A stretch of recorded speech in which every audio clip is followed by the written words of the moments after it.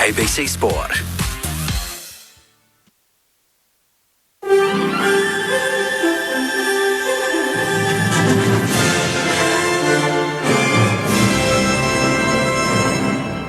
ABC News with Mary McDonald. Good afternoon. The state opposition says it's important to get to the truth in the Lawyer X scandal as former gangland barrister Nicola Gobbo seeks compensation from the state of Victoria for alleged failure to protect her identity as a police informer. Yesterday, the Supreme Court of Victoria lifted a suppression order for her lawsuit filed in 2021, which details how Ms Gobbo expressed safety concerns and alleges Victoria Police's conduct has caused serious damage to her health. It comes just days after the Office of Public Prosecutions abandoned its investigation into the case and said no charges would be laid. Opposition leader John Pesutto says it's a serious revelation. The Andrews government, for political reasons, has shut down the Office of the Special Investigation right at the time when we have news that there is litigation which may point to the very need for prosecutions in the future. The state government says it won't be commenting. A raft of changes are kicking in today with the start of the new financial year. Helen Frost has more. Power prices for millions of Australians are set to go up from today, with a 20 to 25% rise in New South Wales, Victoria, South Australia and South East Queensland. The minimum wage is also going up to $23.23 an hour, while superannuation contributions will now sit at 11%. Families earning less than $530,000 a year will have access to cheaper childcare, and the age for the pension has been raised to 67. The government's home guarantee scheme is also expanding to include friends, siblings and other family members. Police are appealing for witnesses to an early morning fatal truck crash at Moriac, southwest of Melbourne. A 39-year-old man died after his truck hit a cow and slammed into a tree on Hendy Main Road shortly after 6 o'clock this morning. Air Services Australia says it's monitoring wind conditions at Sydney Airport amid another morning of flight cancellations. Sean Tarek Goodman reports. More than 30 flights to and from Sydney Airport have been cancelled this morning as strong winds impact the area for the second day in a row. Yesterday, the airport was restricted to a single runway, resulting in more than 100 cancellations and widespread delays. Sydney Airport is expected to move to single runway operations today. It's also understood an ongoing shortage of air traffic controllers in Brisbane is having a knock-on effect on airlines. Travellers with any concerns about their plans are being asked to contact their airline. And flights at Melbourne Airport are also being impacted by the Sydney cancellations. At least 48 people have died after a truck ploughed into pedestrians and other vehicles in Western Kenya. The BBC's Anthony Arungu has the details. The tragic incident unfolded when a truck lost control and collided with public service vehicles, motorbike operators and roadside vendors. Police say the truck collided with at least 7 stationary vehicles at a bustling roadside market. Rescue operations are ongoing, but heavy rainfall has hampered efforts to rescue people trapped in the wreckage of the vehicles. The accident has raised questions about road safety and the need for stricter regulations to prevent such accidents. Melbourne researchers say pregnant Aboriginal and Torres Strait Islander women can experience significant challenges without tailored maternal care. A La Trobe University study involving just over 200 women having a First Nations baby found far greater health outcomes and patient satisfaction when culturally tailored care was offered, including a dedicated midwife available for 24/7 phone access.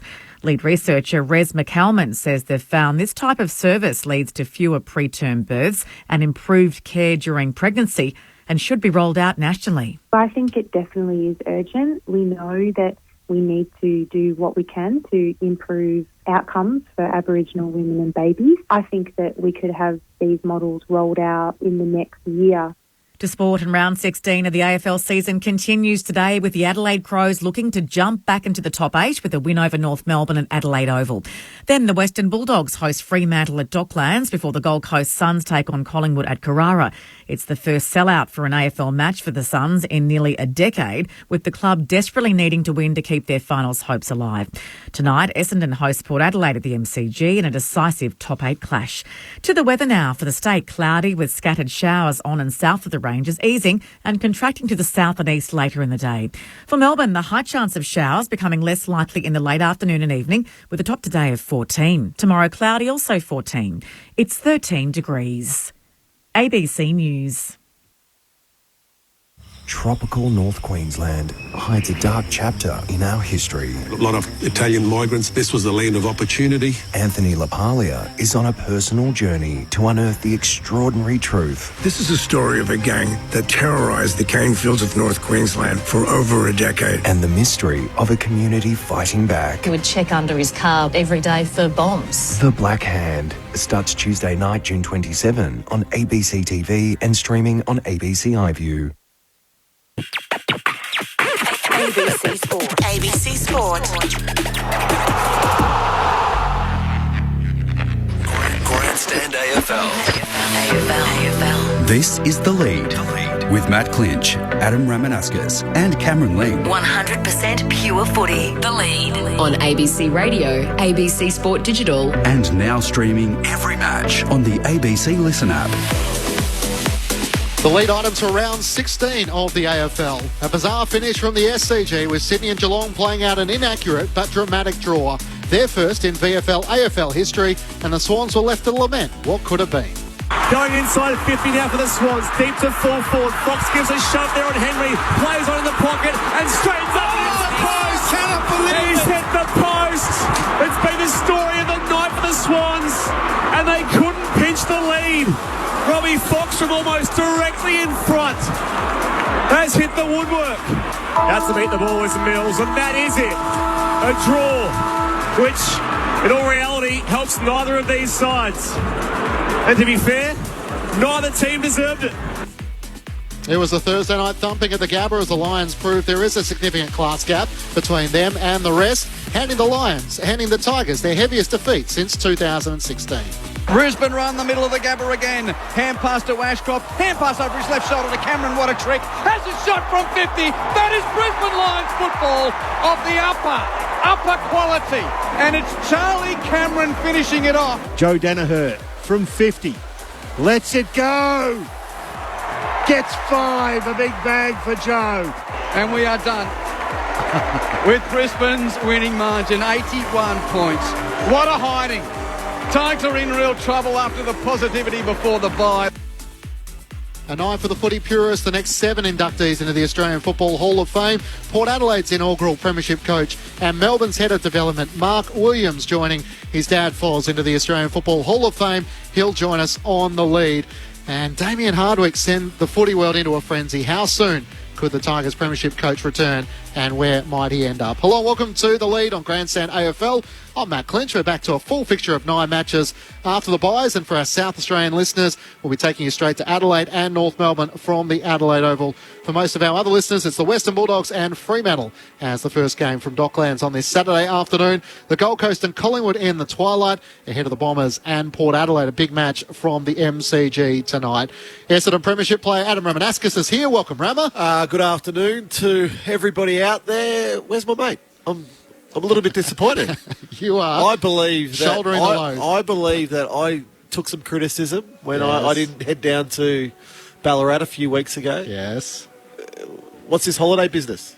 Are we allowing holidays? Our Lord Mayor of Geelong and Premiership captain Cameron Ling is having a week off with the family. You know what, though? I think we've upgraded. That's just my opinion. That's all it is. That's my opinion. I've got a funny feeling that might get back. So there's some big shoes to fill in. We thought, who's the right man? A man who's played more VFL, AFL games than anyone else. Brent Boomer Harvey's been good enough to come and join us. Welcome, Boomer. Yeah, good afternoon. Thank you, Rama. How many premierships did Lingy win? Oh, 3 and a captain of 1. Yeah, I'm not sure you've upgraded, but I'll take those kind words. No, great to be here. If Lingy wants to go on holidays, I'm more than happy to fill in.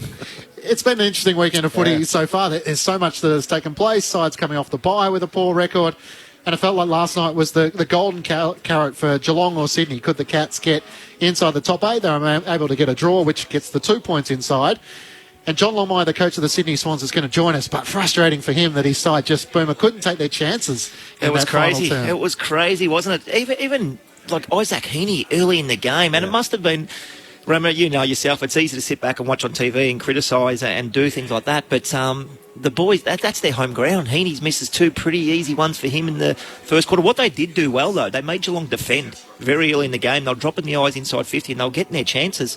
They just couldn't convert. In the end, I'm looking forward to speaking to Horst because I'm going to ask you how much goal kicking they actually do. Do they train at the SCG, or there's a ground beside it, isn't there, that they do a lot of training on? But I'm sure they get good access to the SCG. So looking forward to speaking to John. So they had 32 shots on goal, Rama, 6 goals, 16 behinds, 2 rushed, 10 no scores, 19% accuracy. It's not much you can do when you're on the bench and your side just can't finish. And whether it was Isaac Heaney with the behind that drawed scores level or Robbie Fox, who probably wished if he had his time again, he'd run all the way to the goal line. Correct.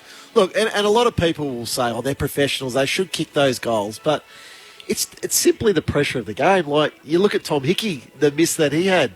You know, we had 2 of them. Yeah, like it's easy to criticise, I think, in these moments. But at the same time, you've got to understand the pressure of that game. Now, whoever was commentating for ABC last night. That was Brett Sprigg behind the mic. There you go. A draw doesn't help both these teams. It simply doesn't, because they're still that bit back, particularly Sydney. Like Geelong, okay, they're thereabouts, but they would have wanted the 4 points.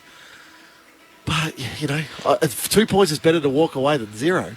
Adam Ramanauskas, Brent Harvey and Matt Clinch with you for the lead on Grandstand AFL on ABC Radio, ABC Sport Digital, and now streaming on the ABC Listen app. If you want to join us with your thoughts, 0437 774 774. The coach of the Sydney Swans, John Longmire, has been good enough to join us on the lead. John, welcome. Thanks so much for your time. What was sort of the overriding emotion when you put your head on the pillow last night? Oh, probably like a lot of people. One of some missed opportunities, but also understanding that we played some really good footy and probably just didn't get the reward for that good footy that we played on the scoreboard as much as what we would have liked. So I'm just interested, when you're coaching from the boundary, are you willing to concede a loss in order to try and win in that scenario? Is that a circumstance, a situation in which you've trained for? Oh, we were after a win. There's no question about that. So, we got a lot of things right last night, but just couldn't get on the scoreboard. Horst, we're just talking just before you come on air. Do you guys train at the SCG every session, or you got that ground beside the SCG, haven't you? Yeah. We haven't been training there over the last few years because they've had soccer and rugby league put on it with the new stadium built next door. But this year we've been able to get back out there and train, which has been good.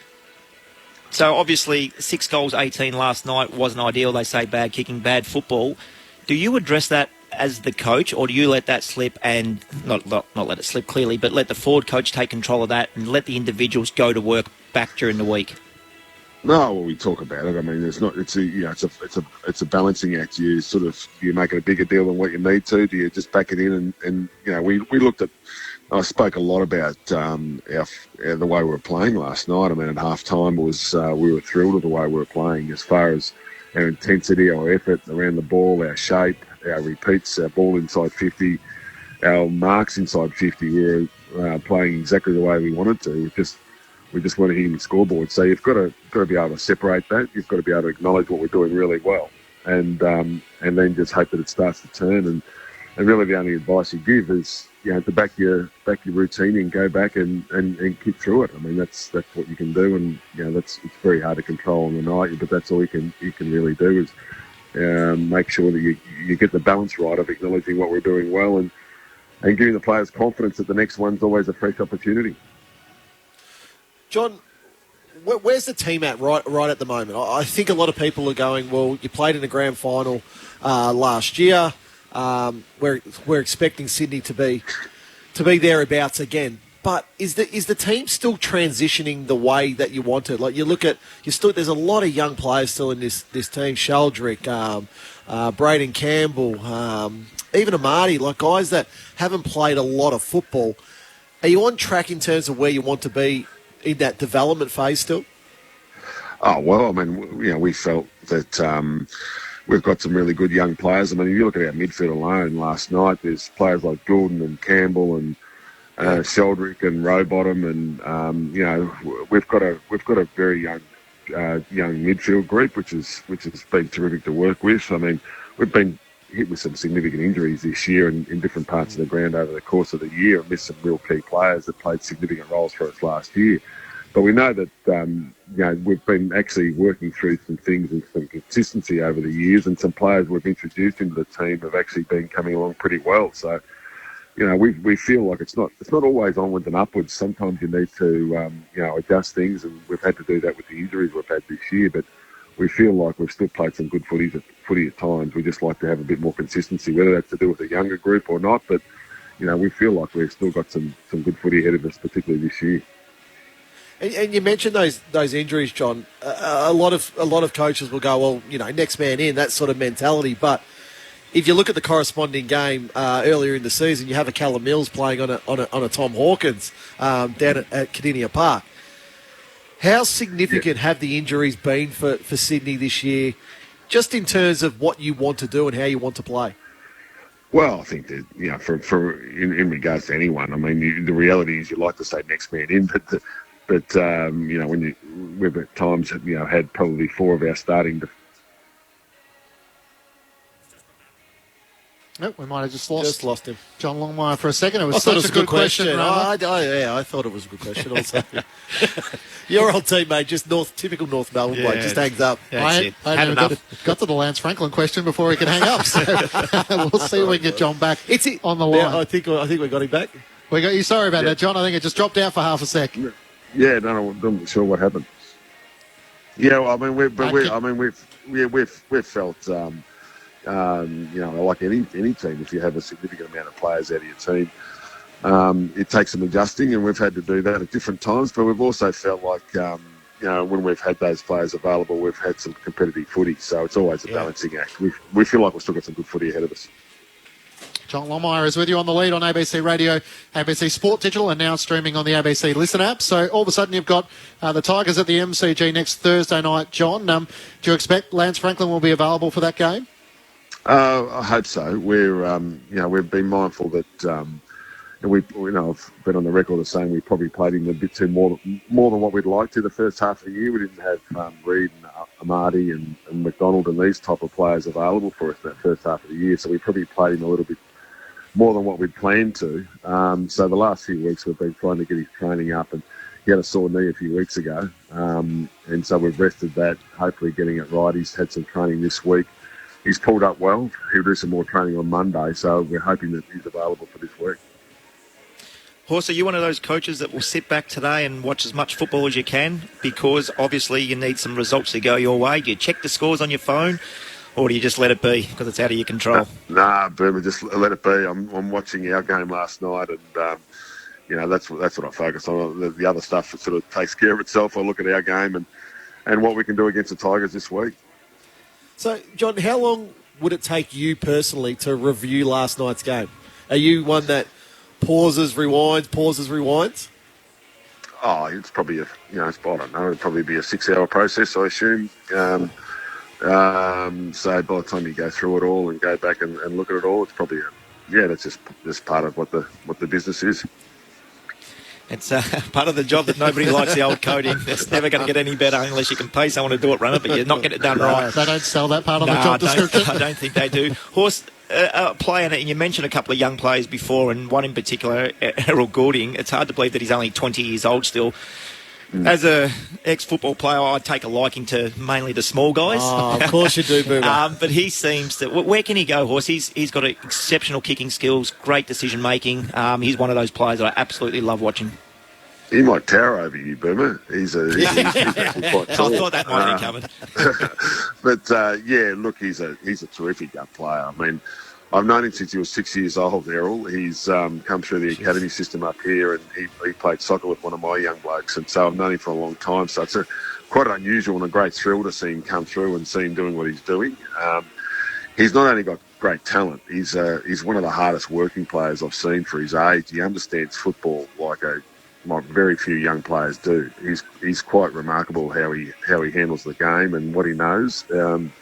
He's just ahead of his time. He's been brilliant for us this year, and even Campbell on the wing last night. The two of them, I thought, created some really good scoring opportunities for us, and did a pretty good job for us. Which those young fellas have been terrific. Obviously, last week, John, it was far happier times, a 171-point victory over the West Coast Eagles. What did you say to Adam Simpson as you were both standing there on the boundary after the game? Oh no, it's just a mate, it must be tough when you've got so many injuries. I think he had two players back in Perth and in his squad, and sort of there's a reality of the business that that's hard to deal with when you're faced with that situation. And that's the situation that Simo's faced with, and it's pretty hard to escape that, but it's also pretty hard to be as competitive as you'd want to be. So that's all it was. It was just a quick chat, quick catch up, and then I'm sure we'll be fine. They're a strong club.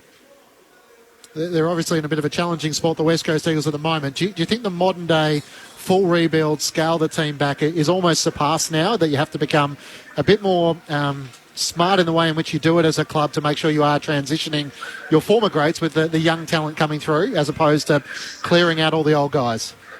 Well, I can only talk from our point of view. We've tried to be competitive at the same time as what we're doing is bringing young players through. We've tried to do both.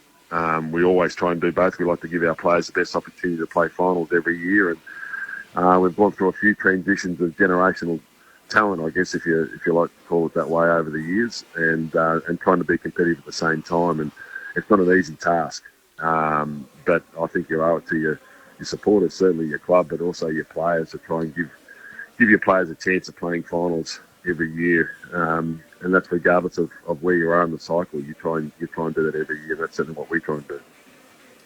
And Sydney have been so successful as doing that over the years. John, always great to catch up. Thanks so much for your time. Good on you. Thanks, guys. John Longmire, the Sydney Swans coach, joining us on The Lead on ABC Radio, ABC Sport Digital, and now streaming on the ABC Listen app. Matt Clinch, Adam Ramanaskas, and Brent Harvey with you. It's amazing. So Saturday afternoon, John's got to sit there for 6 hours. Don't you delegate that, Rammer, if you're a head coach? Well, no, you don't. You can't. You literally can't. Because all the other coaches will do the same thing. And all the players want to know from you. Yeah. So other than the goal kicking, what else do we do well? I think the senior coach will run his eye over everything, whereas the line coaches will focus on just the forwards, if you're a forwards coach, and have 7-8 players filter through, where the head coach doesn't want to miss anything. So he's seeing everything. It's amazing. So sitting they're there and watching playing code. on Thursday night. They got Richmond. They'll be back in the club tomorrow, the players, and the players will... There's almost an expectation now that when the players walk back into the club, it's all ready. So the review's ready, the preview of the next game is all ready to go, and your week just flows. But, John, he spoke about his own family there. He's not going to watch his kids play sport or that type of stuff today. He's buried in the game, and a lot of people will go, well, that's what he's paid to do. Yeah, correct, he is paid to do that. But at the same time, you can see the effect that it has on people in the end. That's why your day off is not your day off in football. It's absolutely amazing. You speak to every line coach, and it's the one part of the job that they don't absolutely love. But you're right, Rammer. They've got to have the stuff for when the players walk in Monday morning, and some will get there at 7:30 in the morning and go and tap you on the shoulder and say, what have you got for me? You've got to be ready to go.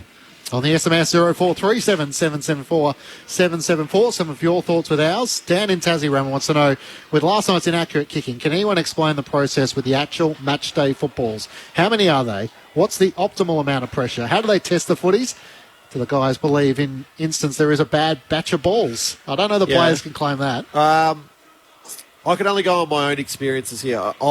When I played, the balls, they were brand new balls. They weren't even kicked in. So they would just roll a bag of balls out on game day and off you go. Now the balls are kicked in a little bit. They're pumped up. The pressure's released out of them. Then they're pumped up again. They're used in warm-up. Look. When did they bring I think there's 3 balls behind each goal, is there? Yeah. When did they bring that in? A couple of years ago, I think. Yeah, well, I don't think I was playing then. But they sort of wanted to speed up the game with the barrel of balls behind the goals. They do get a little bit pointy. I think the pointy balls are sometimes a problem. You see a lot of players now, and it's in Jeremy Cameron's kicking routine, where they turn the ball sideways and squeeze it. Yeah. I'm seeing Nick Larkey do it. I've seen somebody do it last night. I can't off the top of my head. I can't remember who it was, but I'm seeing a lot of players do that now. I don't know if it's for a reason or they just want to copy the best player in the competition. And Pete on the SMS wants to know, was Patrick Dangerfield robbed being called to play on while he was lining up for a shot on goal?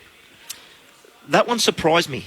Now, I wasn't sitting there and counting on my watch or anything like that, but it surprised me when the umpire called play on.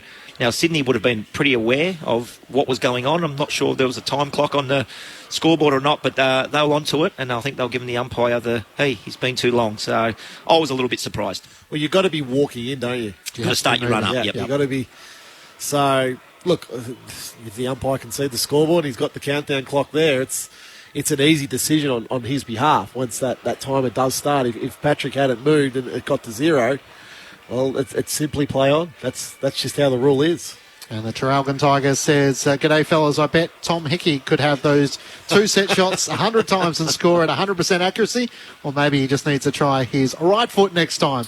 Ordinary. So your thoughts on the SMS 0437 774 774. Robbie Fox was the interesting one for me. Yeah. He was 6 metres out. He was just on the side of the square, and he tried to kick it out of the SCG. Now, I know people don't like the dribble, but it's a much easier kick than trying to kick it 50 metres. You know yourself, anybody listening, if you're trying to hit a target over 50 metres or you're trying to hit a target over 10, you're going to hit the 1 out of 10 a lot easier than you are with the 50. So I'll get Rama and Boomer's thoughts on what it means for the Cats in a few moments' time. But Zach Toohey joined our ABC Sport commentary team at the end of last night's match. He equalled Jim Stynes' record, and a fitting milestone for him to become the most experienced AFL Irish player alongside Big Jim. Here he is speaking with our team last night. Well done, mate, and taking over Jimmy's record. Obviously, it's a proud moment, certainly a proud moment for myself as being an Irishman and watching the Irish boys be successful. And you think you would have ever played 264 games of AFL football in those days back in Portlaoise? No, it's a strange one. When I came over and initially the goal was always to play one, and I played with Tatanto Halpine at Carlton, and his great ambition was to play 100 games. And obviously you were kind of the flagship Irish player as I was coming through, and the prospect of being anywhere up in the rarefied air with guys like you and Jim is not something I thought would happen. So yeah, it's an honour, but it's kind of strange because Jim's everyone's idol and hero, and I don't really feel like I belong in his company in any sense, but yeah, it's an honour. Is there a bond, I'll ask you both, is there a bond between the Irish players, the mateship between the Irish players? Yeah, there is, and the more Irish guys that come out, and there's loads of Irish girls now in the AFLW, I think that kind of bond is building. For periods of my career, there wasn't a whole lot of us out here, and really, upon reflection, we're probably fortunate we had guys, obviously, like Jim early days, and then Tig and Pierce Hanley just before me, to kind of keep the experiment alive, as it's called. But there's a lot of us here now, and yeah, there's a mutual respect that runs fairly deep. Ty Kennelly chatting with Zach Toohey, who joins Jim Stynes as the most games for an Irishman last night at the SCG. It's been a phenomenal career since he transitioned from the Blues to Geelong. I'm very fortunate that I've been involved with Zach for a long time through management. Just put it into context. Picking your whole life up from the other side of the world, never played the game of AFL football, played Gaelic football with a round ball, come to Australia, set yourself up, play AFL football, become one of the best kicks in the AFL, one of the longest kick play in a premiership. It's phenomenal that he's been able to play 264 games as it stands right now. It's an amazing effort, Rama, when you think about this is our game. It doesn't get played outside of Australia at a competitive level. I know they're starting to do all sort of little things, but this is a guy that's come over from Ireland, like you said. But not only that, how cool, how nice was that interview? Yeah. 2 Irishmen. Beautiful. That should get sent back to Ireland and played in every radio station in Ireland, because that interview right there, that was pretty cool. Two guys from the other side of the world. And what I've always found about the Irish boys, they have a deep respect for the game. They want to understand it better. They want to play it well, obviously. Yeah. But I think that comes back from obviously what they've grown up with in Ireland. When you look at Gaelic football, they're all amateur players over there. They don't get paid. There's a love for your county that you play for, the people that are in there. It becomes a part of you. And I think when you look at all the Irish boys that have come over here, whether they've played 1, 10, 264 games, they've got this deep respect for the game. You just got to think about, I'm not sure what the percentage is of players who have played 200 and, what was that on last night? 264. 264. Jim Stynes, Zach Toohey, Stuart McGee with 216, Ty Kennelly with 197, Pierce Hanley with 169 and Sean Wright with 150. I'm actually talking about in general, not the Irish boys. So for them to do that against the 200 games, I think it's about 5%. 5%, and now we've got a bunch of them Irish boys come over and do it from, like I said, the other side of the world. Don't grow up at 6 years old kicking the oval ball until they actually get introduced to it.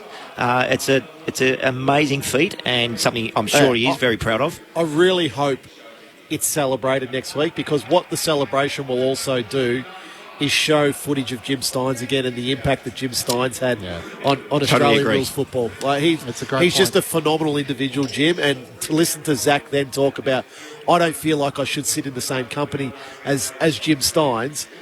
He sits in there comfortably, of course, but what Jim's impact was on the game here in terms of the way he was one of the best players to play our game. Brownlow medalist. But also then back home as well in Ireland, what it meant over there. It's a huge legacy. So the Cats have got Boomers North Melbourne next week. 2 games at Kardinia Park in consecutive weeks. Then they've got the Bombers and the Brisbane Lions in the following week. So interesting stage. They're inside the 8 by 2 points. The challenge will be whether they can win enough games on the home stretch, and they're going to have to win the majority of them to try and make sure they deserve to be in September. Just before we get off the Cats, got a question for you, Rama. Last night, with 34 seconds or 20 seconds ago, Geelong, Sydney kicked the point. Yep. What do you do in that situation? Do you try to win that game? I was sitting there last night and I'm thinking, I was sitting there with Hudson, he's only 11 years old, and he said, are they going to try to go up the middle, Dad? And I actually didn't know how to answer him, so I'm thinking, I actually don't know if they need to save the game. The ball's in their back half at the deepest part. Yeah, I don't think they had anyone set there, because I was thinking the same. Zach Tui barreled down the middle, and yet all the players are out on the wings. I think the answer is you don't want to lose the game. Well, you know what Johnny Longmire wanted to do? Yeah. He wanted to win because the ladder position is different. Now, it's a little bit different for Geelong. Do you risk that loss to win the game and get higher in the ladder position, or do you actually just say, nah, we can't afford to lose this one, the 2 points is good enough? Yeah, I'm of the ladder. Yeah? For Geelong? Yeah, I'm trying to kick the ball to the most defensive attacking position on the ground if you sort of get Give what yourself I'm a 60-40 chance, Trevor. Correct. Yeah. So I'm not going necessarily right to the boundary, but I'm somewhere in that vicinity to make sure that Sydney can't score. So he's sitting on the fence, Clinchy. He is indeed. Our South Australian audience is about to depart. Rama, do you have a little gut feeling about the Crows of North Melbourne this afternoon from the Adelaide Oval? The Crows did a lot right against Collingwood last week, but couldn't actually get over the line. What's he laughing at? The Crows are bullies at home. They are. They're playing some great football. They are. And I've really enjoyed watching them play. I enjoy... They've transitioned from this dour, sort of almost boring team under Matthew Nicks into this now exciting, attacking, aggressive team. And it's no fluke. Like Matthew Nicks, trust me, did not want to play defensive football, but he had to set that standard at the football club from a defensive point of view. Now he's got the team in really good shape. He's got a really, really strong forward line, obviously, where they can attack and they're getting reward for attack. Taylor Walker leading the Coleman medal right at the moment is a phenomenal effort. Love it. Phenomenal effort. And everyone will go, he kicked 10 goals against West Coast. Yeah. Big deal. All the other players have played against West Coast as well. And some Charlie Curnow kicked 9 or 8 when he played against them. And some will play him twice. Correct. So you still got to kick the goals. Like making 100 against the worst team in the competition. That's right. Still got to hit the ball. And Jordan Dawson might be an All-Australian contender. He might be an All-Australian captain contender. I had no idea what sort of player that he was going to turn out to be. Certainly not this good. I think the player, you saw what type of player he was becoming. The Sydney Jordan Dawson was a very, very good player. His first year at Adelaide was very good. I didn't expect him to be this type of leader, though. The way he's grabbing a game and saying to his team, jump on my back, I'll lead the way here. I didn't expect that from him. And I've got to be honest, like when Jordan Dawson's name come up as captain, I thought, oh, okay. Probably, 1 year at the Adelaide Crows, his second year he's made captain. Yeah. A lot of people going, oh, right, okay. A lot of people thought, Tom Doedee was going to be the next captain of Adelaide, but it's been an inspired choice, and he is just leading that team brilliantly. I tend to agree with you. I think Adelaide showed in that third quarter their best against a side like Collingwood is good enough. They just need to fix up a little bit of their fluctuations in between games. Who would get the job on Tex Walker this afternoon, Boomer? Oh, you'd think Big Benny Mackay would get the job on him. Who else got down there? Griffin Lowe, Aidan Core. So they're the three tools that we go with. They play a diamond. Yeah, sort of depends where Tex. He's usually the deepest if he gets up a little bit higher. But they've got some other damaging players as well. Fogarty's the best set shot for goal in the competition by far for me. I think he's absolutely crucial to him, and he's starting to find, or we're starting to see what he can deliver at the minute because he's a great player. Boom, this middle part of the ladder from 5 through to sort of position 12, even 13, I think. Big logjam. It is. It's going to be fascinating to see how it sort of plays out. I think, who's fifth at the moment? So St Kilda are fifth at the moment. Well, the Bombers are sixth. Bulldogs in seventh. Geelong are 2 points further back. And if Adelaide win or the Gold Coast win, they'll jump ahead of the Cats inside the top 8. I don't see that top 4 changing, but there's opportunity aplenty through that middle part of the ladder. And that's why I asked John that question about is he a logjam? Does he look at the ladder? And that's so logjam, he sort of has to. Our South Australian audience is about to depart. For everyone else, it's the Western Bulldogs and Freo on ABC Sport. Your fortune awaits. Please sit down. You desire connection to your community, to be abreast of events and up to date at all times. In your future, I see the ABC Listen app. I see you up to date with current affairs, politics, and the latest conversations on your local ABC radio station. Your reading is complete. Put that filthy money away. The ABC Listen app is as free as a bird. Now go and download the ABC Listen app. This is The Lead with Matt Clinch. The Lead on ABC Radio, ABC Sport Digital and the ABC Listen app.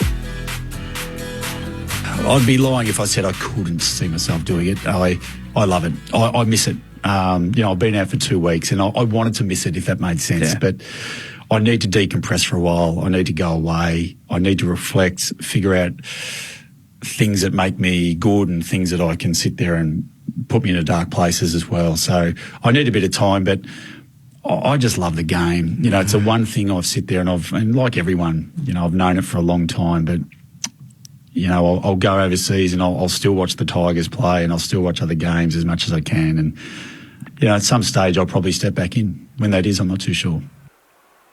That's the voice of former Richmond coach Damien Hardwick, who chatted on the Dylan Friends podcast, wherever you get your podcast from. This is The Lead on ABC Sport, ABC Radio and via the ABC Listen app. Matt Clinch, Adam Ramanauskas and Brent Harvey.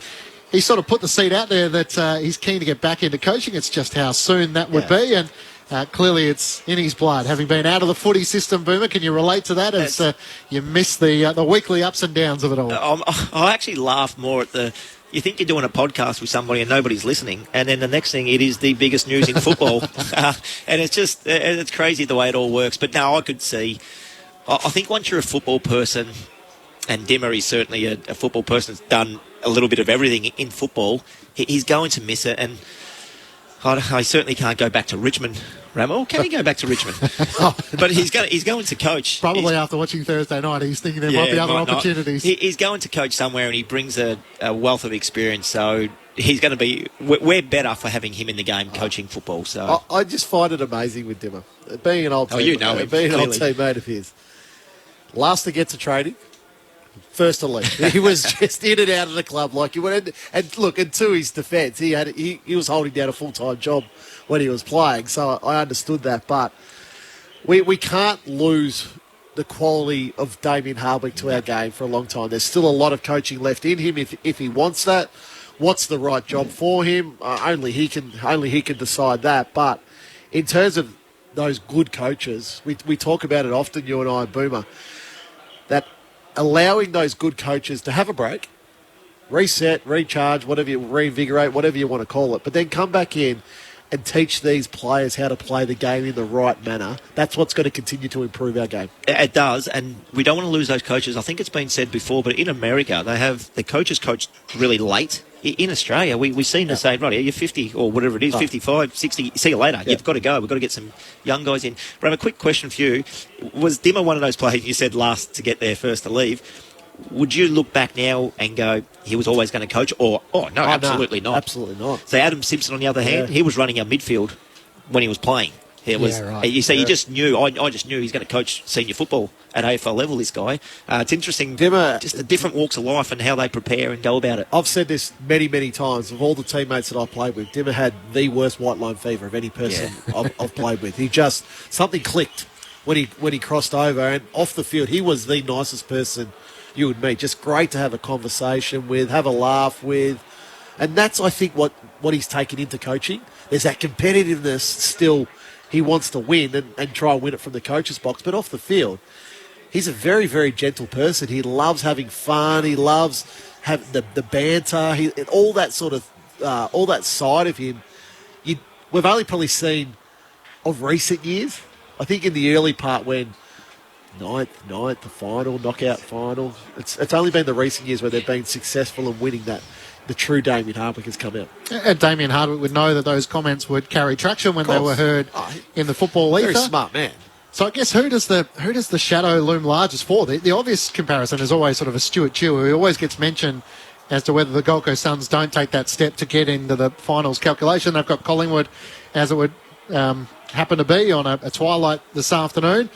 Adam Simpson obviously has got his work cut out at the West Coast Eagles. I can't imagine that being the most appealing job when you've been a three-time premiership coach. But can you see him being back in the AFL system next year, Rama? Could it be sooner rather than later? Yeah, it can. But I don't think necessarily the Gold Coast is the right answer to that question. Gold Coast needs stability, and I think Stuart Dew is providing that at the Gold Coast at the moment. They're having, a little bit ups and downs, but if you look at the way that team is set up now, they're a very good team at home. They're having their hiccups, their bumps on the road.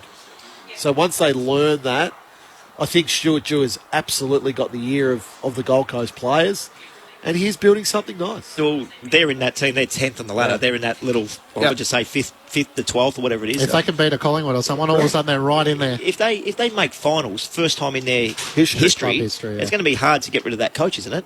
And he's contracted for next year as well, but that seems to be swept under the carpet. That's the talk, isn't it? Yeah. What do we sort of make of Thursday night? It felt like it was a thumping in the end for the Brisbane Lions, which sort of gave them vindication that they are a top three side and they're going to be a pretty hard side to beat at the Gabba. And for Richmond, it was a bit of a reality check that as much as they'd love to be back up competing for premierships, when they don't have their best players available and Tom Lynch is still out for a significant amount of time, Dion Prestia and Dustin Martin missing on Thursday night, they looked a shadow of the side they were in their premiership era. They got beaten up around the ball, didn't they? Yeah. And you look, you got Prestia out of the team, you got Dustin Martin out of your team. You take two really good midfielders out of any team. And Jaden Short subbed early. Very early. You're just not going to have the oomph that you want. But around the ball, contested football clearances in particular, Brisbane bullied them. And they did it quite well as well. And their depth of that midfield now, adding Ashcroft and Dunkley, has just gone to another level. I think they're a really, really good team, Brisbane, at the Gabba. It's going to be really interesting to see how they travel in that last little bit of September. I think it was just a good reminder of how good Brisbane is. Like, a lot of people have sort of said, came here the week before at the Docklands, not a great game against St Kilda. Yep. Got the 4 points. At the loss against Hawthorn at the MCG. Correct. But at the same time, to then go and thump Richmond, who were playing well, who were in form, to thump them the way they did in the manner they did, it's just a little gentle reminder to the rest of the competition, you know what? When the whips are going to be cracking, we're going to be here. What about the MCG factor? It's bizarre. Mate, they've won 1 out of 15, isn't it? Yeah. It was a final, the one, but that's going to be the obvious question, isn't it? It's crazy, and I don't understand it because the ground is not crazy different to anything that I've ever played on before. Do you read anything, Rama? Or is this just a coincidence and a bit of bad luck? Is it going to be in the back of the players' minds is probably a better question. I think this Brisbane is a different version of Brisbane than recent years. They've got more mature. They've got more weapons with all of a sudden Ashcroft and Dunkley coming in.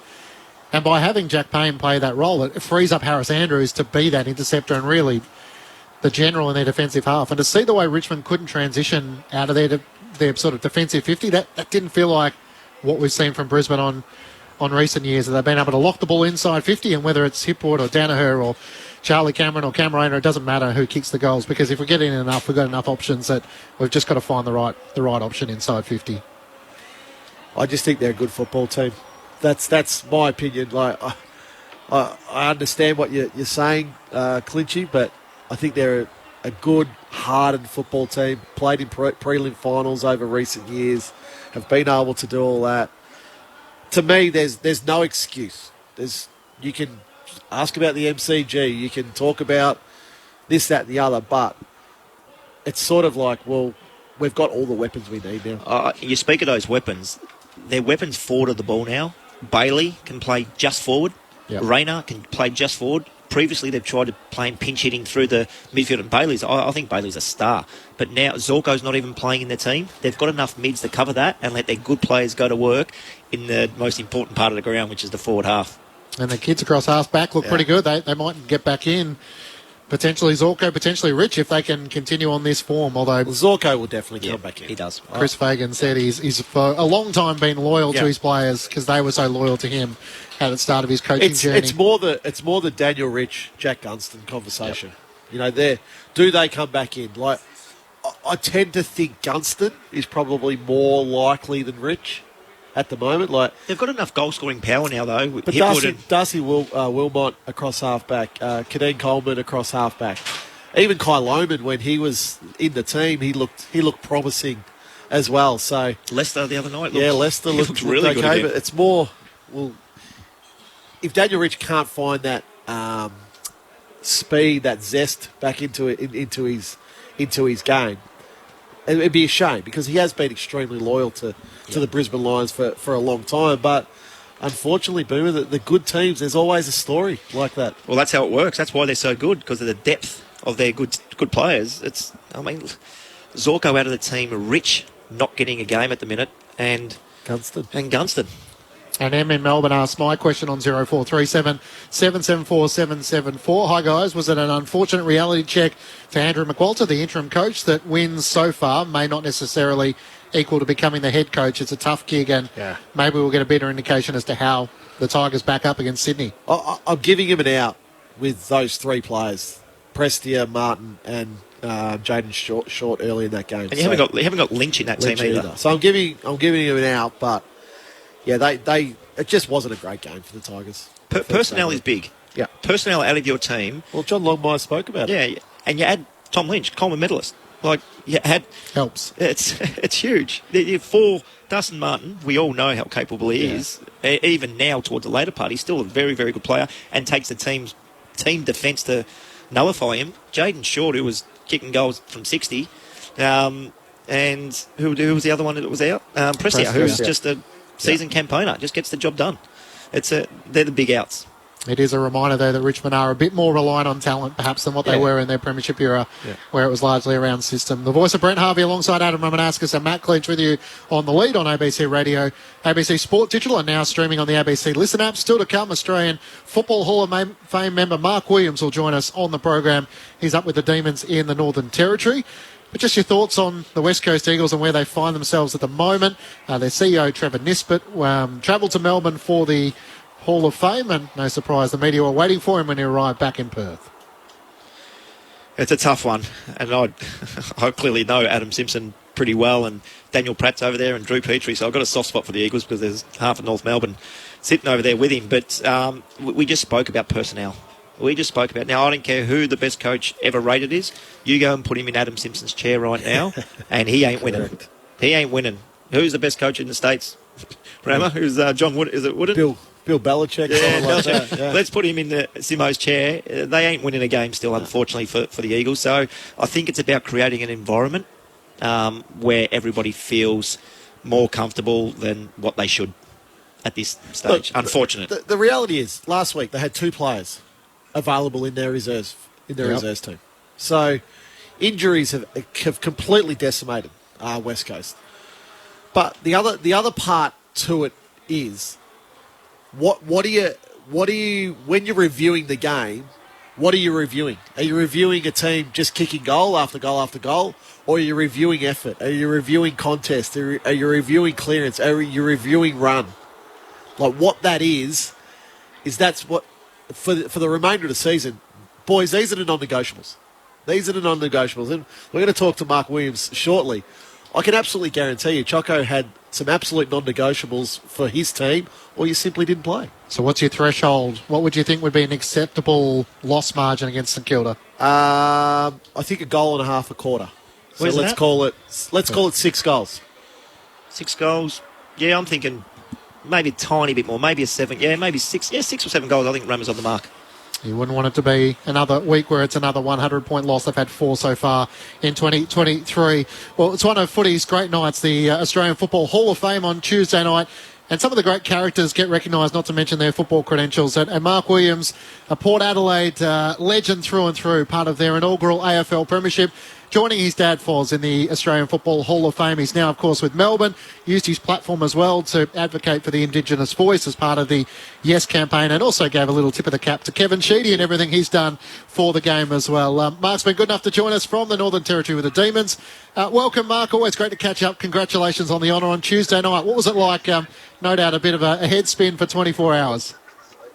Very much so. Thanks very much. I'm actually on the bus. We're just getting on the bus from Alice Springs from the airport to Alice Springs. So apologise if there's any noise here. But look, I'm so grateful to be offered the opportunity to join such an elite group, and certainly all the people here at Melbourne have been so generous with their warmth and their congratulations. So it's been fantastic.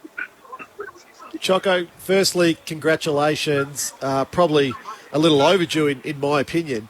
When you consider your life in football as it stands right now, what are the one or two sliding doors moments for you where things could have been different if you didn't make that decision? Well, in 1977, I went to the Drawn Grand final with Hawthorn. I always barracked for Hawthorn. And at 17, I was going to sign with them, but I didn't. Then they went on to win 5 night and 5 grand finals. So that might have been a sliding door moment. But also, the other things anyway, going to Collingwood was wonderful. Playing in the grand final, being captain of Collingwood, terrific. But being involved in 3 states, or 4 states, but, playing for 3 state teams, both South Australia, Queensland and Victoria, and then 3 start-up clubs, all of those things. Just a challenge at the time, but a great highlight in the end. And I thought it was great that even though you were the last speaker, Choco, but to hear the Age family journey and the challenge that it was to leave South Australia at that time and come and play in the VFL and transition into Victoria. It wasn't a small step. It was a big sacrifice to want to come over to Victoria. Very much so. People like Russell Ebert and Graham Corns had come over, Rick Davies, but they all come at the end of their career. And, it was always, they didn't quite make it, or, gee, it would have been nice to see more from them or something like that. But, so at 17 I was going to come, but then, it was a little bit of finish my teaching degree before I came, and Greg Phillips was going to come to Collingwood, so why not? I'll go there. So that's eventually the challenge and I was always into challenges, watching the winners and am I good enough? Can I do it week after week? So, it's always been part of me that love the challenge in front of me and I'll show you type thing. So, yeah, it worked in nicely for me. Choco, I hope there's still a lot more coaching left in you, but what's been more satisfying for you, the playing side of football or the coaching side of football? Well, the playing's individually the number one thing that I love doing. I love the competition, I love the ability to get out in the ground and run into someone and, win a one-on-one contest and come off completely exhausted. That feeling, you miss. But, only love that because you're in part of a team. And as I said afterwards, at the end, whether it's Auskick or bloody, local footy or whatever, it's the same thing. It's just loving singing the song at the end of the day after a hard effort. But following that, being a coach and being able to develop players and see them progress, and right now there's Kingsley and Dew and Clarkson and Hardwick and all these people who were with me at Port Adelaide going on to coaching. I'd love to see them progress. I'd love to see Josh Marnie is in management, Kane Corns, we're still in football because of the environment we created and the fun and how they viewed the game even when they left, but they still loved it. Choco, take us inside, or take the listeners inside the night. You're the last speaker. You walk through. It's a star-studded lineup when you get there. It's there's famous people and there's guns absolutely everywhere. What would your approach to tonight? Just sit back and relax, or were you a little bit nervous? It was one of the most terrifying nights of my life, actually. The fact that not sure what's going on here. I think the bus man announcing that we're leaving the airport, and have a look at there's the airport, Anyway, so hopefully he's here. It was quite anxious. They thought that they told me I'd be third or fourth, but I was last, and having to wait and talk after Bruce, who's a great friend of mine. That was a little bit tough, and the idea that emotionally I was going to find it tough, but then speaking through it right at the end, it was hard. But I watched back the other day, and it seemed to go okay. So that's good. There was a few nice messages that got out there, and as you said, advocating for the yes vote, and also pushing the idea that she should have a statue. And if you want think about how much money has been raised from the development of the Doug Nichols round and Nichols round, and the development of the Anzac Day round through the AFL and through the MCG, and then also the fact of the awareness that's been heightened because of Sheeds. That's what I'm saying. As well as winning four flags. As well as winning four flags. Yeah. No, absolutely. No, you spoke incredibly well, Mark. As we let you go, what sort of your read as to how Melbourne are travelling at the moment? You get to play in the Northern Territory at Alice Springs. Ben Brown gets an opportunity with Jacob Van Rooyen out of the side. Where do you feel like the Demons are at the moment with Clayton Oliver still to return? Well, 2 weeks ago we beat the unbeatable Collingwood. Last week we were a couple of goals up at three-quarter time down at Geelong against Geelong, and going pretty well, and then got ran over. So we're a little bit knowing that we've still got about 8 weeks before the finals, and we're looking to progress every week. So we're still searching for the best formula for our forward line, but we feel like we're not too far away, and Clayton should be playing next week. So we're trying to get all the boys back in the band, and away we go. Very good. We'll let you focus on the bus and the trip to the ground from the airport. Always great to catch up with you on ABC Sport, and you spoke so well on Tuesday night. Congratulations on the honour.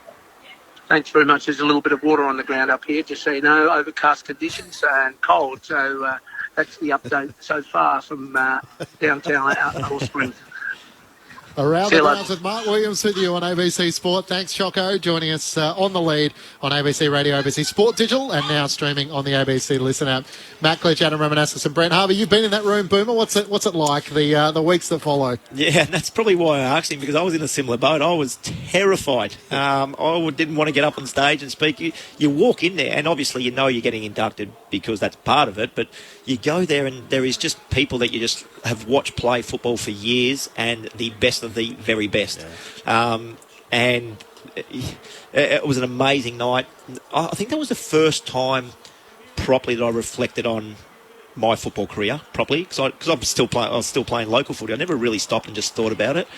That night was the first time when I had to write my own speech to who I really wanted to thank, and yeah, it was probably the first time I reflected properly on my football career, but it was very, very daunting in front of all those absolute stars of the game. And it's such a good night to celebrate. So Corey Enright alongside Jimmy Bartell, Mark Williams, Michael Aish, Tom Lee, Bruce McAvaney, and Nick Rewalt next year with a little throw forward. Great list. There's a great list of players, a great list of speakers. What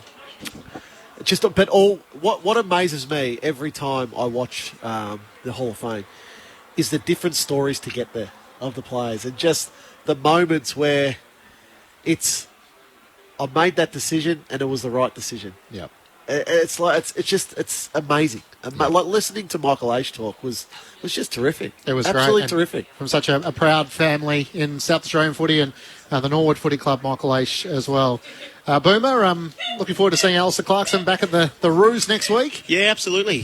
We don't know how it's going to pan out exactly. There will be a small transition period, as the Kangas have said. So whether he comes straight in and takes training, or he just sits back and observes for a week or two, we don't know exactly how that's going to look. But I'm tipping on Monday when we get into the club, we'll have some sort of plan that we'll be able to go with. But it's exciting. It's just good for football.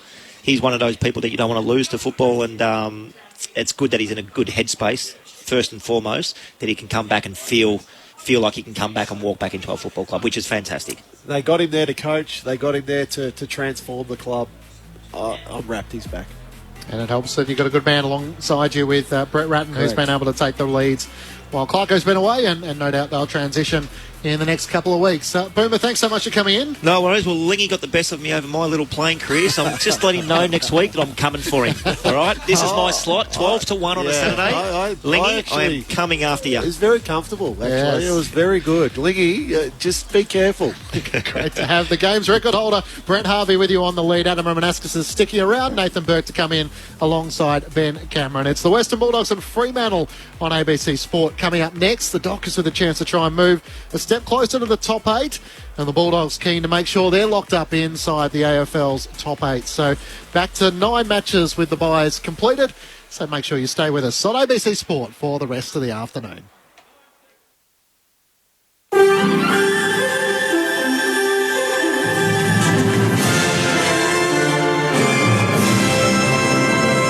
ABC News with Satyam Weinstein. Authorities in France have launched a massive security operation following the 4th night of clashes after the death of a teenager at the hands of police.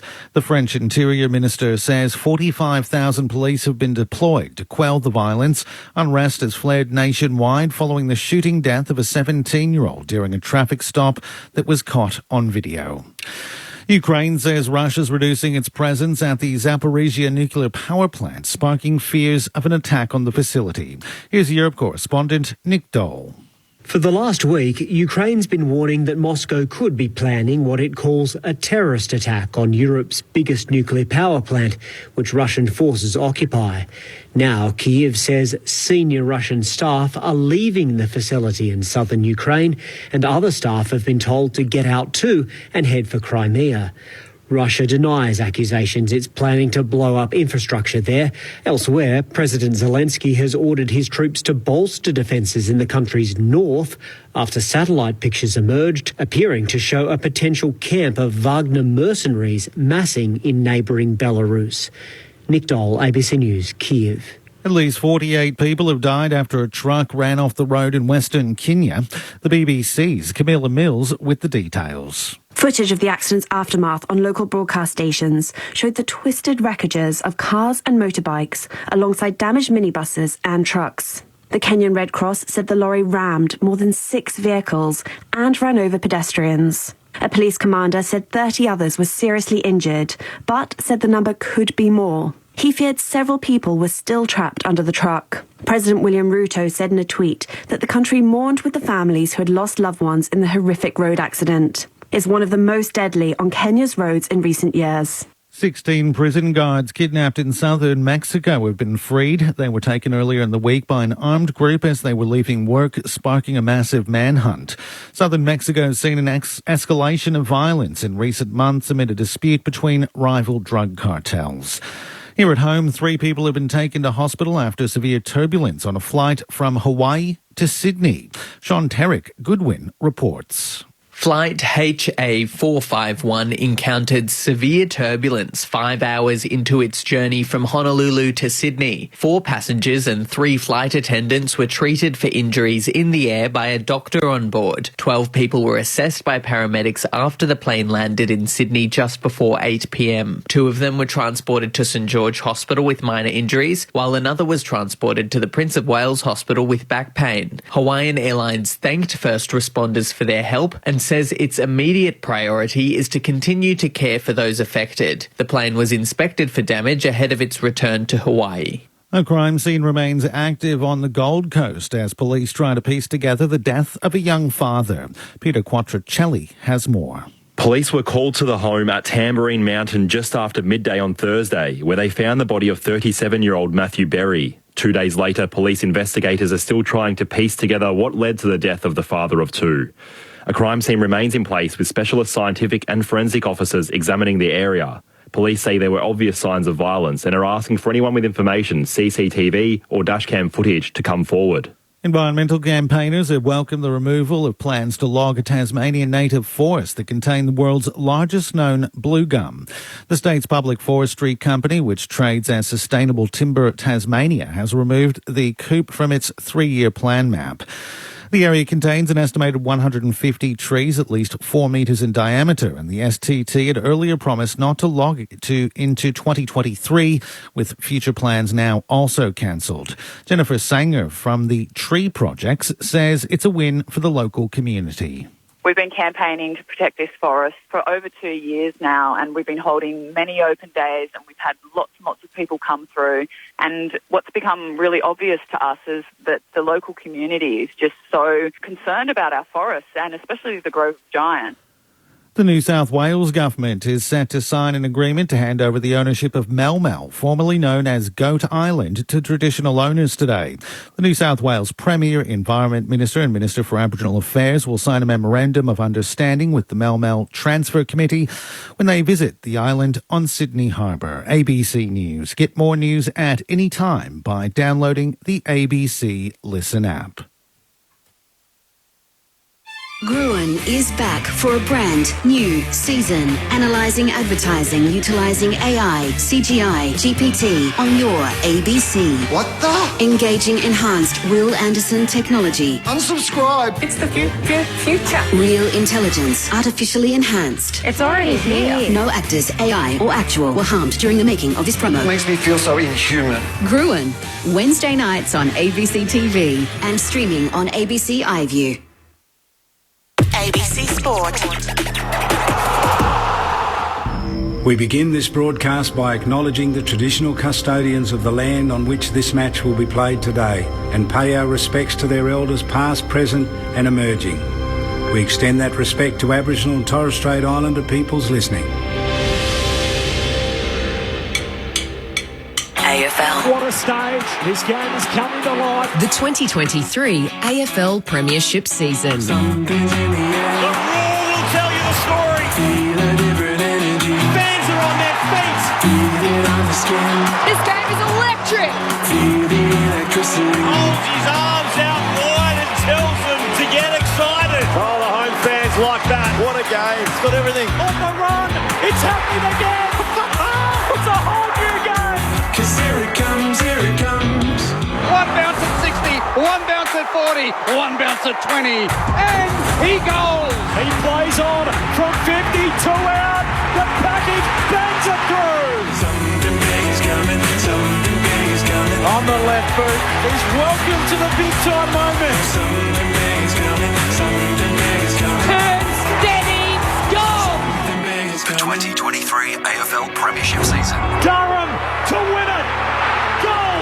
Fill your lungs, are you ready for it? Gets onto it, and away it goes. Tapped it twice with his left hand, gathered in the right forward pocket. That is brilliant. Here they come. That's class. Oh, he's a star. What a game. Brilliant. He goes. This kid is going places. Hand pass to Sarong. Sarong pulls the trigger. Boom. Rioli with some magic. The check side finish. He seizes the moment. Curls it around. What about that? Hand pass to Elliott. Back to Hill. Superb finish. 55 out. He's given this plenty. That's a magnificent strike of the football. He dribbles it along the ground for an incredible goal. Grimes goes long. High altitude fly from Showbolt. Snap from 35. And boy, does he love it. Good by Humphrey. Here's Humphrey to put the Suns 8 points clear. To take the lead. It never looked like missing. Grandstand AFL on ABC Radio, Sport Digital, and now streaming every match on the ABC Listen app. Just look for the AFL button. Something big is coming, I know. Round 16 of the AFL continues as the Western Bulldogs host Fremantle in a crunch clash at Docklands as both sides continue their push towards finals. The Bulldogs are 8 wins and 6 losses, having come off the bye, while the Dockers are 7 wins and 7 losses, having had a strong win over the Bombers last week in Perth. to try and boost their finals credentials. Back in round 6, this game focused largely around Rory Lobb. The former Docker is now in the Western Bulldogs colours, and a crucial clash for both sides to try and determine who can stay in the top 8 come season's end. Matt Clinch with you for ABC Sport. The roof is on here at Docklands. There's no late changes for either side, with West and Erasmus the subs for the two sides this afternoon. Ben Cameron alongside me to call the action. Welcome to you, Benny. Great to be here, Clinchy. We've been really leading the way with the teams coming off the bye, because a couple of weeks ago one of our learned listeners called up during Corbin and Ben on the Saturday afternoon and pointed out that they had a gut feel that teams coming off the bye weren't going that well. It's now 0-9 for teams coming off the bye playing a team that played the week before. And the Western Bulldogs are coming off the bye. Fremantle played last week. Will that trend continue here today? Interesting with the Western Bulldogs, they approached the bye a little differently to most teams. So they actually had the players back for a few days after their game. Then they gave them from Thursday off. They took the weekend, then came back and trained again. So most clubs, and Berkey and Rammer can speak to this, generally straight after the game on holiday for 4 days, then come back and have a 10-day block or something of the like to get ready for their next game. What do they say? The trend is your friend. So we'll find out this afternoon if it continues with sides having come off the bye, in which the Bulldogs are doing so, and the Dockers with a good win last week against the Bombers by 32 points. Adam Ramanauskas is here. You would have heard him previously on the lead, Essendon Premiership player. Rama, welcome to you. The Bulldogs are a fascination. We thought they might be sort of pushing for a top 4 position. Maybe we underestimate sometimes the transition when you have new pieces coming in, and Liam Jones, unfortunately, is out for the Dogs. But you still feel like there's enough of a finals credential side that if they can get it all together, they could be a threat still in 2023. It's definitely not going all according to plan for the Bulldogs at the moment, but still to be thereabouts. I actually think Luke Beveridge will be happy with that, because they've only, I think, played their best football in spurts in that first half of the season. And talking about teams coming off the bye, we went to the Snow a couple of times as a team. We went to Lansmore Hill. And if I could tell you the stories of what we used to get up to on those trips, the listeners would be amazed. And Benny, very, very good of you. Just an early plug for the Ben and Corbin show, or is it the Corbin and Ben show? Which one is it? Which world are we running with? We actually went in order of egos when we put the show together, so Corbin's name goes first. Well, a man who has no ego, even though he's part of the Australian Football Hall of Fame, is Nathan Burke. He's with you as he always is on a Saturday.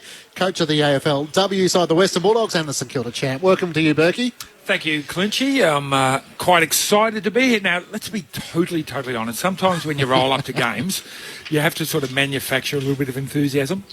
Not today. This is going to be a ripper today. Really looking forward to this one. And yet it feels like whenever the Dockers come to Melbourne, there's a bit of an acid test. Can you do it away from home? Are you a genuine finals contender as you were last year, and other side making improves and inroads under Joston Longmuir? Because there has been some questions. Matt Taberner hasn't been in their best forward structure, and it feels like more so than ever they're so reliant on Sean Darcy in their midfield.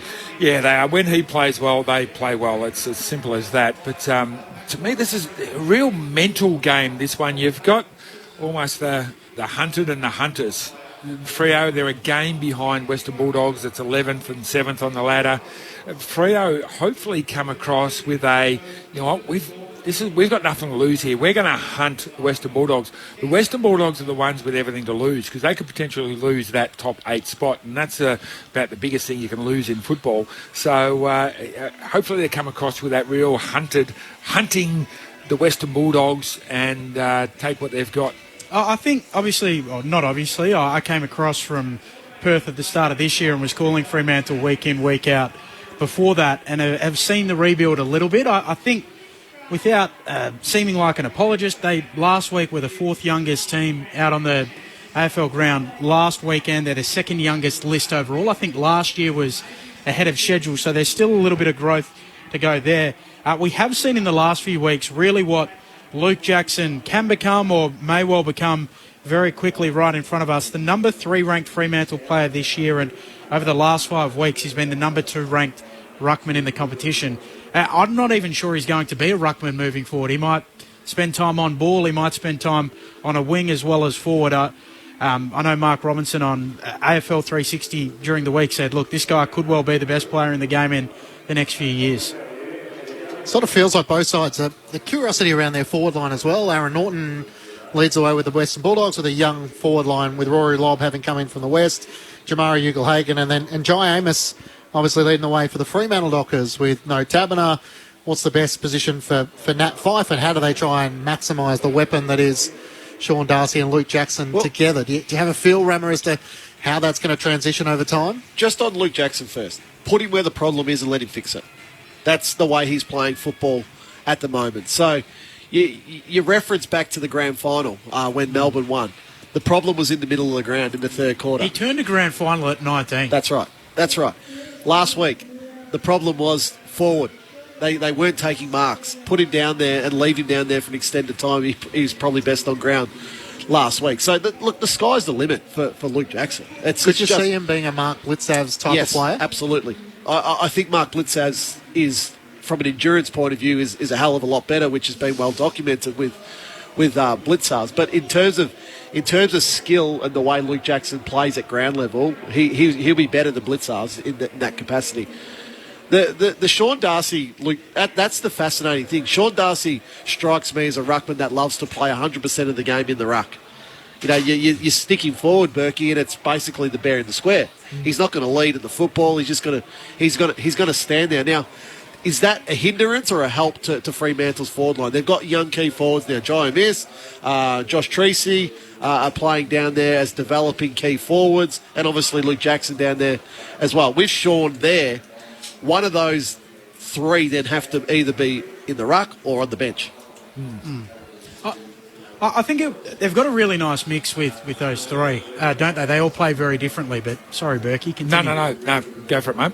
Yeah, I just think it's a really nice mix. I think Sean can work a little bit as a forward. We've seen him kick a fair few goals when he has slid forward. It's only 37 from his 95 games, so not a huge number, admittedly. But yeah, just following on from your point, Amos, Tracy, and also Jackson, they're triumvirate in the forward line, if you will. They all play differently and complement each other very nicely, don't they? Yeah. It's just it's the way Fremantle's forward line wants to structure is to me the issue with Sean Darcy being down there. They want to play a dynamic, moving type of forward line. That's how they want to be. They want hitting up at the ball. Like Lockie Schultz is having a terrific season as that smaller forward at the moment for Fremantle. Just having Darcy down there, they can become predictable. The thing today is the Western Bulldogs without Liam Jones, a little bit light on down back. Been a lot of talk about Aaron Norton. Will he have to go back? So potentially, maybe chuck the big fella down there, and he's going to have to take a Keith or somebody else down there who's the biggest player. Might just stretch that smallish Western Bulldogs defence. Don't say that to him, Berkey. I don't think he was overly wrapped with us asking him about it post-game last time they played. We had a chat to Aaron Norton post-match, and he'd obviously gone back with the injury of to Liam Jones that day, and yeah, he said, look, I think Bevo sees me as a forward. I like playing forward, and that's where I'll be playing moving forward. I think Luke Beveridge's comments were pretty telling in the press conference throughout the week. He said, okay, if you asked every other coach in the league who's playing against us, where would you like Aaron Norton to play? And every single one of them would probably say, put him in the back line. 100%. 100%. Yeah, I think Bevo's... What we know about Bevo is he's not a man who listens to anybody else in terms of... He'll do what he wants to do. Yeah, correct. So I guess the surprise was Josh Bruce was named on the extended squad. He hasn't come in, so he's still an emergency. So their key stocks are going to be Gardner and Keith in defence. And that might be an element if Freo can get And O'Donnell, who's a youngster who has found his way in at 20 years of age from the mid-season draft. So... from the rookie draft at the start of the season. So they are probably a little bit inexperienced when it comes to their defensive 50, and they're probably going to rely on the leadership of guys like Taylor DeRay and maybe Caleb Daniel. Yeah, and it's basically just mix and match. You know, they'll play. I don't think each of those three defenders will have a specific matchup. I think they'll rotate. They'll want to keep one of those guys high at all times. They probably don't want O'Donnell playing as the deepest defender and having that pressure on him. So it comes back to Alex Keith, where they're wanting to transition Alex Keith and let him play his natural game as an intercepting defender. But I think today you'll find him playing on the deepest forward most of the day. Marcus Bontempelli had 32 disposals and 3 goals in the game against the Roos a couple of weeks ago. You did, Benny. 11 tackles, 8 clearances, 6 inside 50s. It feels like he's the name that doesn't really get mentioned around sort of Nick Dacos and these Brownlow medal favourites, and yet when the game requires it, it feels like he's become more impactful when he can absolutely either throw himself forward or throw himself into the centre square when his team needs it. I think you said it a few weeks ago, Berkey, that he is the best player when the game is there to be won. Yeah, he stands up, and it's a really, really hard thing to do in this game because there's another 35 players out on the field who all want the footy as well. You can't just say, I'll get the footy anytime I want, because it's a hard thing to do, but he manages to do that more often than most leaders.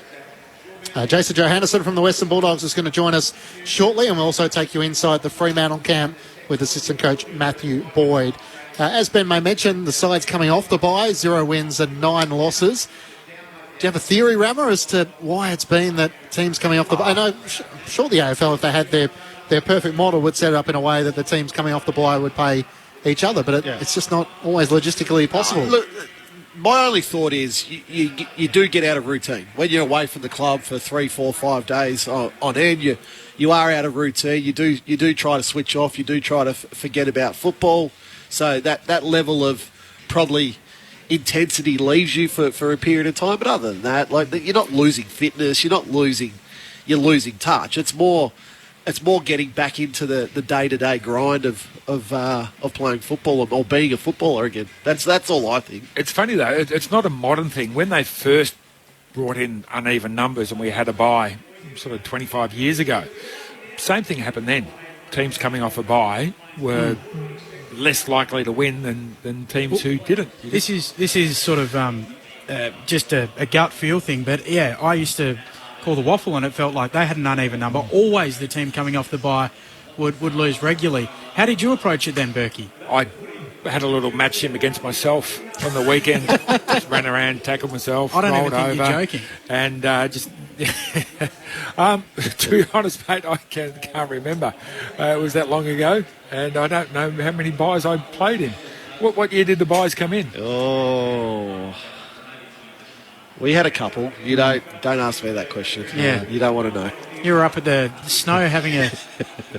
Well, that was the snow. We went to Landsmore Hill one year. We've done all sorts of wonderful things. I think it's more an after-hours conversation. Can I ask one question? Can I ask one question? Yes. Who was sort of the best performer on the bye week for that great Essendon side?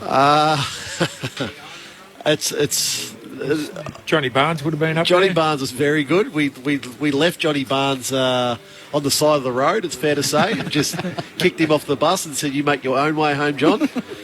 Yeah, they weren't used as. I won't say we used it as a refresher. I'll say we used the bye period as a time to circuit breaker. Yes, as a correct. mental refresh. Well, we can ask Jason Johannesson about that. We can. A beautiful segue. We're at Docklands under the roof. It's the Western Bulldogs taking on the Fremantle Dockers. And Jason Johannesson, unfortunately, isn't out there at the moment with a hamstring injury picked up against the Adelaide Crows back in round 10. JJ, thanks for coming up. Great to see you. Thanks for having me. How's the recovery trackling along? When do you think we might see you back out there? Yeah, everything's going smoothly, and just had to let the tendon heal. So back in 3 weeks. So starting to hit some speed, and once I can hit top speed and tick that off, then I'll be back to play.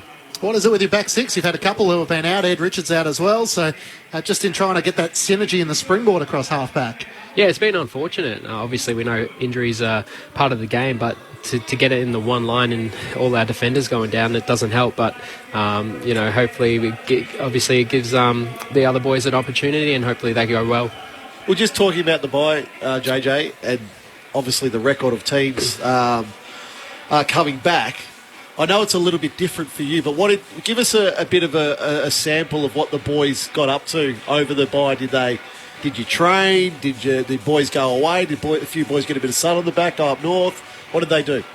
Yeah, a few of us went to Noosa, actually, try and get some sun. And we did have independent training that we had to knock off, so we weren't doing nothing. But a few boys went back home, a few boys went to chase the sun, and a few boys took their partners up for a romantic getaway. So, a bit different, but had the 4 days off, and everyone's feeling refreshed and ready to go for the back end of the year. So coming back into the club, was the training intensity back up to its absolute peak, or was it just ease back in? Yeah, we came back Tuesday and that was our main session, so it was straight back into business as usual. And what was the theory behind sort of playing your game before the bye, having a few days back at the club, then having the weekend off and then coming back?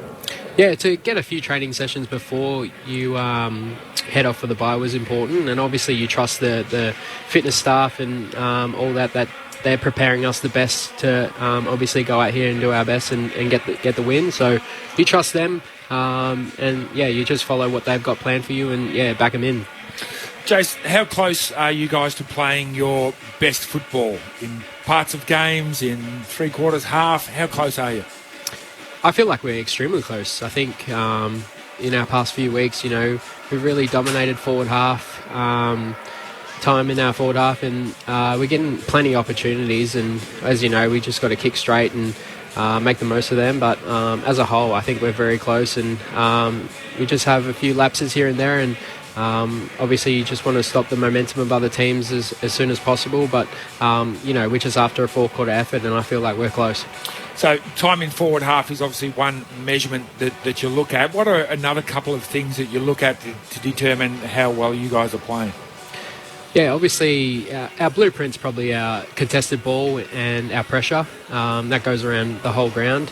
Obviously we have a really extremely capable midfield, and when they're firing it's extremely hard to stop, and obviously it gives our forwards plenty of opportunity. So yeah, that's our blueprint, and that's how when we play our best footy, and yeah, we just need to do it for longer. A lot of talk about Aaron Norton, which end he would go, and we made the point before that I don't think Bevo listens to many people out in the public. How's he been training?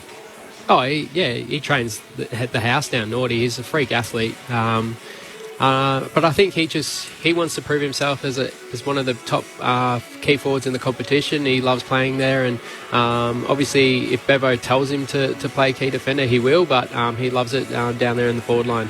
He's been training with the forwards, I guess. Yeah, he's played forward today. Jason Johannesson's with you on ABC Sport. Caleb Poulter becomes the fourth mid-season recruit to make his debut for his second club, having been delisted by Collingwood. All of a sudden, he's in lining up for the Western Bulldogs. Tell us a bit about him and what you're expecting this afternoon. Yeah, he's a pretty cool customer. He nothing seems to faze him. He's pretty laid back and relaxed. Obviously, he's a good size. He's got some extremely good attributes. He's got an extremely good leg. But yeah, he'll fit in nicely. Obviously, playing with the Footscray team, we sort of got to know him a bit, and yeah, hopefully he plays a ripper today. Jace, every player, when they're injured, they want to continue to improve their game. They want to hold their fitness as much as they possibly can.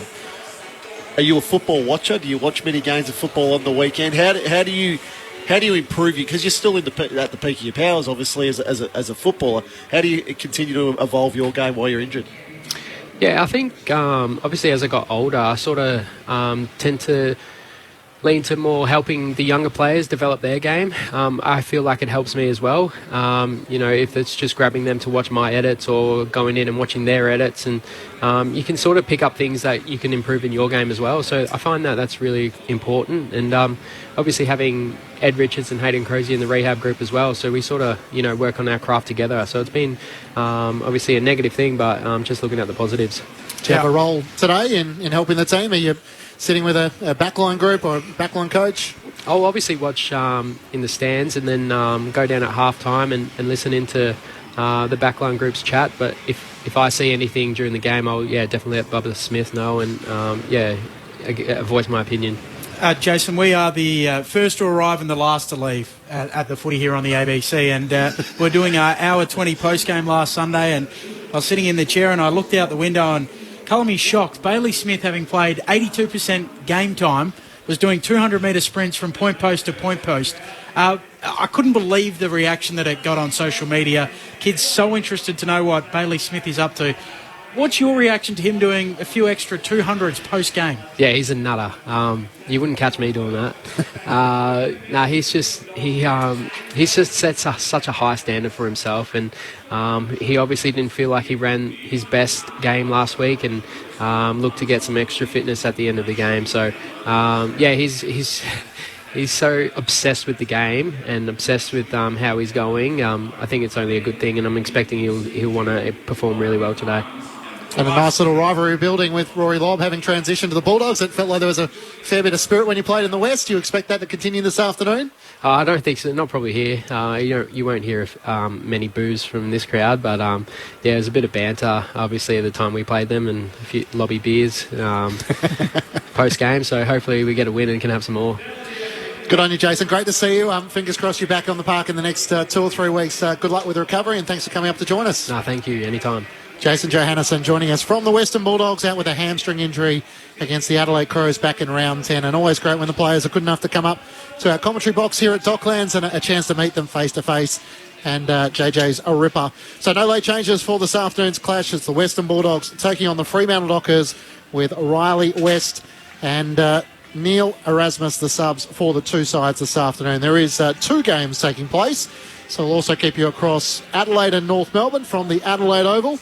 So we're back to the full proceedings with all 9 matches returning, and that match getting underway at the same time, 1:45, despite all the broadcast deals. We just have 2 games starting at the same time. Yes, anyway. No, let's not get into that, because we'll get upset, we'll get angry, and there's no need to do that to start the game. We'll worry about that at the end of the game. That's right. That's a hobby horse for another week. So the Crows and North Melbourne with no late changes there. Lockie Scholl and Hugh Greenwood are the subs for Adelaide and North Melbourne. So the scene is set, round 16 of the AFL on Thursday night. It was a dominant win for the Brisbane Lions over the Tigers, and a draw, the second draw of the season, following on from round 1, the opening game between Richmond and Carlton, with Geelong and Sydney unable to be separated on Friday night. The full preview coming up with Adam Romanascus and Nathan Burke on ABC Sport. Ah, you're here for the fortune-telling. Please sit down. You seek enlightenment and entertainment, engagement and excitement via your ears. In your future, I see the ABC Listen app, and I see you joyously grooving to a great range of music, informed and entertained by award-winning podcasts, and connecting to your community and current affairs with live radio. You've heard enough. I don't want your money. The ABC Listen app is as free as knowledge itself. Now go and download the ABC Listen app. ABC Sport. This is ABC Sports coverage of the 2023 AFL Premiership season. Marks out to the right, steps on goal, superb finish. Turns, whacks it straight through the middle. Pulls the trigger on goal, and goes bang! 'Cause here it comes, here it comes. AFL. On ABC Radio, ABC Sport Digital, and now streaming on the ABC Listen app. Look for the AFL button. Something big is coming, I know. A crucial top 8 clash between the Western Bulldogs and the Fremantle Dockers under the roof of Docklands at round 16 of the AFL continues. The Dockers are inside, the Dockers are just outside the 8 at 7-7, desperately chasing the position in which the Western Bulldogs hold a win inside the top 8 at 8 wins and 6 losses. Back in round 6, this game circled around Rory Lobb, who lines up for the Bulldogs this afternoon, playing against his former side for the second time. While for the Fremantle Dockers, it's another chance to push their credentials on the road. Matt Clinch alongside Ben Cameron to call the action. Adam Romanascus and Nathan Burke are your experts, with Lauren Borden down on the boundary. A big welcome to our Western Australian audience for the first time this afternoon as the Western Bulldogs make their way out onto Docklands. So a couple of changes from the side, which had the bye and a win against North Melbourne the week before that. So Ryan Gardner comes in alongside James O'Donnell, and Caleb Poulter becomes the 4th mid-season draft selectee to make his debut in season 2023.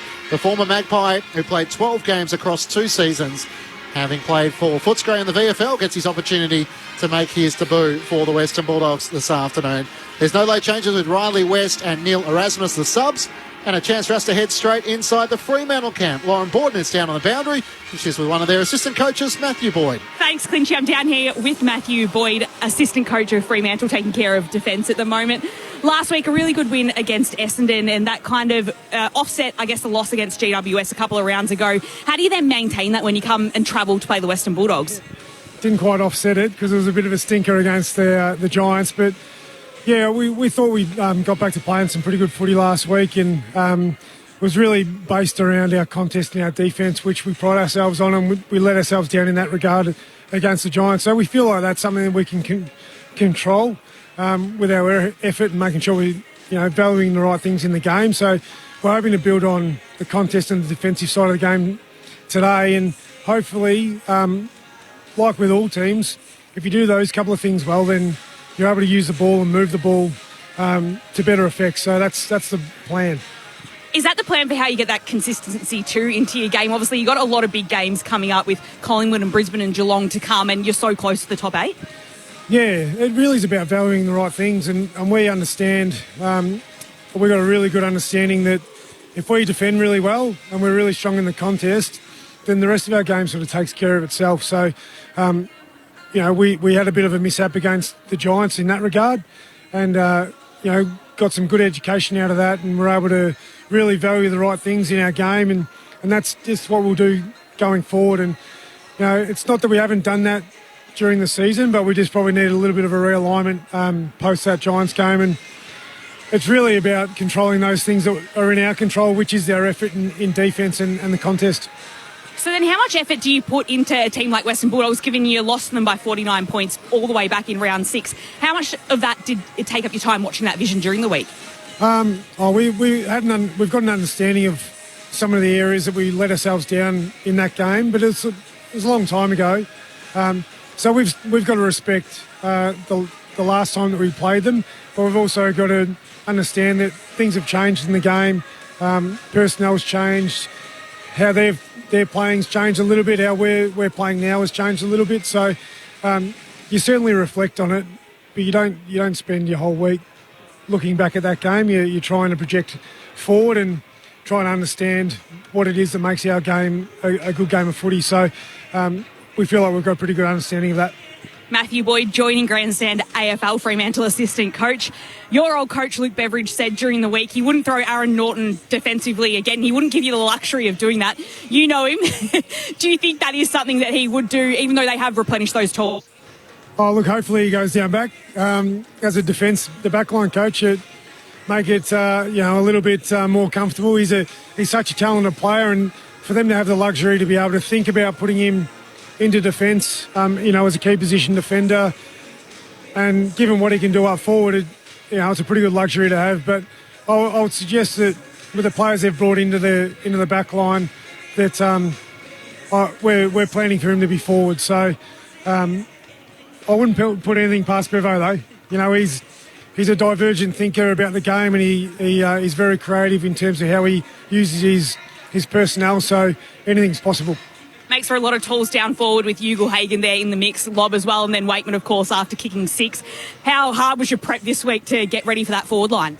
Yeah, pretty difficult because, as you just mentioned, they've got multiple threats. They've got threats in the aerial contest, but if you don't quite get that one done in the air, and it's a soft drop and the ball sort of hits the ground, you've got guys like Wakeman who can mop it up, and they've also got players who start in the forward line and can play through the midfield. So it's about dealing with all those different players who can play in different positions. But as I said, they've got multiple threats, and it's going to be a challenge for us. And obviously coming up against your old club, Western Bulldogs, today, you were just inducted into the Hall of Fame, which must have been incredible to be recognised in that honour. And was it nice to also look back on your playing days? Yeah, look, it was a bit of a shock and a bit of a surprise. And I suppose when you're playing, you don't get the opportunity to reflect on your achievements as a player, and it was nice to, I suppose, take a little bit of time to think about, and have the time to be proud of what you achieved as a player. And as I said, when you're in the moment as a player, you're not really thinking about that. So, it was nice to get some messages from some of the old people that were associated with the Bulldogs, and some of the people who had a huge impact on my playing career and my life, really. So, the Bulldogs still holds a pretty special place in my heart. But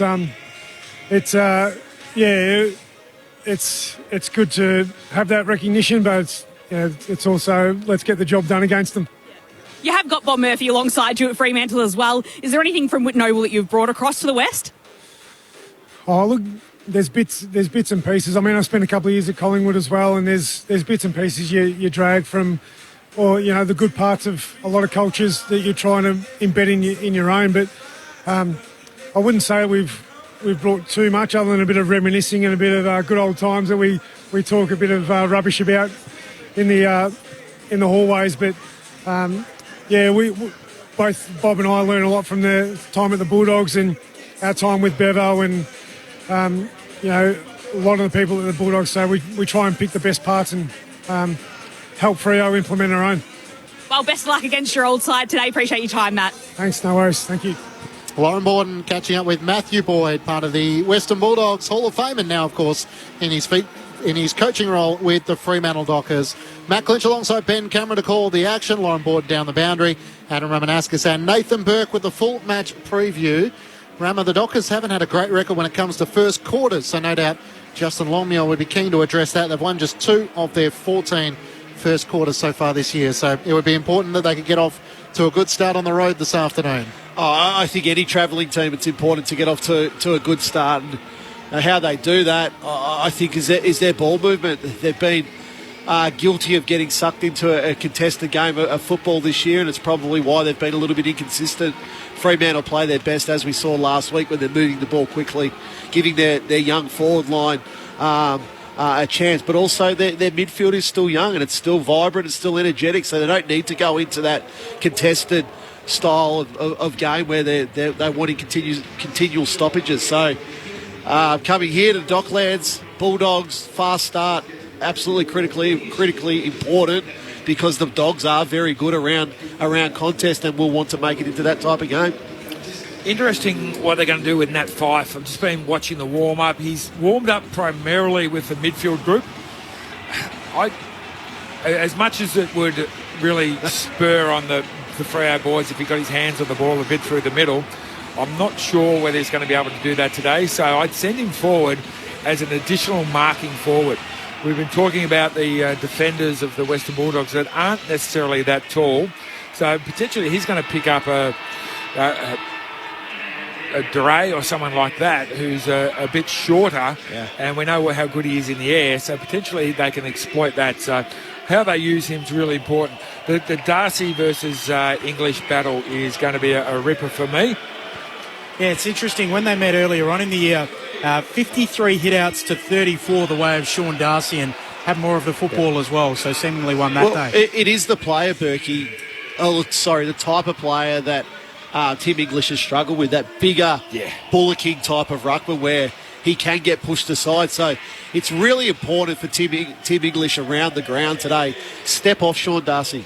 Don't wrestle with him. Use the athleticism. Jump over the top of him. Try give your on-ballers first use. I would love to see Nat Fyfe line up against Marcus Bontempelli. But that's the reality is Caleb Sarong and Andy Brayshaw are not tall mids. Yeah, they don't have enough big mids, which might be the interesting so point. So it's O'Meara's the other one then in there, Berkey, with Bontempelli. I think Bontempelli's having a career best year.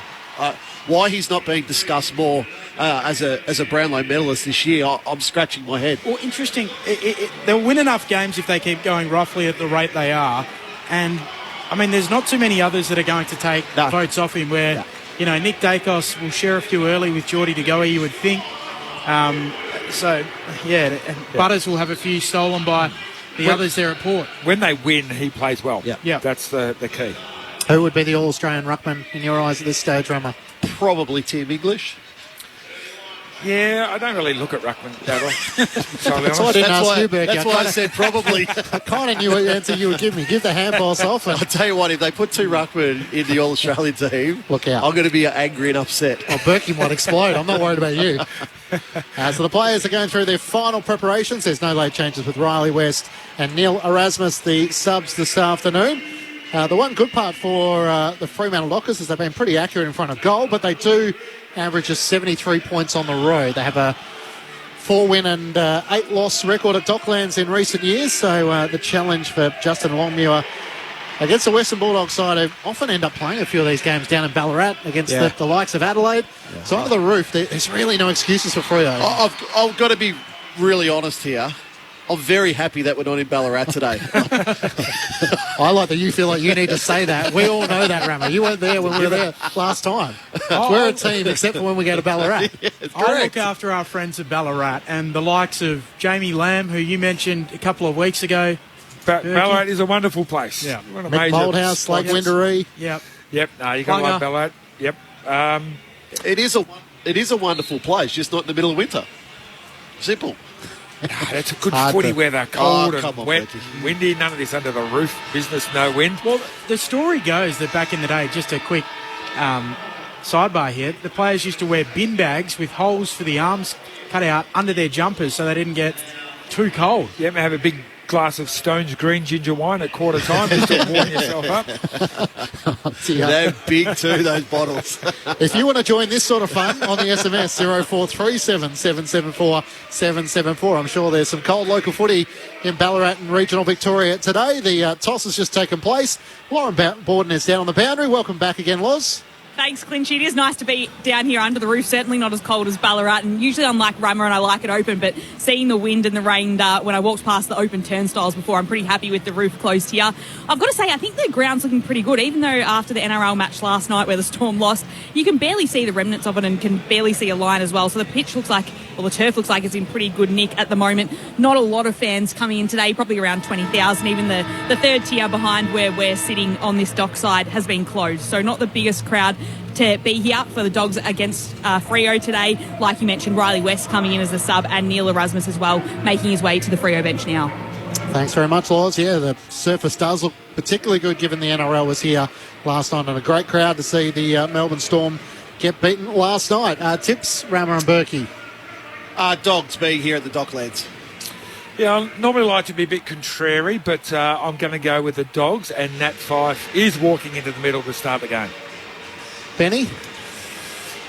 It's a tough one for you. I'm sticking true to the bye. Get your WA scarf on. I think it'll go zip 10 for teams coming off the bye against the team that played last week, Freo.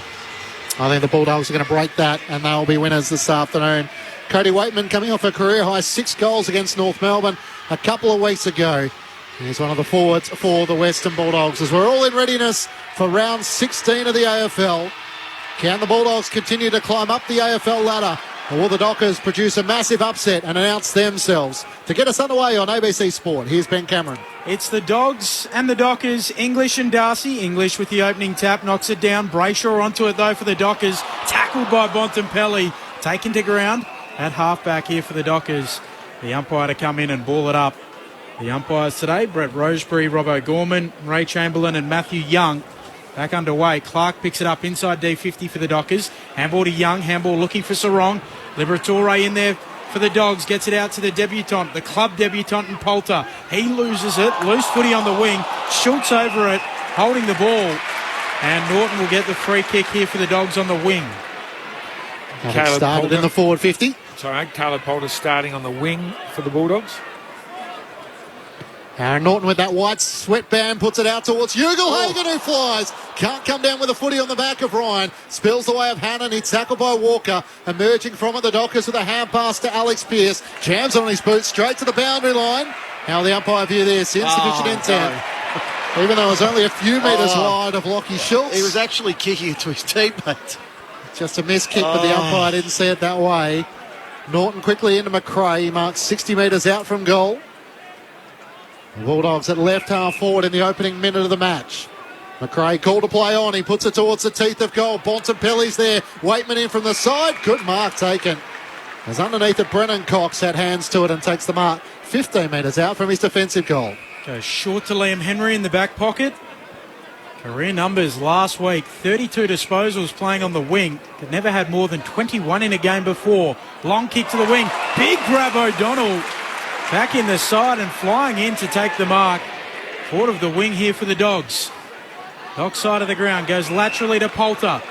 The man they call Ian shanks his kick, and fortunately it lands on the lap of Liberatore.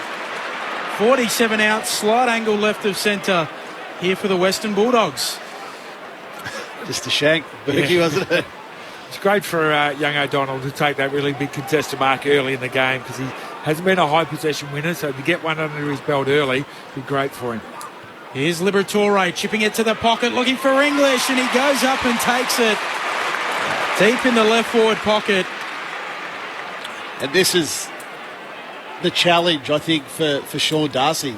Tim English is doing this consistently throughout this season, drifting forward, leading, becoming a target inside the Western Bulldogs forward line. To land an early blow in the ruck battle. English snaps it home. Dogs kick the first.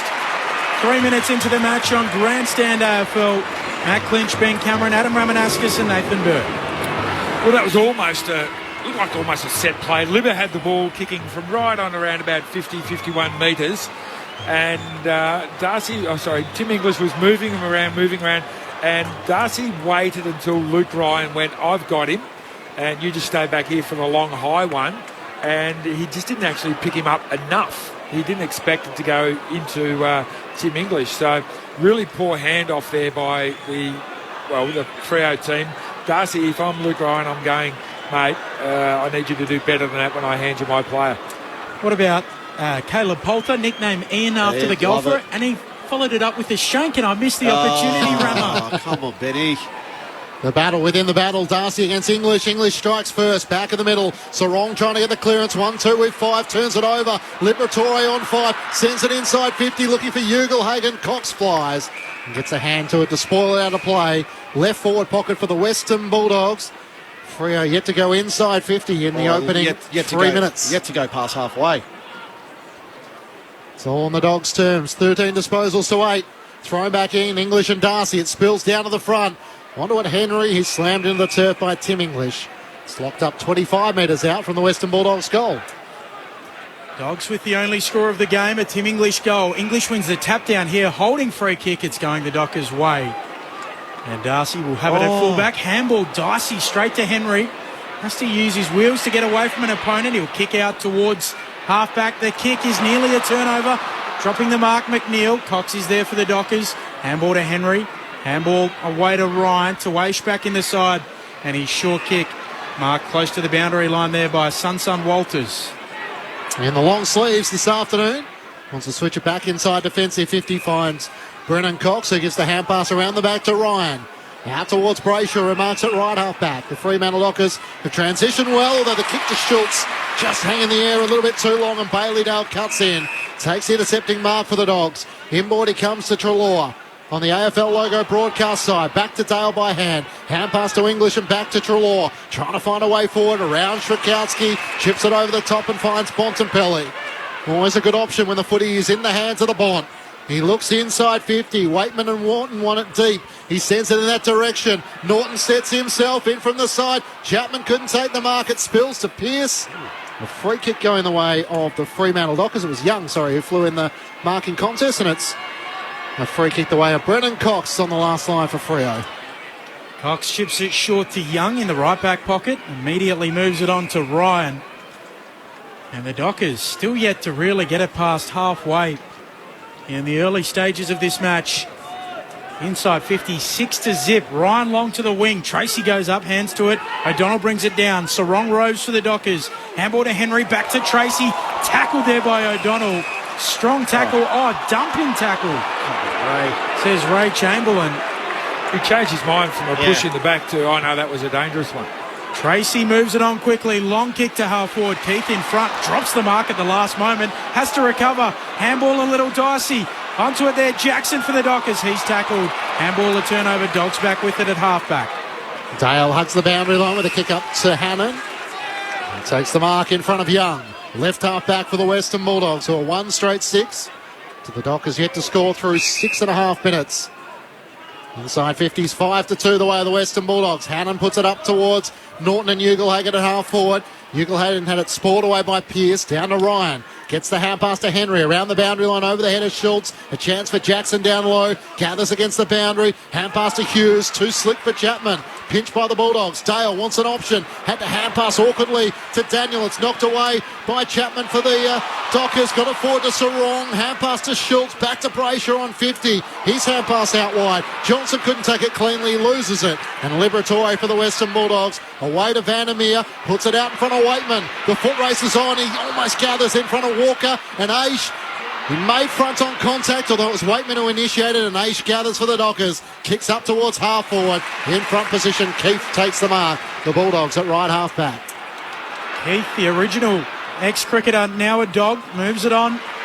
And then Giray, he'll kick forward of the wing. Mark taken by Bontempelli. Kicks the Dogs to half forward. Bouncing ball. Ugelhagen, kick smothered. Alex Pearce, the defensive effort. 1%er at ricochets out. Throw in right half forward for the Dogs.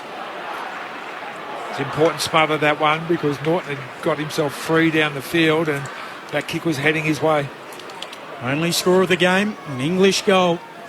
Dockers, notorious slow starters this season. They've only won 2 first terms. Darcy knocks it down to Brayshaw. Brayshaw away, left-footed kick.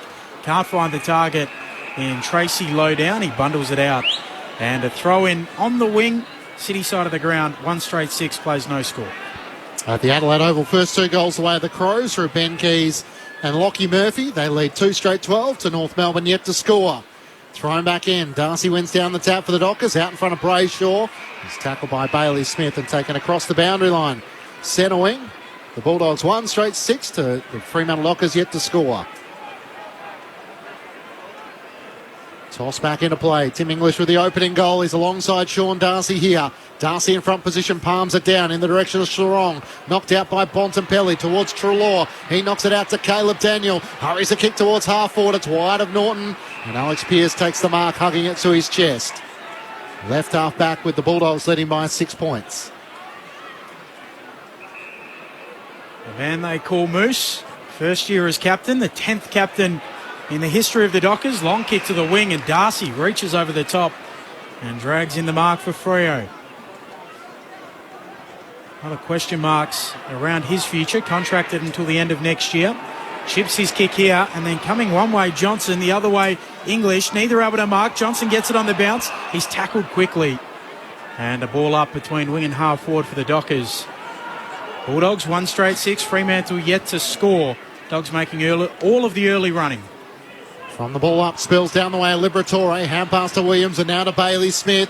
High ball from half back. Underneath it, Ryan in from the side. Hannon, careful not to give away the free kick. Spoils it out of play for a boundary throw in between wing and half forward for the Western Bulldogs. They lead by 6 points.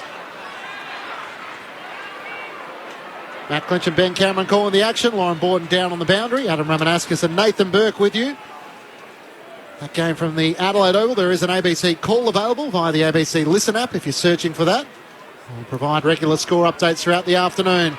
Johnson's hand pass straight to Bailey Smith of the Dogs. Kicks inside 50. Hannon can't take the mark. Ryan right there to spoil it down. Schultz gathered through traffic. Hand pass looking for Sarong. Treloar got a little toe poke to it. Linked up with Liberatore. Then a second toe poke from Treloar. Worked well out to the wing to Bailey Williams. He's kicked towards Smith. He reeled it in with one arm. Gathers it right half forward. Bailey Smith inside 50. Ugelhagen on the lead. Cox right there with him. Got a fist onto it.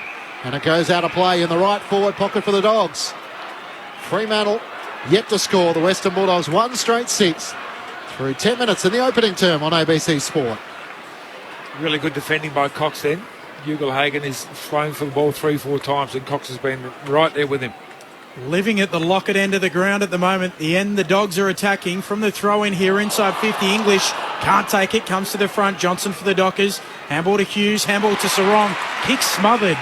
Bailey Williams charges it down. And another forward 50 stoppage for the Dogs. It's actually a disgrace that we don't have the actual words Lockett and Coventry it is up here anymore. Gill's sexy big screens took them down and they've never returned. Ridiculous. Throw in 40 around from the Dogs' goal. English and Darcy. Darcy knocks it down in front. Johnson onto it for Freo. Gets onto his left. He'll kick towards the wing. Out of bounds on the full. A little floater that just drifts out. And the Dogs to get it back. Free kick going the way of Bailey Dale. Short with his piercing left foot. Finds Bontempelli. Still 2 kicks out from goal. Sends it towards Ugelhagen. Leads out beautifully and marks in front of his head. Not sure if he lost his opponent. Clark was really the only defender nearby. But an imposing figure charging out of the goal square. A chance for the Bulldogs to keep their second.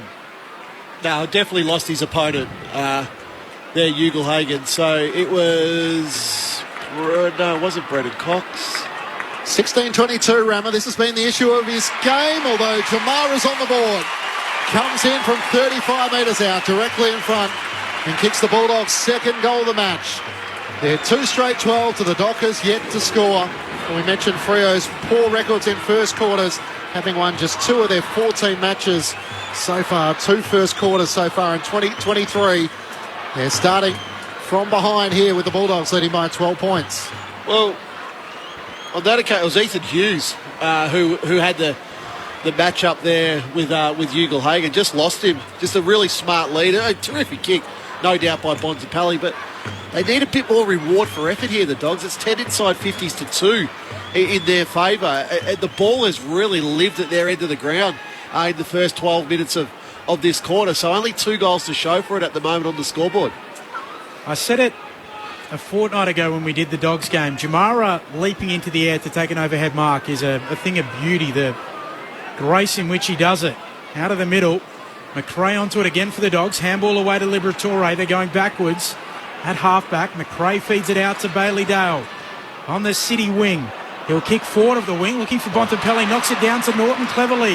Handball to McNeil. Kicks inside, attacking 50. Ugle-Hagen goes up. Hands to it, not paid the mark. Live footy for the Dockers. Feeding it out there, Ryan. All the way to fullback. Walker kicks to Frederick. And he holds it up.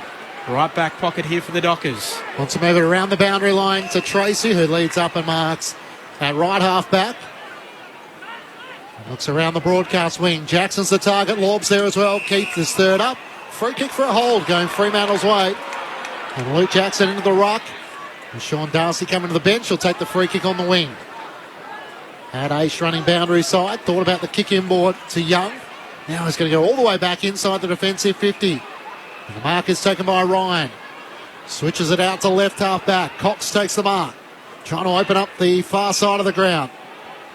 And worked it out to Hughes at left half back. He's kicked down low for Schultz. Couldn't gather on the half volley. Tony Scott lays the tackle. Spills the way of Dale for the Dogs. Handball back infield. Gets it off to McNeil. McNeil backward of the logo for the Dogs. Kicks towards half forward. Norton can't quite take the mark. Spills down to ground level. Cox for the Dockers. Handball to Pearce. Bumped off his kick. McRae's there. Handball to Hannon. 45 out. Pulls the trigger on goal. Gets the bounce. The Dogs are dominating the Dockers. 15 minutes into the first term. 3 straight 18. Plays no score. Well, I don't know whether Mitch Hannon had that one come off his boot the way that he would have liked, but in the end it's not how, it's how many, and he gets himself in the scorebook. So it was a wounded eagle off the boot, but it bounced through nicely. But came from really good forward pressure across that half-forward line from the Western Bulldogs. It was a smother from a big kick out from the from the Freo player, which kept the ball alive in their forward half. And when you do that, things happen. And that's what they did. They made something happen out of nothing, and Hannon gets himself a goal.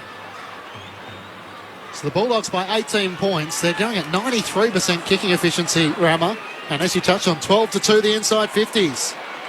English wins down the tap, back in the middle of the ground. McRae overran the footy. Gathered by O'Meara for the Dockers. Hand pass straight to McRae, though. Trying to knock it out. Johnson's on all fours. Trying to knock it out for the Fremantle Dockers. Did get it to O'Meara. To Swakowski. Inside 50. It's over the head of Tracy. Got a hand to it. Racing back to Ray. He leaves it for Gardner. He runs the boundary line. Doesn't quite take it cleanly first time. Now to DeRay.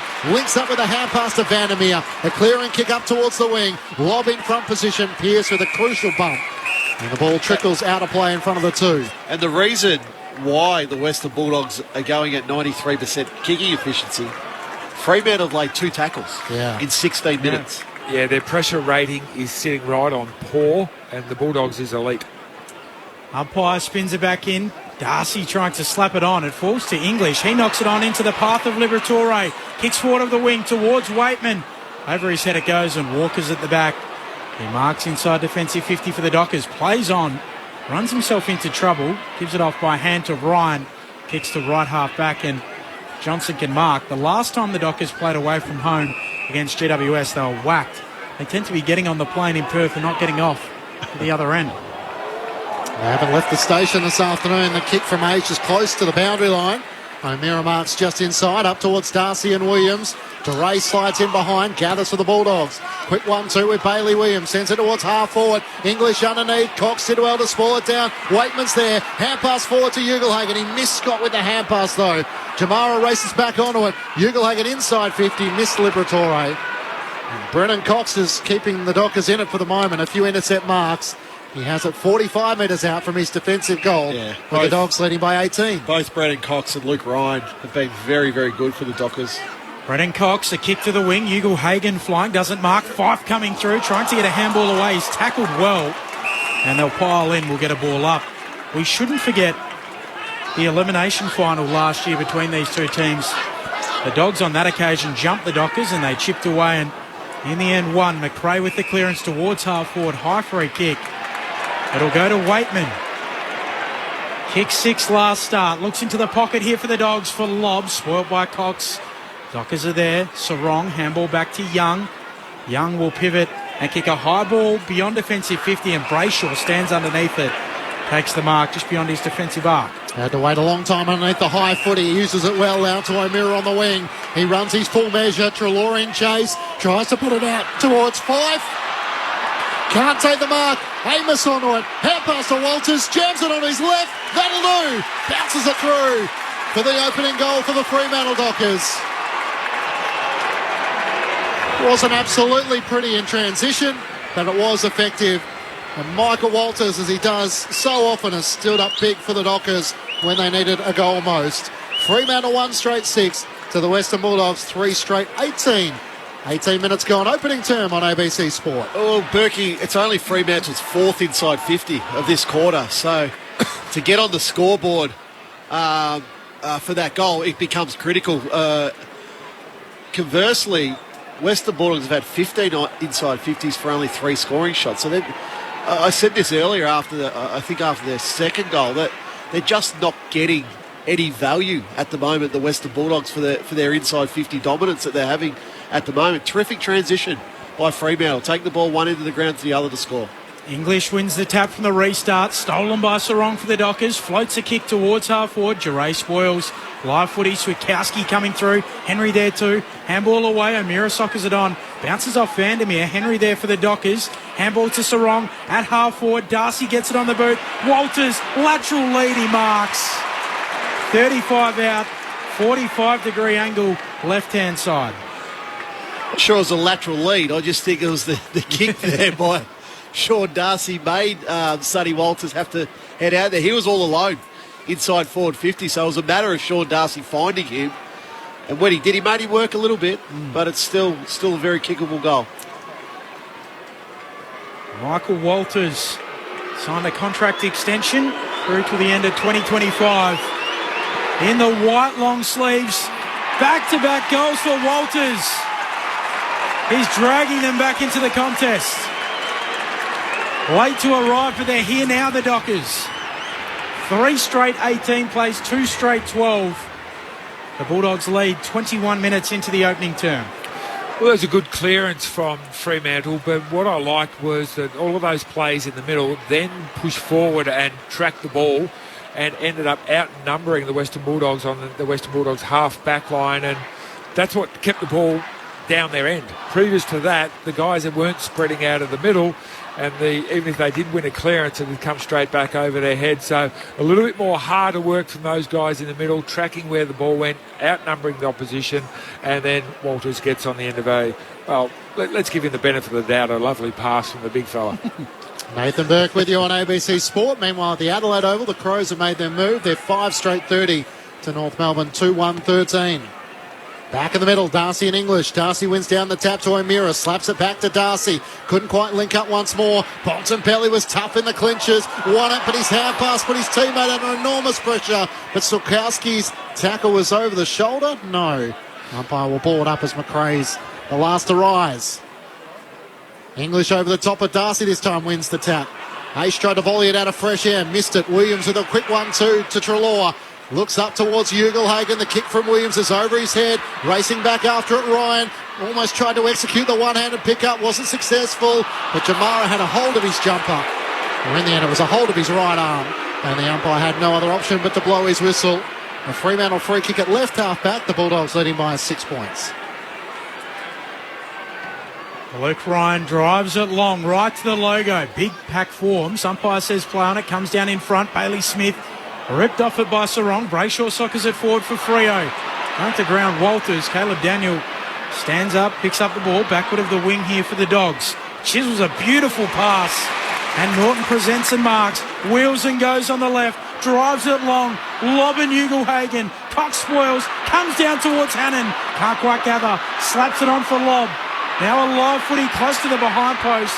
Umpire lets them play and will come in with his arms to his chest. Ball up, Deep right forward pocket here for the Dogs. They lead by a goal late in the first. Lobb will do the ruck work inside 50. Had to wait a long time for Darcy to get there. He won down the tap, trying to link up with Bailey Smith. Spills to Treloar. Not sure he got a hand pass away, and Clark eventually forces the ball across the boundary line. Still in the right forward pocket for the Dogs. Why does Ray wait 6 seconds for the Freo ruck to make his way down there? If he's not there, throw it up. Throw it up. Thrown back in, Lobb and Darcy. Tap down to the front. Cox lost his footing. English laced the tackle. O'Meara was shoveled out of it. Norton through tracking. Tackled. Dropped it. Holding the ball. And we still have the ridiculous rule of having to nominate a ruckman. Yes. Throw it up and have one from each side. You have two. Quickly taken by Sarong out to Schultz, who kicks up the wing, and Tracy takes the mark. He's got O'Donnell for company this afternoon, so a couple of youngsters with Tracy a bit older. He's still trying to find his way in AFL footy. Up towards Jackson with a kick. It cleared him and Gardner. Out the back to Ray. Wrestles with Strakowski and off hands. It goes out of play. The Bulldogs 3 straight 18 to the Dockers 2 straight 12. The Bulldogs kicked the first 3 goals of the match. Fremantle with the last 2. Freo have started now. The last 5 minutes, their pressure has been far better. From the throw-in, at the feet of Darcy, knocks it on with his boot. O'Meara onto it. The Dogs steal it through Bontempelli. Dockside wing of the ground, nowhere to go. Handball to Caleb Daniel. He runs towards Bontempelli, swings a handball to Bailey Williams. Close to the boundary line, heads in the Norton direction. Ryan goes back and marks. A right half back for Freo. His kick is dodgy. Jordan Clark was running away from it, runs back to get it. Handball away to Cox, kicks laterally to Matty Johnson, takes it on the half volley. Handball kick out towards Walters. Just forward of left half back for the Dockers on the City side of the ground. Just looking for options, none really presenting, so we'll go back inside the defensive 50. Cox takes the mark, he dribbles a kick to Hughes, your problem to deal with. Just got it past a lunging effort there from Ugelhagen. Out to right half back to Ryan, who works it up to Johnson. They're just struggling when they get the ball to half back Fremantle. They're looking up now, and we're elevated, but there's just not enough movement right at the moment from Fremantle's forwards to give an option further up the ground. It's the slow way around the horseshoe, and they eventually get it out to Walters on the wing with a bit more space on the far side. Chips it forward to Schultz. Now the crucial kick towards half forward. Inboard to Clark. Now they look to go. Long kick towards Amos. And Jackson, big fly. It gets to the back. Racing after it, Williams. It might get Henry's way first. He tries to soccer it forward. Ricochets out to Amos. Swings onto his left. He's a good finisher. And Fremantle was slow to get going, but they draw level now. 3 straight 18 apiece through 25 minutes at Docklands.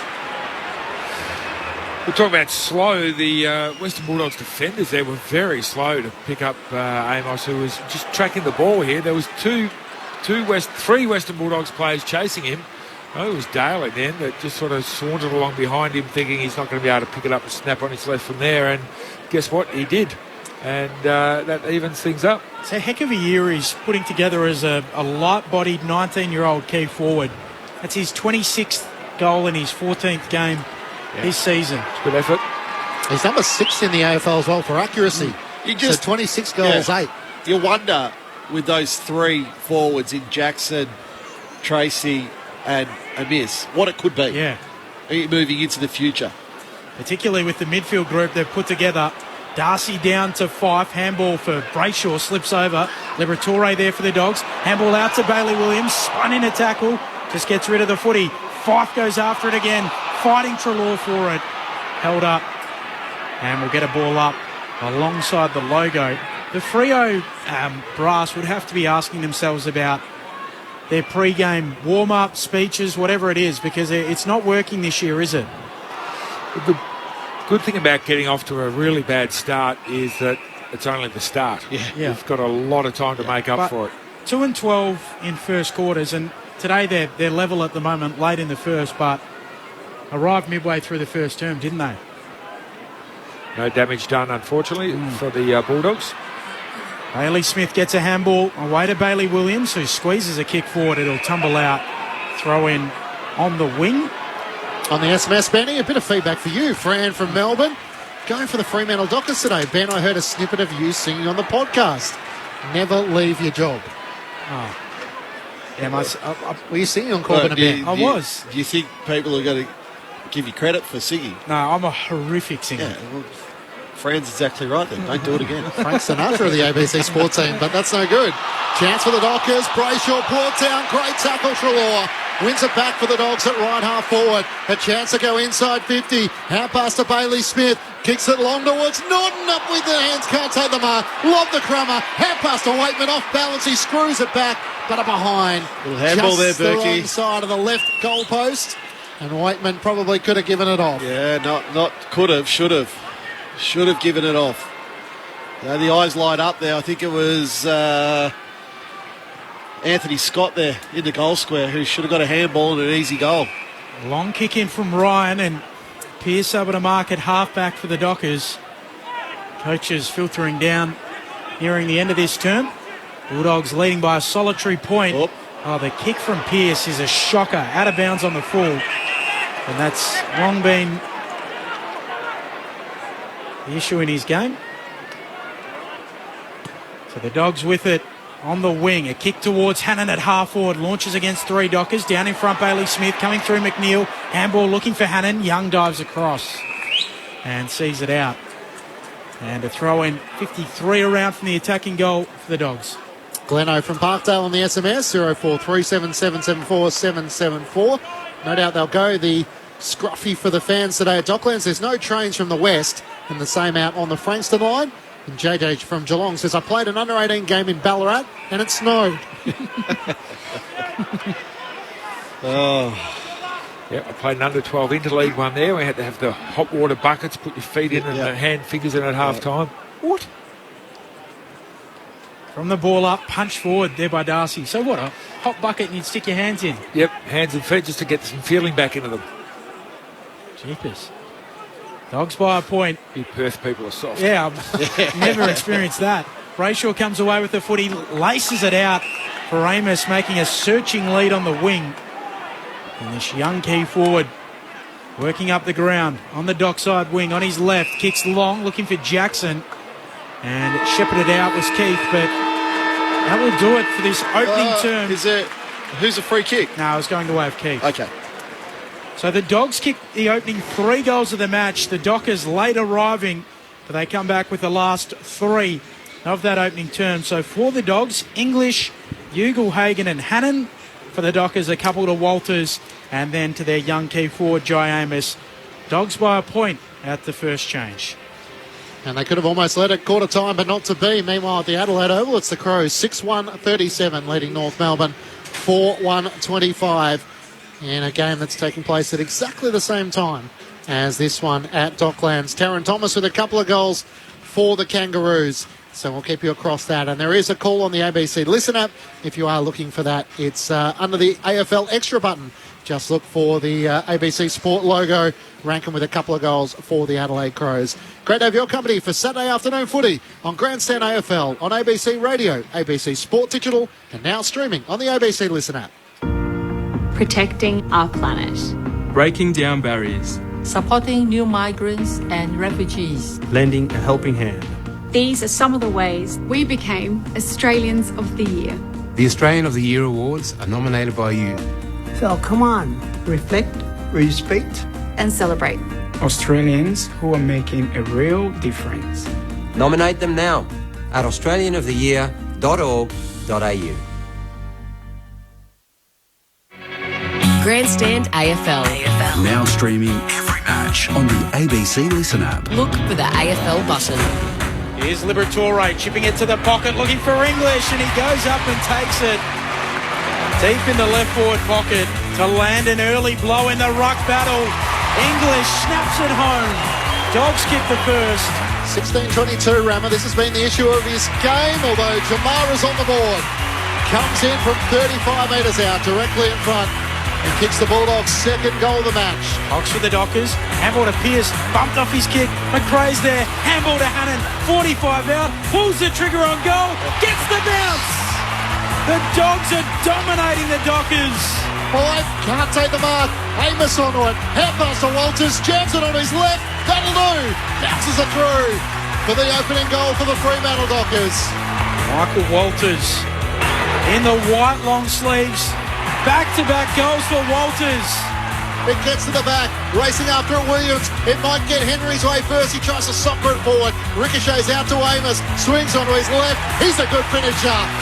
Fremantle was slow to get going, but they draw level now. The 2023 AFL season. On radio, ABC Sport Digital. and now streaming on the ABC Listen app. Quarter time from Docklands in Melbourne. It's the Dogs who have their nose in front at the first break. 3-1-19 to the Fremantle Dockers 3 straight 18. Matt Fletcher, Ben Cameron calling the action. Lauren Borden down on the boundary. The thoughts of your experts, Adam Romanascus and Nathan Burke. Well, Rama, I think we probably just wasted 30 minutes then because we've only a point the diff. We probably didn't learn a lot about both teams. Freo started really, really poorly. It was when they upped their pressure and their work rate around the contest that they kicked 3 goals and got themselves back in the game. So what do we learn from Freo is that they're trying to play keepings off a bit. They've had 37 marks compared to Bulldogs 15. When their pressure's up, then they're going to stay in the game. For Western Bulldogs, they had the ball inside 50, enough 17 to 8 inside 50, but it's been over the top and the players are having to take big specky high marks, that sort of stuff. So if they can sharpen up the way that they're moving that ball inside 50, well then that will certainly help them hit the scoreboard and probably capitalise some of the good work that's happening up the field. I think the problem right now for the Western Bulldogs is 17 inside 50s for only 4 scoring shots. The reason being, Brennan Cox and Luke Ryan had terrific quarters. So Luke Ryan 11 possessions, Brennan Cox 10 possessions, but Brennan Cox taken 6 marks. Luke Ryan's taken 3 marks. So it's the Bulldog forwards. How do we get separation? One on them, who they're playing on. Let's identify who they're playing on. Don't let those two players work together. They work together so well in defence where they cover for each other. They spread for each other. So the Bulldogs forwards being a lot smarter at how they isolate those two defenders going inside forward 50. The kicking efficiency for the Bulldogs, 82% that quarter. Fremantle, in the end, they laid 18 tackles. Halfway through that quarter, they had 2 tackles. So when their game switched and when they started scoring, they've had 16 tackles in the last half of that quarter. If you're the Freo coach, there's a glaring thing there between playing terribly to playing really good football, and it's just the work rate and pressure around the ball. And that's the part of it where you go, hey, boys, here's the result. The first 15 minutes of that quarter, they kicked 3 goals, we've had 2 tackles. The second 15 minutes of that quarter, we kicked three goals, and we have 16 tackles. Like, you don't need to overcomplicate things at times as a coach. It's there. It's hitting you right in the face, boys. Let's bring pressure, and then it amounts to a score up the other end. Just on the Dogs forward line, I mean, it's glaringly obvious every time you see them play. It's almost like whether it's Lobb, Norton, Jamari Ugle-Hagan, they go to the same spot and they help the opposition defenders come in and spoil. I look here.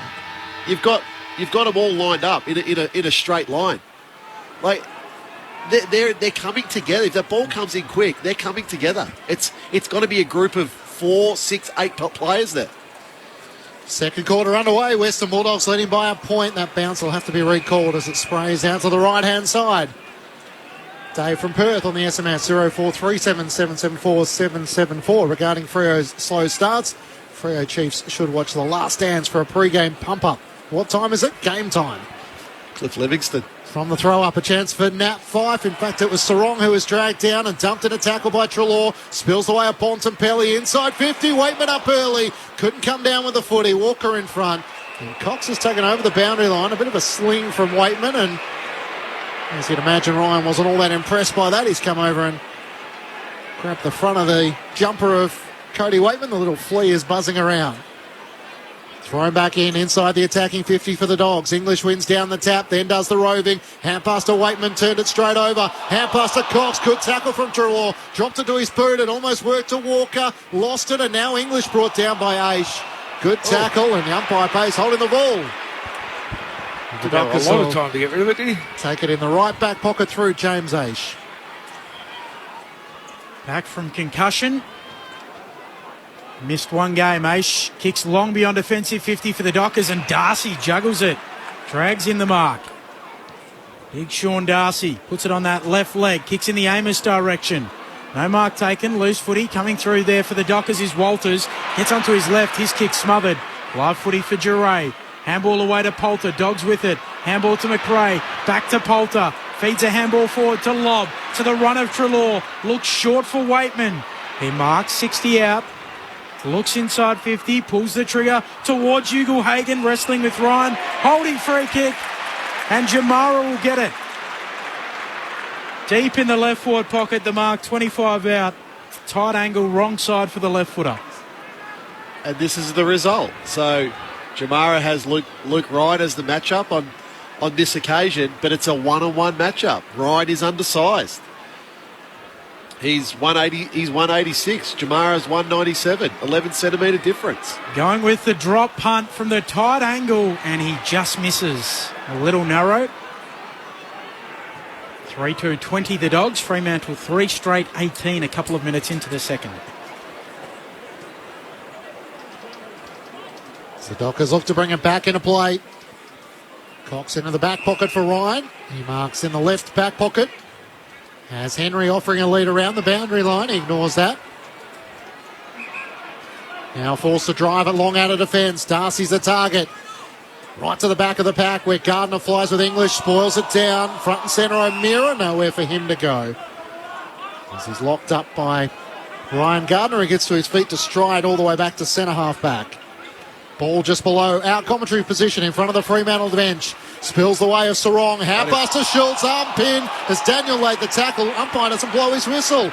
O'Meara with the handpass to Schultz. Works it back. Trying to find a way forward is Young. Spots Sarong free at left half forward. Trying to draw his opponent Vandermeer. Handpass to Swakowski. Out to Henry in the pocket. He feeds it forward to Jackson. He swings onto his right. It's towards the goal mouth on the bounce. It bounces away towards Amos. Over his shoulder. That's effective for his second. He's looking the most dangerous man on the ground if you can get the footy in the hands of him. Jai Amos with his second, and Fremantle are in front for the first time this afternoon. They lead by 2 points, 4 straight 24 to the Western Bulldogs 3-2-20. Just 4 minutes gone in the second term on ABC Sport. It's a contest here at centre wing. Berkey right in front of us. You see the ball spill out, and you see Fremantle players all leaving that contest quickly. Western Bulldogs players simply didn't chase. So they're able then to take the ball inside their 450, really using handball. So just a little concern, a little bit concerning that if I'm a Western Bulldogs fan, it's got to be up and out of a contest quickly. You know his nickname, Berkey and Rammer. They call him Nev, never miss at Fremantle. Wish the umpire never missed with his bounce. That was no, crooked bounce. Doesn't really work with the correct pronunciation of Amos, but it's what they go with anyway. Hasn't done a pre-season yet. They can't get him in the gym and still performing incredibly well. Liberatore with the clearance inside 50. Waitman gets separation and marks. He just read that ball quicker than anyone else down there. Sometimes you get small players who, if they were a foot taller, they'd be absolute superstar full forwards because they know when to lead and they read the ball in the air really, really well. It's just that they, unfortunately, are about a foot too small. Mark set 30 out. Plum in front for Cody Waitman. Kicked 6 last time out. The drop punt is through. Stops a run of 4 unanswered from the Dockers. And the Dogs take back the lead. 4-2-26, plays 4 straight 24. 5.5 minutes into the second on Grandstand AFL. Well, straight out of the middle, and that was probably one time where their straight line worked then because the ball came straight down the middle. A couple of players ran underneath it, but it was Waitman who, as we said, read the ball a little bit quicker than everybody else, got his player underneath the ball and took a really nice mark. But clearance is going to be really, really important against these two teams today. First quarter was 13-7 in favour of the Western Bulldogs, and the Dockers have pegged a couple back this quarter, but certainly these clearances out of the middle, getting first use to lock the ball in your front half is really important. Back in the middle, English wins down the tap for the Dogs. It spills away a Liberatore. Hurries a kick inside 50, looking for Ugelhagen. Cox couldn't clear it for the Dockers. They're under pressure as Waitman tries to knock it out. Spills away McNeil. Got it out to Bontempelli. Hand passes straight into the head of Bailey Smith. It ricochets out towards Henry. Dodging and weaving. Gets the hand pass to Young and now away to Sean Darcy. He just hacks it out on the wing. O'Meara underneath it. Coming in from the side, Vandermeer. It spills to the back. Tracy's onto it. Hand pass to Walters. Beautiful composure. Dodges and weaves. Hand pass back to Aish. Aish will wheel and try and wait a kick to Fife. He marks 55 out. Left half forward for the Dockers. Looking for a target inside 50. Trying to go short for Schultz. Turns it over. Liberatore bobs up. Takes a defensive mark for the Dogs. Stabs a pass straight to Bontempelli, who sends it out towards Hannon on the wing. Can't mark. Gathers on the bounce. Runs away from Walker. Tumbles a kick inside 50. And getting to the front. Ugelhagen marks. Mitch Hannon, he's had a couple of kicks today that I'm not sure have come off perfectly, but have to kick a torpedo. Worked out perfectly. Yeah. The hardest kick in the game, Berkey, running torpedo. Well, Lucks of fortune, he wanted Ugelhagen to lead at him. He was going backwards. He thought, I need the extra distance, so I'll do the torp. And luckily, Ugelhagen read it quickly off the boot and came forward. That little stuttering approach. The left foot drop punt is out to the right. It'll go to the line over the head of Norton and Pearce. And a minor score. Dogs lead by 3 points, early stages of the second. For Ugelhagen, it's all about the trajectory. When he kicks it high up and lobs it, he always pulls it. When he kicks through the ball nice and low, that's when he kicks it straight. 1-2 for Jamara Ugelhagen this afternoon. As Young brings the Dockers back into play, finds Cox, who has to take a good mark in front of Poulter. The new dog from the Magpies sends it up towards Sean Darcy and English. English in from the side. Spills it down to Jackson. Tackled, dispossessed. Caleb Daniel with a hand pass to Poulter. Long kick inside 50. Ugelhagen's out the back. And he takes the mark hard against the boundary in the right forward pocket. As little Brendan Cox could do on that occasion. Good kick, going inside forward 50. Making Brendan Cox defend. That's 2 marks. From Ugle, 3 marks actually in this quarter. 1 to Ryan, 2 against Cox. 17-24, he steps out, snaps on his left. Can he curl it back? He can. Hughes is appealing, he touched it.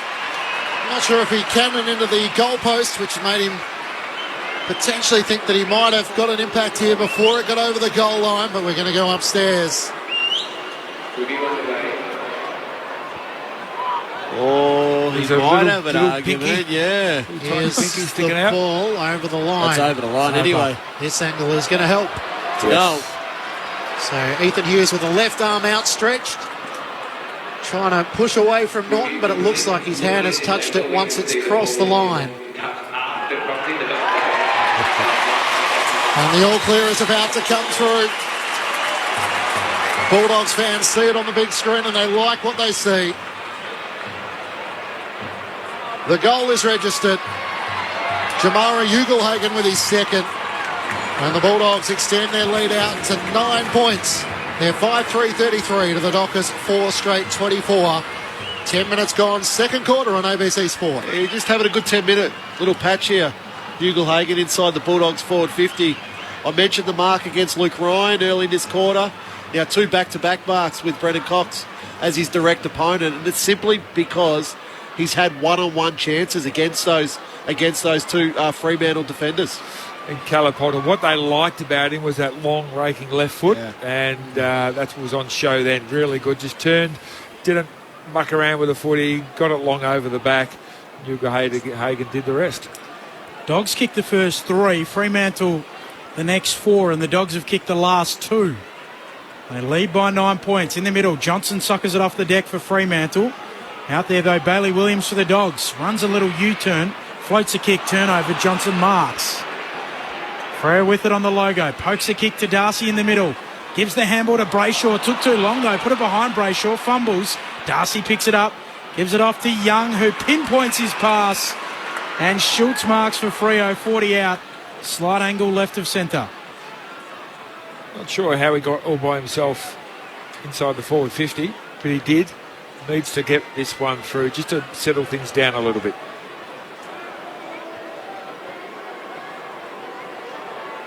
Lockie Schultz, 18 goals on the season.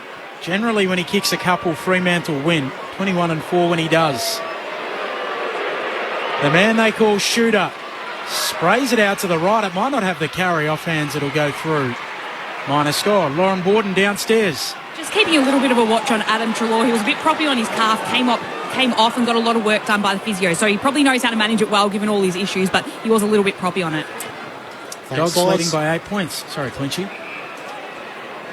So Dale looks to bring the Dogs back into play. Down low for Treloar. Had to give the hand pass away to Gardner. Around his body up to the wing. Scott and Ryan. Ryan with a definitive fist in there. Spills to Swikowski. Hand pass to Schultz off the outside of the boot. Not sure the intended target, but charging out, a chance for Frederick. Now Henry becomes the tackler. And the umpire will ball it up with it stuck underneath Bailey Williams. Just short of centre half forward for the Dockers. Bulldogs leading by 8 points. Umpire puts it up. Darcy slaps it down, but straight to Bontempelli for the Dogs. Runs away from them. Kicks out towards the logo. Waitman there. Walker with him. Bouncing ball. Walker paddles. Backtracking. Tackled by McNeil. Good tackle. Takes Walker to ground and a ball up. City side of the ground between wing and half forward for the Dogs. 8 points. The Bulldogs' advantage. Umpire underhands it into the air. Darcy slaps it down. Brayshaw onto it. Kicks around the City wing looking for Jackson. Keith there with him. Neither can gather. Tumbles out. A throw-in again. 13 minutes into the second. 8 points the Dogs lead. At the Adelaide Oval, it's the Crows 7-2-44, leading North Melbourne 5-1-31. Second quarter action there. Here it's the Bulldogs leading by 8 points. Darcy one down the tap. They work it to the back to Clark. Hand pass inboard to Ryan. Needs to get around McNeil. Beats the half pass to Henry. Inside 50. Schultz the target. It's over his head. A chance still for the Bulldogs. O'Donnell did well trying to knock it down. Unable to clear it, Vandermeer. Swikowski lost his footing as he gathered at half forward. Hand pass into the middle of the ground. Ryan laid the tackle on Waitman. Waitman didn't have it, no whistle. Hand pass through traffic, Vandermeer missed the target, Liberatore. Aish works it back to Walker. Hand pass to Cox and now to Clark. Between wing and half-back. Into the middle of the ground, it's a good kick and Johnson takes the mark. Johnson stabs it short. Henry leads up and marks. Sends it out city side. Frederick is able to claim it. No room to run here for Michael Frederick. He'll wheel around though and kick a high ball into the pocket.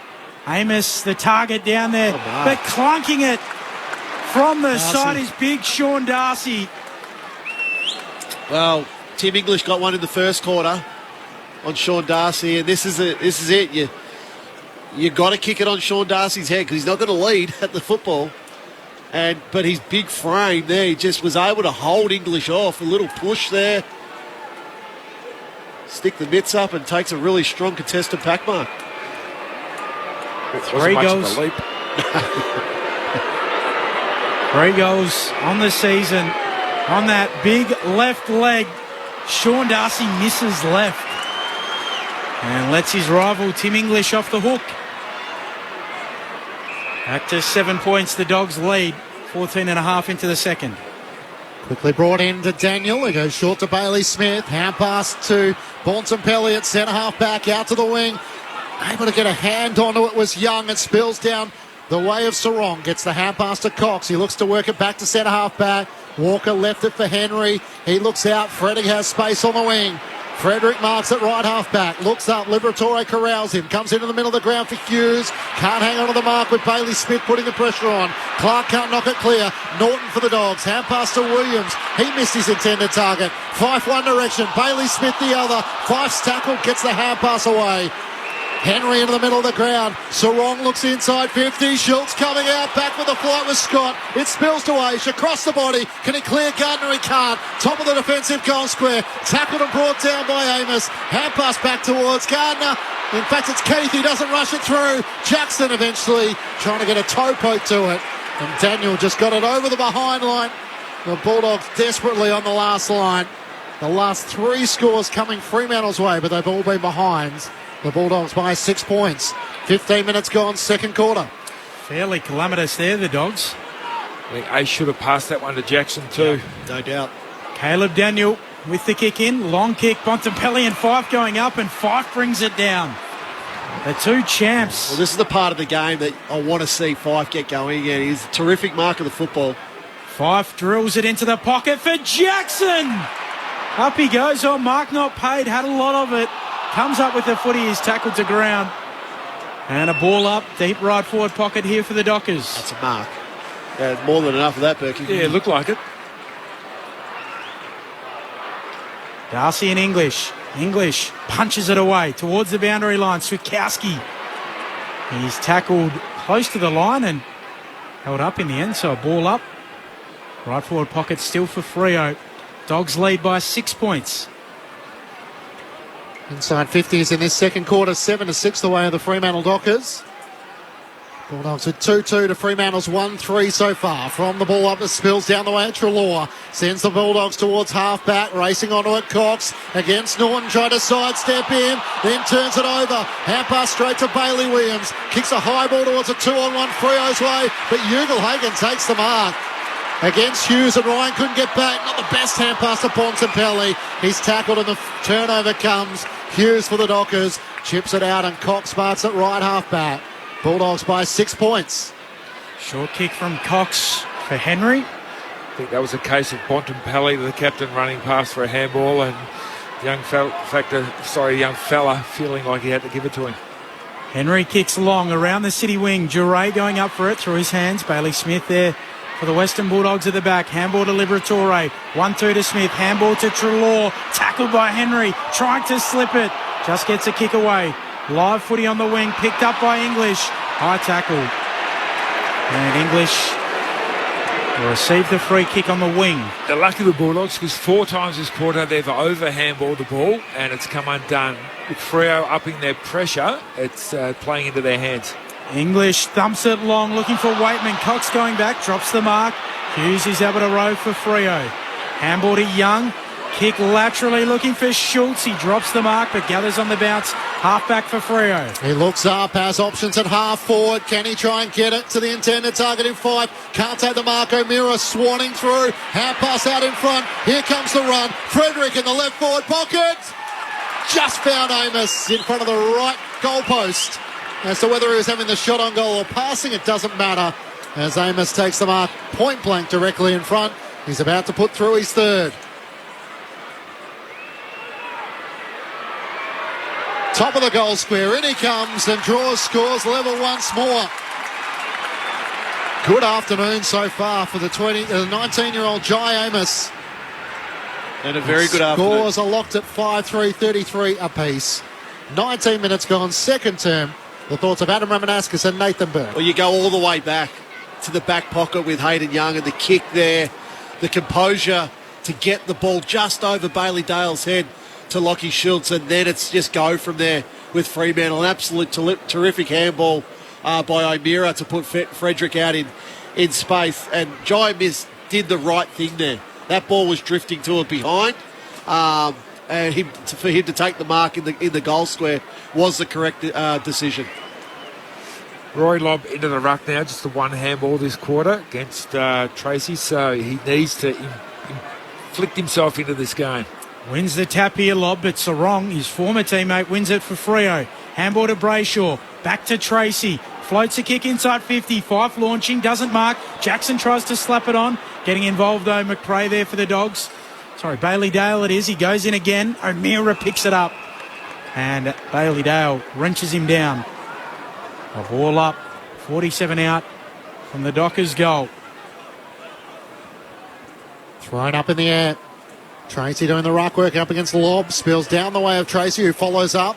Gets a hand pass forward to Clark. Flicks it up to Henry. Hand pass to Brayshaw to O'Meara in the middle of Docklands. Long kick in the direction of Amos. He's beaten on this occasion. Gardner nudges him underneath and takes a good strong mark.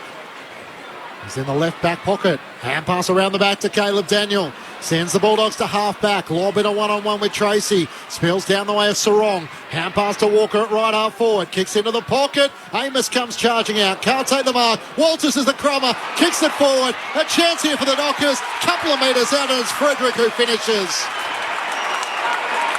I think Walters was trying to bang it through, but luck was a fortune. And it landed right on the chest of Michael Frederick, who turned on his left and did the rest. Fremantle in front by 6 points, 6-3-39 to the Bulldogs 5-3-33. That's 3-2 the way of the Dockers in this second quarter.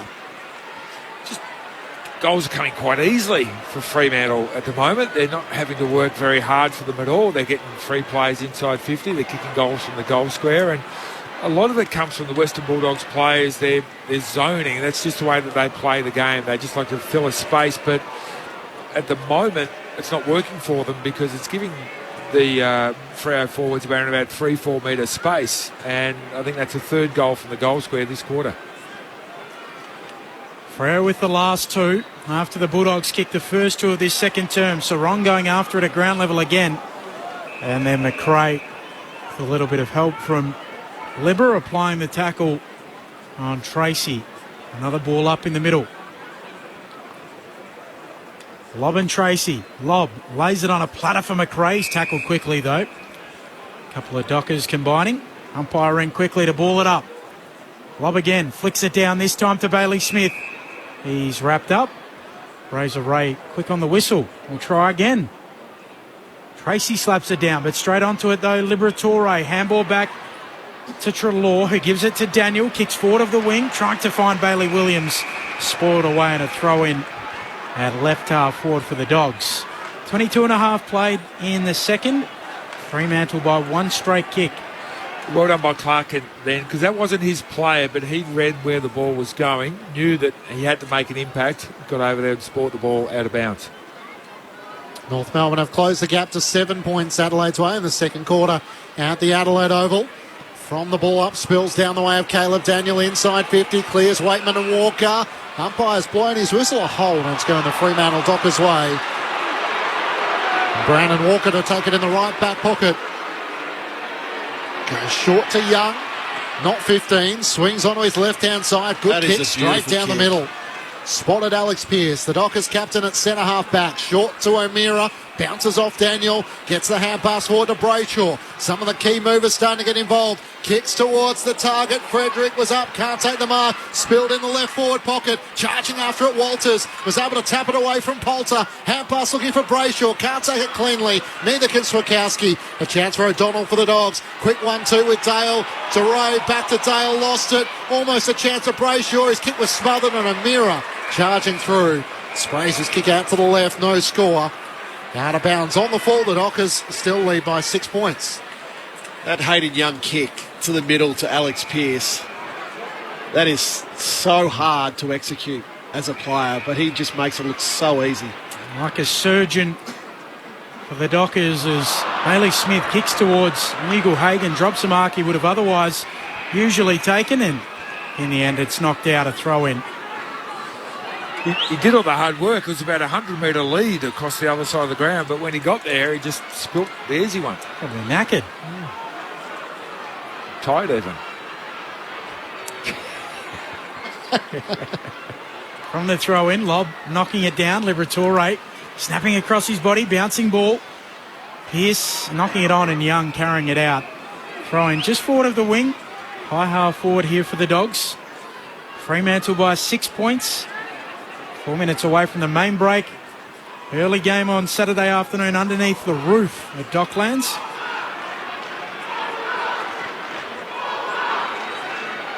Toss back in, Tracy and Lob. It spills down the way of the Fremantle Dockers. Dodging and weaving, Johnson gives the hand pass to Sarong. It's centre half back into the middle of Docklands. Ace marked. He plays on with no one on the mark. Looks up to centre half forward. He spots out to Ray. He takes the mark with Jackson unable to make up ground and make the contest. He tries to springboard from halfback. Out to Poulter on the broadcast side. The new dog releases Treloar. He's kicked towards Norton at centre half forward. Shove on Alex Pearce. Gathers when it hits the deck. On to Daniel. Jamari Ugelhagen's out the back. And he marks at the top of the goal square. Racing back. Tracy couldn't get hands to it. And a frustrating transition for the Dockers defenders as the Bulldogs just waltzed it from half back to inside 50. And Ugelhagen a chance to try and kick his third. 15 metres out. Shawley kicks this. He comes in and steers it straight through. And Jamara with his third locks things up at 39 apiece. 6-9, 33, 6-3, 39. apiece through 26 minutes here at Docklands in the second quarter. And look, the reality of that goal is Brennan Cox is trying to take an ultra-aggressive positioning against Ugle-Hagan. So it's really good play by Norton there to make the contest. But you look at the replay, like Brennan Cox is not within 10 metres of Ugle-Hagan. So it's smart play by the Western Bulldogs at the moment. They've really gone through Cox's man this quarter. That's a fourth mark inside forward 50 in this quarter now for Ugle-Hagan.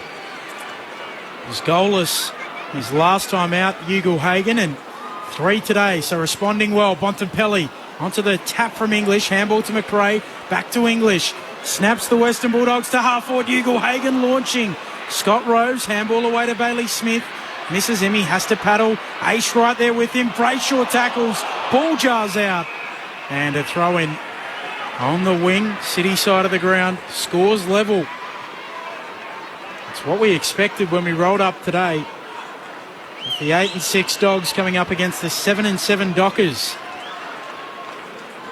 Toss back into play. Darcy and English. Darcy one down the tap. A chance for Switkowski trying to get a hand pass forward. Dale's over the top of it for the Dogs. Sarong over the top of him, and eventually Ugle-Hagan and Switkowski lay the tackle on Bailey Smith. AFL logo on the outer side. Scores level at 39 apiece, approaching half-time. A lot of numbers around this pull up. Darcy wins down the tap, straight to Bailey Williams. H lays the tackle. And we're going no further. 6-point lead Adelaide's way at the Adelaide Oval, approaching half-time there. Scores level here at Docklands. Brayshaw from the stoppage, wins it for Fremantle. Hand pass to Aish, it's too wide for Amos. And it goes out of play in front of he and Keith, and Alex Keith to take it at left half back for the Western Bulldogs. Kick was a miss. Bada boom. Keith with the free kick, forward of the logo on the long kick for the Dogs. Pearce brings it down, follows up, tackled strongly. Ball spits out. Trelaw right there, and we'll get another ball up, city side of the ground. I'd love to say it was my worst, but is it better than you singing? We all know that's not true, unfortunately. Trelaw sidestepping a few, getting a kick away. High kick. Ugle-Hagan coming in from the side, doesn't mark. Hannon at the fall of the ball, gets it on the right boot. High kick. Poulter's there, bodying Ryan. Henry staying down. He's then able to go again, Liam Henry, and gather with pace and burst away from the D50. Kick a turnover though, mark taken by O'Donnell. Dogs with it between half forward and the wing. Son of Simon swings on his left, inside 50, the Bont, he's got it on the second bite. 25 metres out from goal on a 45-degree angle. Brennan Cox was there, but just couldn't get a hand to it as Marcus Bontempelli rose with a vertical leap. 11 disposals and 5 marks for the Bont. He's going to snap across his body on the left, steers it through, and the Bulldogs have the lead. Off the boot of Marcus Bontempelli. His 11th goal for the season. And the Bulldogs skipper puts them in front, heading towards half-time. 7-3-45 to the Dockers, 6-3-39. That's 4 goals to 3 so far in this second quarter, the way of the Western Bulldogs. It's just a nice luxury to have for the Western Bulldogs. Sending Marcus Bontempelli into a forward line contest at 194 centimetres. So, look, I think he's had a wonderful season. I think he's having a wonderful game here again today. So, he's right at the peak of his powers, Bond. As a footballer. You'd love to see him hang with Charlie around his neck, because one of the most humble players I think we've got in the competition. Already a 4-time best and fairest, 4-time All-Australian and Players MVP, a Coaches Award winner, and the best captain recognised by his peers, and he's only 27. In the middle, here he is again, swooping on the footy, kicking on his non-preferred right towards half-forward. Young spoils well. Live footy, Hannon soccers it out, spills towards Vandermeer, 55 out, eyes the goals, Clark getting back, takes the defensive mark for the Dockers on the last line. Goal-saving effort from Geordie Clark. Dogs leading by a goal late in the second. Into the back pocket where Cox takes the mark. Nudging closer to half-time here at Docklands. He sends a high ball to right half back. Amos comes charging out. Right there is Gardner with him. He punches it out of play. And a boundary throw in at left half forward for the Dogs. Tom Liberatore leads the way with 6 clearances for the game. Marcus Bontempelli has had 5 just in this second quarter. 9 disposals and a goal. Leading from the front. Thrown back in. A chance for the Western Bulldogs. Sliding over was Jack McRae. Tries to get the hand pass out with with Domira right there on his shoulder. Gathered by Sarong. Hand pass to Clark. Rolls the dice long towards Tracy. Back with the flight. A good spoil in the end from O'Donnell. Tracy's back onto it first though. Hand pass away to Henry. Tries a poker kick inside 50. Can't quite get it to the target in Frederick. And the mark is taken by Taylor Duray, 35 metres out from his defensive goal. He's in a little purple patch lead, Henry. That's possession 21 for the half. Before this week, he never had 21 in it. Before last week, he never had more than 21 in a game. Correct. So half-time as it is here at Docklands, and we're yet to have a team answer a goal. It's been a game of runs. The Dogs the first 3, the Dockers the next 4, and the Dogs 2 more, the Dockers 2 more, and the Dogs with the last 2 of the half to lead by 6 points at the main break. Their goal kickers, Ugle Hagen with 3, Waitman, Bontempelli, Poulter on club debut, and Mitch Hannon, while for the Dockers, 3 to Jai Amos, Michael Walters with a couple, and Michael Frederick with the other Fremantle goal. The Bulldogs led by a point at quarter time. We had 3 lead changes in that second quarter, but it's the Dogs who lead by 6 points at the main break. The thoughts of Adam Romanascus and Nathan Burke with you on ABC Sport. So where the Bulldogs are playing well in this game is through the clearances. So 24 clearances to 17 in that half of football. Also, that's transferring into inside 50s, 30 inside 50s for the half to 21. But they've really only got one true winner up forward at the moment in that first half, and that was Ugle Hagen with his 3 goals. Norton was pretty quiet in that first half. I thought Alex Pearce did a really good job on him. Took him, I guess, to places where he can't be as offensive as he likes, making him lead wide into spots where he can't score. But that's then left the door open for Ugle Hagen. I mentioned it a number of times in that quarter. The matchup was Brendan Cox for a lot of that quarter. Ugle Hagen took 4 marks inside forward 50 in that quarter alone. So really capitalising on Cox's aggressive positioning that he wants to play. He wants to play 5-10 metres in front of his direct opponent. But to the Bulldogs midfielders' credit, they found Ugle Hagen and he was able to kick a couple of goals that quarter and become a really effective forward. The positive for Fremantle right now is their ball movement. I think when they've got it out into open spaces, they've really made the Bulldogs chase and they've made the Bulldogs look slow on occasions. Liam Henry's had a terrific quarter, 20 possessions now. They've just updated that stat sheet. Sarong's been good through the middle of the ground, but it's really Luke Ryan with 14. Brendan Cox has had 18 possessions, but I reckon he's had 4 goals kicked on him in that first half of football. So, yep, possession's one thing, Berkey, but I think your job as a defender is to stop goals. And I think Brendan Cox will want to rethink his positioning, how far he is away from his direct opponent. Yet we know he can get the ball. We know he's taken 9 marks in that half of football. But like I said, he's probably had 4 goals kicked on him in that half of football. So look, goal are different. The game's relatively evenly poised. It's pretty simple for both teams. The Dockers will want to continue to run and move the ball at speed as quickly as they can. Whereas the Bulldogs, they want it in the clinches. They want it to be that bit closer. You've got Libba with 6 clearances. You've got Bontempelli with 5 clearances.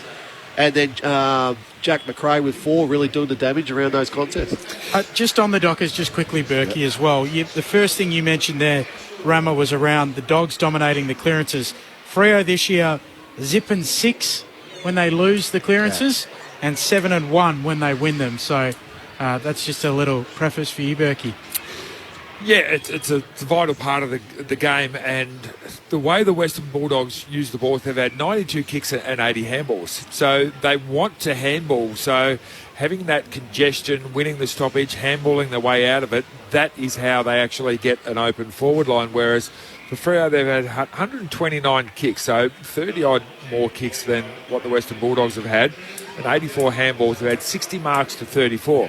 So it's really obvious that they want to get the ball from one side of the ground to the other, switch into open play, and hopefully move the ball quickly from weird angles into the forward line, whereas the Western Bulldogs like to keep it in tight and then just sort of surge it forward rather than get it forward as cleanly as what the Freo team are. We thought Freo may have an advantage potentially with height, with a smallish back line with the Western Bulldogs, but it hasn't really been the tall players kicking goals. It's when the ball hit the ground. It's Walters and these guys and Amos playing as a small player at certain times. They've looked really, really dangerous. So for me, it's the Western Bulldogs need to get a lot closer to their opponents and stop those marks going around the ground, because if they continue to have another 60 marks, most of them uncontested in the second half, it's going to be stopped. They're going to have to launch all of their attacks from the back line. And the last two goals that they got, it came from an intercept mark in Giray, then an intercept mark in O'Donnell, went back at them really, really quickly. So the only way you're going to get those intercept marks is if you get closer to the player who's actually going to take that mark. So I want to see the Western Bulldogs man up a lot closer, stop those uncontested marks around the ground, use their quick reflex rebound game going forward. Where, for me, it's pressure for Fremantle. They cannot let the Bulldogs handball their way out of areas. When they stop them doing that and they get the ball going their way, that's when they look dangerous. The one other area in this second half, and this is looking forward, it's who's prepared to apply the most pressure in this second half. You look at kicking efficiency for both teams. Western Bulldogs 78%, Fremantle 73%. The AFL average is 66%. So, who can apply, who applies the most pressure, I think will win this game in the second half. The thoughts of Adam Ramanauskas and Nathan Burke. It's the Bulldogs who lead by 6 points, with the young forwards getting the job done. Jai Amos with 3 goals, the 19-year-old, and Jamara Ukalagan, the 21-year-old, with 3 goals for the Dogs. At the Adelaide Oval, it's the Crows leading by 26 points, 12-4-76 to North Melbourne, 8-50. Don't forget, a call is available that game under the ABC Listen app. Just look for the AFL Extra button. But for the moment, let's get the latest from the ABC Newsroom.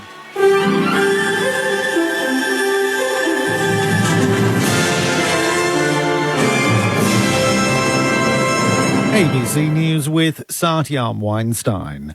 A raft of changes are kicking in today with the start of the new financial year. Helen Frost has the details. Power prices for millions of Australians are set to go up from today, with a 20 to 25% rise in New South Wales, Victoria, South Australia and South East Queensland. The minimum wage is also going up to $23.23 an hour, while superannuation contributions will now sit at 11%. Families earning less than $530,000 a year will have access to cheaper childcare, and the age for the pension has been raised to 67. The government's home guarantee scheme is also expanding to include friends, siblings and other family members. 45,000 police officers have been deployed in France amid widespread violence over the death of a teenager at the hands of police. The BBC's Rajini Vaidyanathan reports from Paris. This all began after the death of Nael, a 17-year-old boy who was stopped by the police at a traffic signal. He was then shot dead by a police officer, and in the subsequent days, violence erupted. Now, that was captured on camera, the killing of Nael, and many people we've spoken to say that what happened if, there was no camera? People would have not known about what had happened to him, and they say that there are many other Naels that people will never, ever know about because there were no cameras capturing the incident. The UN Security Council has voted to end a decade-long peacekeeping mission in Mali. It follows demands for UN troops to leave the country from the ruling military junta, which is backed by Russia's Wagner mercenary group. US officials have expressed disappointment that the military government has decided to abandon the UN mission. Mali has been battling an Islamist insurgency since 2012. Ukraine says it's boosting its defences in the country's north due to fears about Russian mercenaries massing in Belarus. Europe correspondent Nick Dole reports from Kyiv. Satellite images have emerged of what could be a camp housing ousted Wagner mercenaries who failed in their uprising against the Kremlin last weekend. Their leader, Yevgeny Prigozhin, hasn't been seen in days, nor has senior Russian commander General Surovikin, who reportedly had advanced knowledge of the plot. Ukraine, meanwhile, is warning that senior Russian staff are leaving the Zaporizhzhia nuclear power plant in the country's south. It's previously warned that Moscow could be planning to blow up the facility to thwart Ukraine's counter-offensive. Nick Dole, ABC News, Kyiv. Moldova's Interior Ministry says 2 people have died after a man opened fire at the international airport in the capital, Chisinau. Police say a suspect was taken wounded from the scene. The dead were a border guard and an airport security official. The former gangland barrister at the centre of the Lawyer X scandal, Nicola Gobbo, is seeking damages against the state of Victoria for Victoria Police's use of her as an informant. Yvette Gray reports. Supreme Court documents reveal Nicola Gobbo is seeking to claim aggravated damages from the state for what's being described as high-handed, insulting and reprehensible conduct in using her as a police informer and failing to protect her identity. It comes after the Office of Public Prosecutions this week abandoned its investigation into the Lawyer X scandal and said no charges would be laid. Yesterday, the Supreme Court of Victoria lifted a suppression order for the lawsuit filed in 2021. It details how Ms Gobbo expressed safety concerns about becoming a police informer due to her gangland connections and alleges the police's conduct resulted in her suffering a range of health issues. The Northern Territory Police Force has distanced itself from comments made by a senior officer about resources available to police domestic violence in the NT. Erin Archer reports. Amid a months-long coronial investigation into domestic violence deaths in the Northern Territory, the coroner Elizabeth Armitage has called Commander James O'Brien to appear. It follows comments he made on ABC Radio that there were enough officers to deal with domestic violence incidents in a timely fashion. Counsel assisting the coroner, Dr. Peggy Dwyer, said that was different to evidence they've heard so far. Barrister for the NT Police Force, Dr. Ian Freckleton KC, has confirmed Commander O'Brien is no longer fulfilling the role of Acting Assistant Commissioner and that some of his comments were not the position of the NT Police Force. ABC News. You can get more news at any time by downloading the ABC Listen app.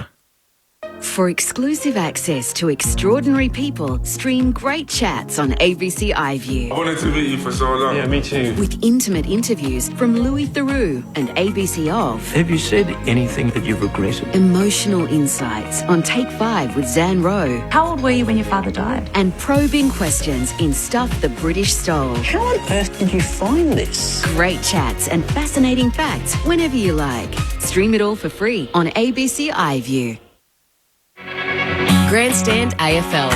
Now streaming every match on the ABC Listen app. Look for the AFL button.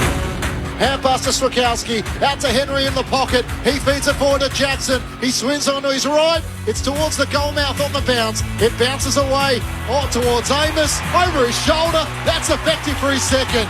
Mark set 30 out. Plum in front for Cody Waitman. Kicked 6 last time out. The drop punt is through. Stops a run of 4 unanswered from the Dockers. Caleb Daniel with a hand pass to Poulter. Long kick inside 50. Ugle-Hagen's out the back. And he takes the mark hard against the boundary in the right forward pocket. 17-24. He steps out, snaps on his left. Can he curl it back? He can. Vermeer swanning through. Hand pass out in front. Here comes the run. Frederick in the left forward pocket. Just found Amos in front of the right goalpost. Top of the goal square. In he comes and draws, scores level once more. Amos comes charging out. Can't take the mark. Walters is the crummer. Kicks it forward. A chance here for the Dockers. Couple of metres out and it's Frederick who finishes. He's kicked towards Norton at centre half forward. Shove on Alex Pearce. Gathers when it hits the deck. On to Daniel. Jamari Ugle-Hagen's out the back. And he marks at the top of the goal square. 15 metres out. Shorley kicks this. He comes in and steers it straight through for the Bond. He's going to snap across his body on the left. Steers it through and the Bulldogs have the lead. Off the boot of Marcus Bontempelli. The 2023 AFL season. On radio, ABC Sport Digital. and now streaming on the ABC Listen app.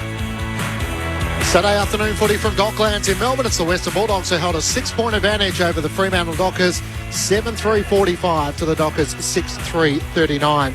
The Bulldogs led by a point at quarter time. We had 3 lead changes in that second quarter, and the Dogs still hold a narrow advantage at the main break. Matt Clinch and Ben Cameron calling the action.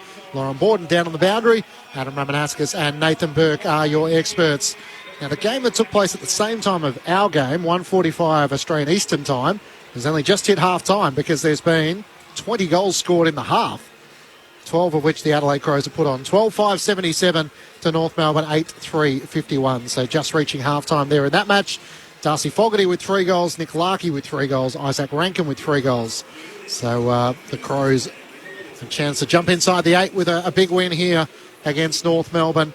They are one of the sides alongside the Gold Coast Suns and the Fremantle Dockers wrestling for their spot in the 8. In the twilight, it's Gold Coast taking on Collingwood. There has been a bit of interaction on social media that a lot of the AFL-sponsored carrier, the airline, hasn't been able to provide flights to the Gold Coast, so they've been cancelled. So for some Collingwood fans who had tickets to go to watch the Collingwood Gold Coast game on the Gold Coast, I'm led to believe they're told their flight has been cancelled and their next available flight is tomorrow. Well, it may well cost the AFL the biggest ever crowd at Carrara. I mean, it's a big game. Big game. The Pies up there always draw a crowd. Dead of winter, I'm sure a few people might have been keen to get up there and take in the game and then have a little break up there on the glitter strip. Would you take that, Berkey? Would you happily go to the Gold Coast? I'd rather go north and south. Well, Berkey, give it a tip. We'd love to send you up there, but it's strictly Hobart for you and I. I'm going to the Gold Coast. Are you tomorrow. just? Of course you are. No, for work. Oh, yeah, no work. Yeah. This is not going to affect my flight tomorrow, is it? I hope Well, not. it depends who you're flying with. Well, one of the carriers, obviously. The one with the kangaroo or the other one? The other one. You're in trouble. No, I don't know. Certainly the flights this afternoon have been affected, so those that are Collingwood fans trying to make their way from Melbourne have been affected. The game tonight, of course, one to really cast an eye for. The Bombers taking on Port Adelaide. It should be a great test. The Power are on a club record 11th winning streak, and the Bombers were disappointing last week against the Fremantle Dockers, but all of a sudden their spot inside the top 8 is up for grabs if they don't string their wins together. It's still got a question of legitimacy over the Bombers. And it's not just them, there's a number of teams floating around, Saints included, in that area. So if we're going to see them as legitimate, well, at the MCG, at home, Port Adelaide coming off a bye, this is the time to really stand up and show us something. No changes for the Bombers and no changes for Port Adelaide, so just the subs at the moment are listed as out, which is, of course, the AFL system at the moment, with 23 players not being able to be named. In the NRL last night, the state of the surface here is not too bad, given there was a game of NRL last night, so it'll get a bit of traction over the weekend. But the Melbourne Storm went down to the Penrith Panthers, 34 points to 16 here at Docklands. Today in the early match, it's the Canberra Raiders leading the Gold Coast Titans 6-0. That's through 5 minutes. North Queensland and the West Tigers in the twilight. And then tonight from the Gabba, it's the Brisbane Broncos taking on the Dolphins. So coverage of the NRL season, like the AFL season, is available on the ABC Listen app, as is the cricket. Stumps on day 3. What time did you last till, Rama? About tea. Yeah. Yep. I was nodding off and waking up and nodding off, but evenly poised, it feels like still. I know Australia have now got some runs on the board. So but Australia 2 for 130. Usman Khawaja is on 58. Steve Smith on 6. Rain arrived not long after tea. And Australia lead by 221 runs. 400, 420. 450. Yeah. England will throw the bat. Yeah, they will. Regardless of what they're chasing. But Nathan Lyon, it looks like he's out for the series with a calf injury. So Series? Yeah. Serious calf injury, they reckon.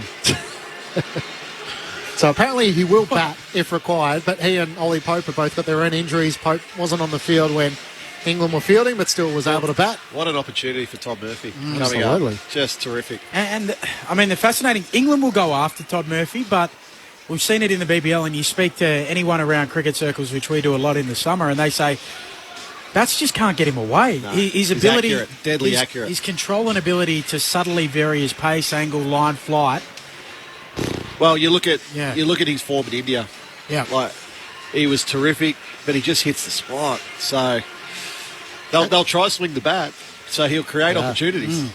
Had the chance to chat to Adam Zampa this morning on ABC Radio Melbourne, and he said it's obviously a big blow for Australia. Nathan Lyon playing his 100th consecutive test, but got a pretty handy replacement in Tom Murphy ready to go. I don't know if you know this, Ben, but there's actually a sleep timer on the ABC Listen app. So I gave that a crack last night, set it for about half an hour. Sure enough, it just turns itself off, and as it turns out, I missed out on nothing. Well, I didn't know that because I go to sleep with the AirPods in and generally wake up in the morning and I'm searching through the sheets with the AirPod that's strewn in there somewhere. So the ABC Listen app has so much of the sporting action. We've just signed broadcast rights for the Women's Football World Cup, so we'll be able to bring you some of that, not to mention the women's and the men's Ashes. Just download the ABC Listen app and look for the designated buttons, and all of our podcasts are available under the Best of ABC Sports. So Corbin and Ben, the lead with Adam Ramanauskas and Brett Harvey today. Insane Rugby League. If you're a fan of the Rugby League code, it's all available there under the Best of ABC Sport. We're in position and we're just about ready to go, with the Bulldogs leading by 6 points with the second half set to get underway. Here's Ben Cameron. English and Darcy again. The Dogs leading by one straight kick. Shocking bounce. The umpire recalls it, as he should. English 5 possessions only, so a little bit low for him in that first half. Darcy with 11. Umpire puts it aloft. Darcy hooks it down looking for Sarong. Onto it though McRae. He soccers it forward for the Dogs. Bouncing ball half forward. Clark there for the Dockers. Sells some candy. Comes inboard with his handball to Sarong. Cuts back into traffic. Kicks to the wing. And Schultz will come up and mark. Just backward of the logo. So Schultz, broadcast side of the ground, looking to wait his kick for Fife. He turns it over. McRae able to intercept there for the Dogs. Possession number 11 coming out for Jack McRae. Henry leads the way with 21. Sarong with 18. Liberatore with 16. He didn't grab it. It was a good effort. Ryan was the riser. Couldn't hang on to the footy. And the umpire will ball it up between wing and half forward for the Dogs. Darcy wins down the tap. Fife was on the move. Couldn't take it. Sarong squeezes the kick into the middle of the ground. Schultz marks in front. Lost to Ray. Hand pass to Brayshaw over the top to Walters. Looks inside 50. Amos is on the lead. The kick is wide of him. Gardner races after him. He cuts back past Jackson. Hand pass to Keith. He links up to half-back. O'Donnell had to wait for it. Hand pass comes back to Keith. Now looking for Dale. Walters lays the tackle. Careful not to make front-on contact. And he locks the ball up at right half forward for the Dockers. Alex Keith would want those 2 handballs back. Missed 2 of them. Put his teammates under undue pressure. Umpire puts it up. Darcy knocks it down to Fife. A couple of fumbles coming through McRae. His handball knocked down by the Dockers and Brayshaw.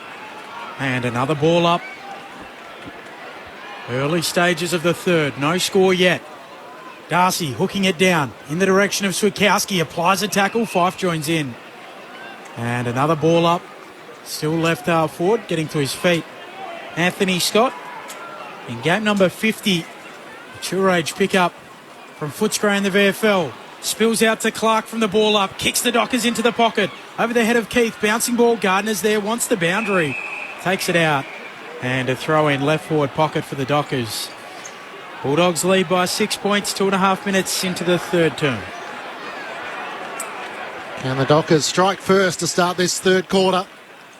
Just 2.5 minutes in, thrown in. Darcy up against English. Darcy thumps it down, space for Sugowski. He tries to race onto it, bumped off it by Bontempelli. The foot races on, getting there first to Schultz. Was he held when he didn't have it? DeRay, careful not to give away the free kick. Schultz then follows up a great smother on Gardner, and Gardner slams him into the turf. The Dockers players don't like that, and they come charging in.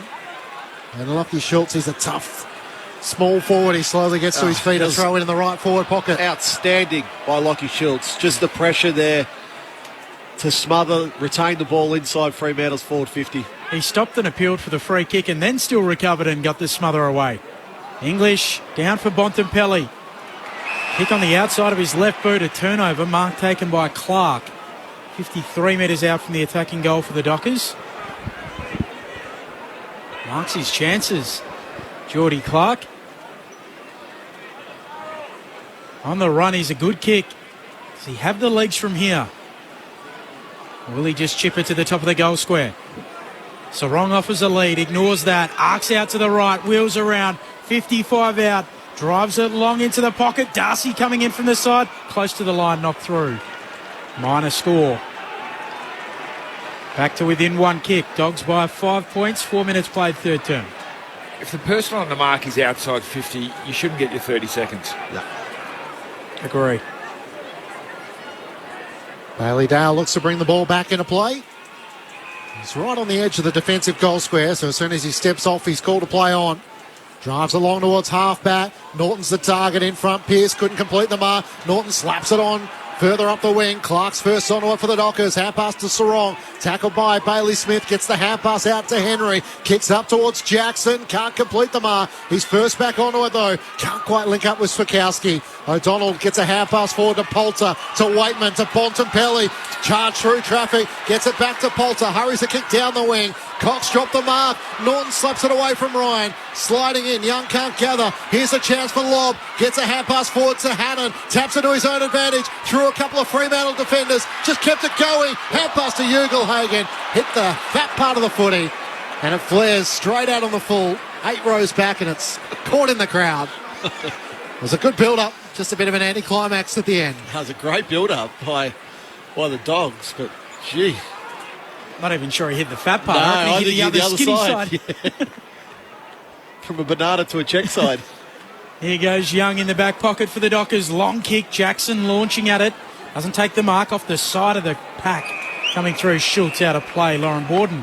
You're talking about the surface at half-time. The Freo physio has been pretty busy with the brush, cleaning all the Freo players' stops. So there was a bit of rain this morning before the roof was closed, so a bit of a slippery surface. Good insight. Thanks, Loz. Not where the parents make you do that before you get in the car after training. Yes. Don't bring that stuff in here. After golf, McRae with the clearance, snap inside 50, crushing the pack lob. Ball spills out the front. Hannon trying to slap it on. Bontempelli coming through clean. Handball knocked down by Fife. Hannon goes again at halfback. Johnson for the Dockers picks it up. Handball to Sarong. Handball to Henry, looking for Jackson on the lead. And the man they call Dogger comes up and marks on the wing. He looks up towards the middle of the ground.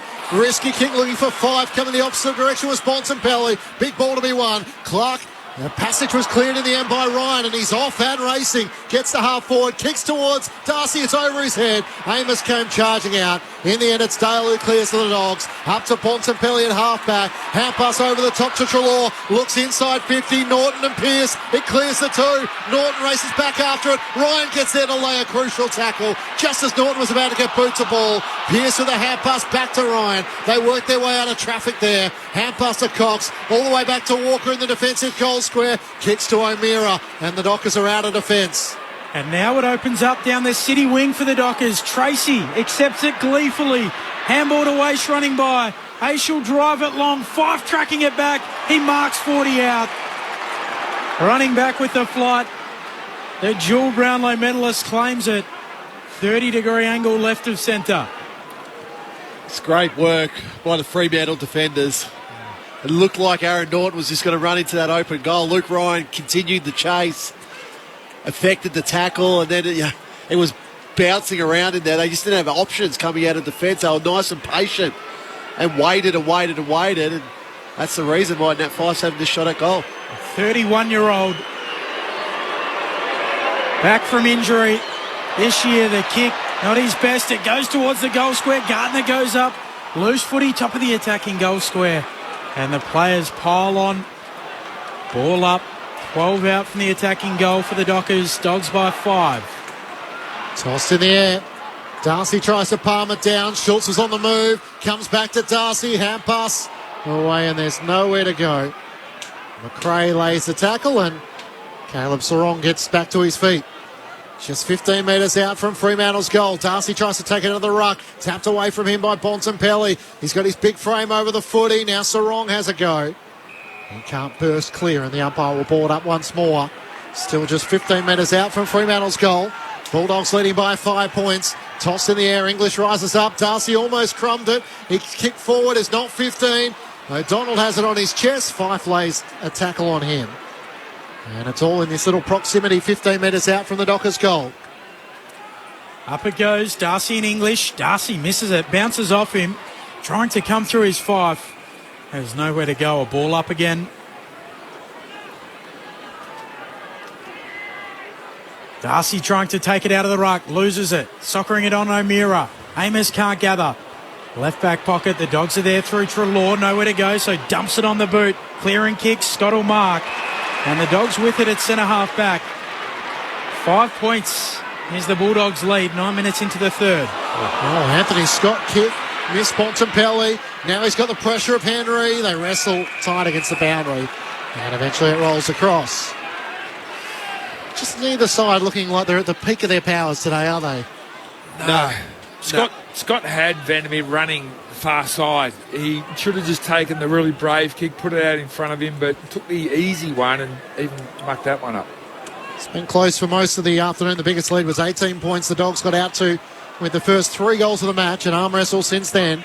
Clark gathers for the Dockers. Hand pass back to Henry. Points in the direction in which Young should go. He drives it long towards Tracy. In from the side. Walters can't take the mark. Bailey Williams front and centre. Hand pass straight to Sarong. Squeezes the kick inside 50. Can't get it to Schultz. And a lunging Caleb Daniel with the helmet on is able to take the mark just before it hit the turf. 45 metres out from his defensive goal. Daniel, beautiful drop punt. Never above head height. Straight to Treloar. Defensive point of the square for the Dogs.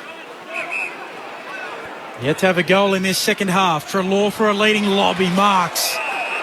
Holds it for a long time. Knocked out at the end by Cox, but paid the mark. This will be his first kick of the game. He's had 3 handballs. Against his former side, and a lot made of their first meeting in round 6. Love will kick laterally back to the logo. Mark taken by Caleb Daniel. Caleb Daniel in the helmet, one of Berkey's brethren. Runs forward of the logo, kicks a drop punt towards Bontempelli. Half forward for the Dogs, McNeil coming through. Tackled by Pearce. And a ball up, 47 out from the attacking goal for the Dogs. Still searching for our first goal of the third quarter through 11 minutes. Darcy up against Lobb. Spills down the way of Liberatore. Can't take it. McRae's hand pass. Ricochets off Sarong to Bailey Williams. He's tackled. Got it back to Libber. Kicks inside 50. Norton one way. Flying from the other direction was Anthony Scott. It hits the ground. Norton loses his headband. Swings on to the left. And just squeezes it in for a behind to the left. It's had a funny kind of afternoon, Aaron Norton. A minor score which gives the Western Bulldogs a 6-point lead. There's no doubt he's a bit out of form. The previous fast play inside 50, he wanted the ball out the back. The ball was kicked. He came forward and wrestled with his opponent when he should have just stayed out the back. So it just shows that he's just not reading it. Hugo Hagen sits on the pack and takes a hang. This young star keeps rising to new heights. Literally sat on the pack and dragged it in. His kick a turnover though. Cox marks for the Dockers in the right back pocket. Kicks to Clark, who switches it, and Hughes is able to mark in the left back pocket. I assume that kick was a bit of a rush of blood after taking a specky. Something I never had to contend with. The kick to Walker on the half volley. Had to deal with Waitman. Got it to O'Meara. Hand pass to Hughes. Sends the Dockers to the outer wing. They have space out there as Frederick takes the mark. He wants to move it. Wheels onto his right-hand side. Kicks towards centre half forward. Where are the Flyers? Schultz comes out. Spoiled away by DeRay. And the footy is locked underneath those two. It's been a good battle, Schultz and DeRay. It has been. I love the way Schultz just attacks the footy. Look at it's in the air on the ground. Everything's 100 miles an hour. All of a sudden, Taylor DeRay, a 2-time Premiership Hawk, is one of the leaders for the Western Bulldogs defence. A chance for Johnson for the Dockers. Hand pass to Swikowski, inside 50, down low for Tracy. Daniels in front. He gathers. Hand pass to DeRay. He turns it over. Straight to Fife. Feeds the hand pass away to Johnson. Swings onto his right. It's offline. And just through for a minor score on the right. So 2 behinds plays 1 behind in this third term. It's the Bulldogs who lead by 5. It wasn't that tougher snap there. Should have done a lot better. Fighting a 0-0 draw in the second half at the moment. Bailey Dale with the kick in. Runs to the right back pocket. Low ball towards the city wing. A good kick for Anthony Scott. In his milestone game, Feel-good story as a mature ager out of Footscray in the VFL. On his left leg towards Ugle-Hagan. He can't mark. Cox spoils it away. Spills for the Dockers. Here's Brayshaw. Away to Johnson. Stands up in the tackle. Eventually gets free. Handball back to Cox. To Brayshaw. Dockers at halfback. All the way back to Alex Pearce, the Dockers captain, out towards Henry, trying to take it with one arm. Bailey Williams breaks the tackle. He gathers. He's got a vacant goalmouth. He'll go himself and steer it through. Had Cody Waitman on. He ignored him. All eyes to the big sticks. And the Bulldogs with the first goal of the third quarter, which comes at the 14-minute mark to extend their lead out to 11 points. 8-4-52 to the Dockers, 6-5-41. Singing the praises of Liam Henry at half-time. You'd want that moment back, there's no doubt. Should have taken the mark two hands, but that allowed then Bailey Williams on the scene, who just the composure of Bailey Williams to steady, to kick that goal. Just a nice handy little lead, 11-point lead. It's just been a real arm wrestle this quarter. Both teams clearly not scoring heavily. So getting that first goal and can it now just swing all momentum to the Bulldogs. Free agent at the end of the year, Bailey Williams was also in the votes the last time these two teams met. 23 and 3 goals on that occasion. It's up to 17 and 1 now. Had 10 in the first. English wins the tap. Treloar leaves it behind. So too Brayshaw. Treloar goes again. Eventually it spits out. Liberatore fighting after it. He's rolled onto his back like it's a croc roll. And a ball up again in the middle. 15 minutes into this third term. The Dogs out by 11. English up against Jackson. English one down the tap. Johnson has nowhere to go. As Bailey Smith lays the tackle. Still in the middle of the centre square of Docklands. Jackson follows up against English. Wins down this tap to O'Meara, who tries to release Brayshaw. Run down by Liberatore. Just got his hand pass away. Not in time, says the umpire. And the Bulldogs fans like that. One of the ultimate sons of the West, Tom Liberatore, following in his old man's footsteps. Puts it out to the far wing. Poulter has to gather it on the bounce. Hand pass to Bailey Smith. Worked it forward to Vandermeer. To Dale, all in tight confinement. Trying to find the outlet. Back to Poulter. Kicks into the middle of the ground. And Keith marks. He's got O'Donnell at centre half back. Sends it in that direction, but he's conceded another 30 metres. He missed the mark. Tracy races after him. He dribbles a kick to right half back. Swikowski in front of DeRay. He gathers. DeRay got him on the back of the jumper. Hand pass around the back to Fife. He dribbles a kick towards Tracy. He's dumped. Good follow-up tackle from O'Donnell. And the ball is locked underneath them. 45 metres out from the Fremantle goal. Just that composure heading inside 50. Yes, composure coming out of 50 and going back in. Both sides just looking a little bit tired. Ball up, half forward for the Dockers. Slapping it down English. Onto it O'Meara for Freo. Handball to Johnson. High kick to the pocket, looking for a marker. Amos there. Fisted away by Keith. And a throw in. Deep right forward pocket here for the Dockers. Dogs did lead by 18 after they kicked the first 3 goals of the game, but from that point onwards, it's been an arm wrestle, as Rama mentioned. 11 points. The Dogs' advantage feels wide. Jackson slapping it down in front. Onto it, Bontempelli. Handball to Vandermeer. His kick stolen by Brayshaw. His kick straight to Bailey Dale, who gives it back to Bontempelli. Kicks towards the wing for the Dogs. McNeil spinning, leaving it behind. Clark there for Freo. Handball too hot for Young. He leaves it behind. They go in at half forward for the Dockers. And it's held in, a ball up. Dogs by 11 points, 8-4 plays 6-5. 18 minutes gone in the third. Thrown up in the air, Jackson and English spills down the way of O'Meara. He's dumped by Liberatore. He can't break out of the tackle from Brayshaw. Got it back to Bontempelli from centre half back. Into the middle of the ground. Lobb had a good piece of it, not paid the mark. Pearce spoils it down.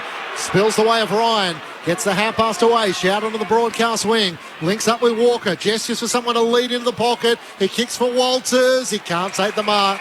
To raise right there in a tangle of bodies as it goes out of play.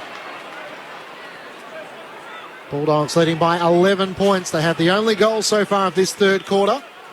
Meanwhile, at the Adelaide Oval, it's the Crows by 38 points. 5 minutes gone, third term.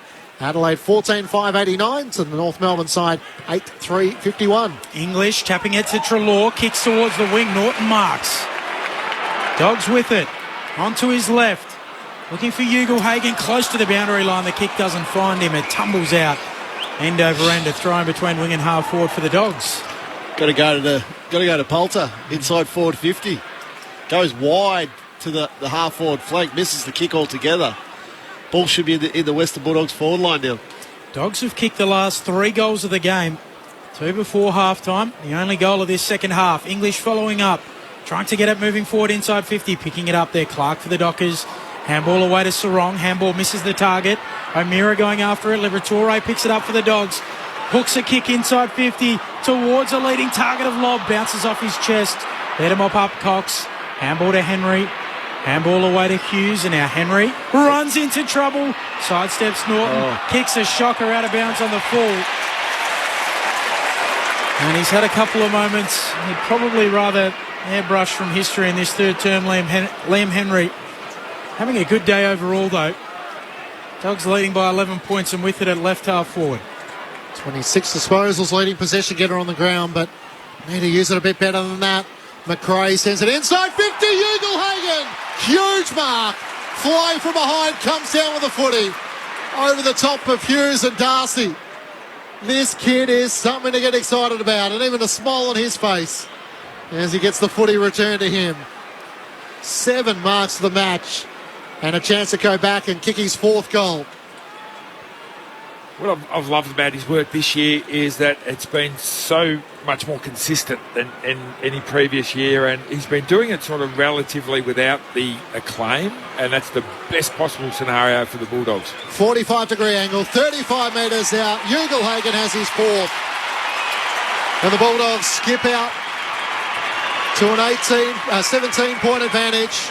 9-4-58 to the Dockers. 6-5-41. 21 minutes gone, third term. The Bulldogs are the only 2 goals so far of this third term. And Bergen, there's no secret recipe to being a good footballer. It's hard work. Yep. I think he came in, number 1 draft pick, ultra talented. No one's going to deny that. But I think it's taken him this amount of time to realise the work that's required to be a good AFL footballer, and particularly a good AFL key forward. That's just a simple work rate. He's 21 years of age, 197 centimetres, 91 kilos. Got it all there. He's got it all in front of him. He still just looks like a kid's body, though. He's a pup. Third time at AFL level that Ugle-Hagan has kicked 4 goals or more in a match. Dogs have kicked the last 4 in this game as well. Secondary ball up in the middle. Darcy slapping it down for the Dockers. Sarong shrugging a tackle. Feeding out a handball. Onto it, Brayshaw. Back feeds a handball to Hughes. Goes back to Brayshaw. Dockers going backwards.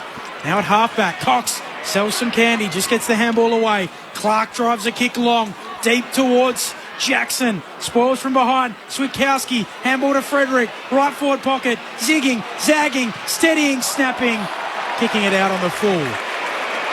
And Luke Jackson, he looked at him twice. Dogs back with it. Left back pocket. They lead by 17. Nearly an equal game high. 18 in the first term was the biggest lead of the match. Treloar short to Dale. He goes short to Caleb Daniel and back to Bailey Dale. Running to the right back pocket across the face of his defensive goal. Up to Lobb, down low. He's able to take the mark. Just his 5th possession coming up for Rory Lobb, playing against his former side for a 2nd time. And he sends it long around the outer wing. Ugle-Hagan in the pack, can't take the mark. It spills down the way of Brayshaw. Hand pass to Sarong, through the middle of the ground. A good kick that finds Tracy. Has Schultz free at right half forward. He kicks laterally out to Aish. He can now go short to O'Meara. He marks at the front edge of the centre square, just short of centre half forward. He's got Jackson leading to the pocket. He sends it in that direction. It's not a great kick. It bounces in front of Poulter. He gathers in front of Luke Jackson. Hand pass to McRae. Away to Lobb, and now Vandermeer at right half back. Sends it out in front of Jamari Ugle-Hagan. It won't get to him. And Ryan takes the intercepting mark for the Fremantle Dockers centre wing. The Dockers goalless in this third term to date. Ryan's kick short to Walker. Into the centre square for Brayshaw. Moves it on to Clark. Clark chisels it short to Sarong. Sarong will move it on quickly to Waish at right half forward. High half forward as he backpedals off the mark. Now sends it to the pocket. Going up, Frederick hands to it. Takes it on the way down. Juggles it down. Michael Frederick gives it off to Walters. He'll snap on the left and curl it through. Boy, did the Dockers need that. 3 for Walters. And it's back to 11 points late in the third term on Grandstand AFL. Nathan Burke and Adam Ramanauskas. A couple of bits of individual brilliance there. First of all, the mark by Fredericks was really, really good. And I think he handballed the ball to Walters. I'm not sure whether he actually was expecting it, but he was good enough to get it, spin, throw it on the left boot and snap it through fantastically well.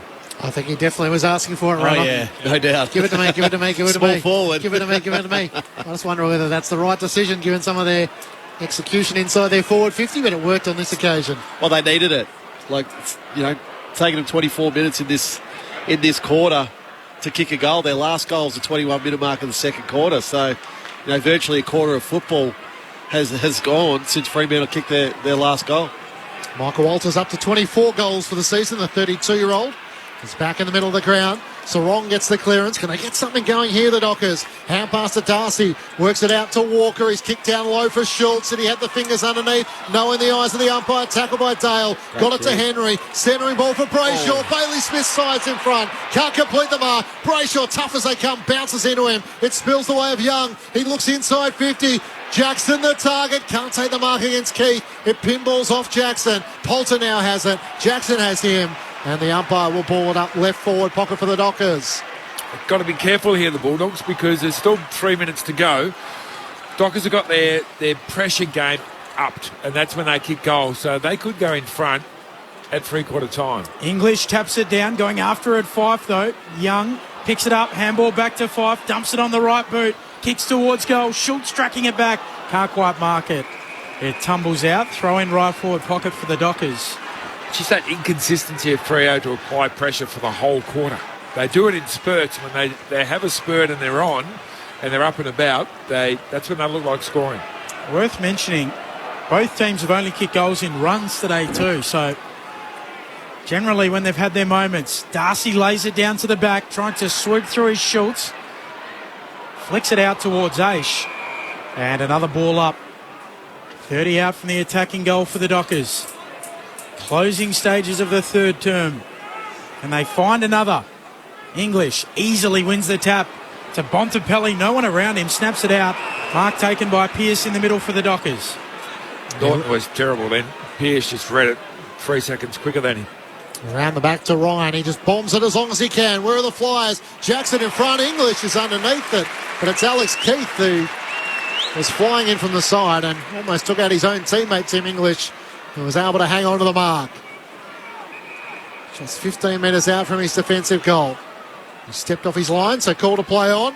Sends it out towards Scott and Ugle-Hagan. Scott flies in from the side and marks against Henry. Never quite reached Ugle-Hagan, and the Bulldogs have it at left half-back. Scott looks up the broadcast wing, sends it in the direction of Norton and Waitman. It clears the set of hands. Past Cox and Alex Pearson. Ethan Hughes takes it out of play for a boundary throw-in. Credit to Alex Pearce. I think he's doing a terrific job on Aaron Norton. But you would think Norton would have the athletic advantage over Alex Pearce, but Pearce has been with him every step of the way. English down for Waitman. His handball trying to soccer it off the deck. Bontempelli, Fife coming through, spills out to Smith. Darcy gets a hand in for the Dockers, goes again. Bontempelli gets involved. Switkowski steals it. Now Caleb Daniel gets it on the spill, and he's tackled quickly. Ball up again on the wing. Closing in on three-quarter time. Dogs by 11. English reaching over, knocks it to Fife. Fife spinning in a tackle, gets a kick away. Coming through, Bailey Dale gathers it. Switkowski tackles Bontempelli. Bontempelli's handball straight to Sarong. Handball to Fife. To Henry, runs into the traffic. Handball to Darcy. Handball to Young. Dockers with it in the middle of the ground.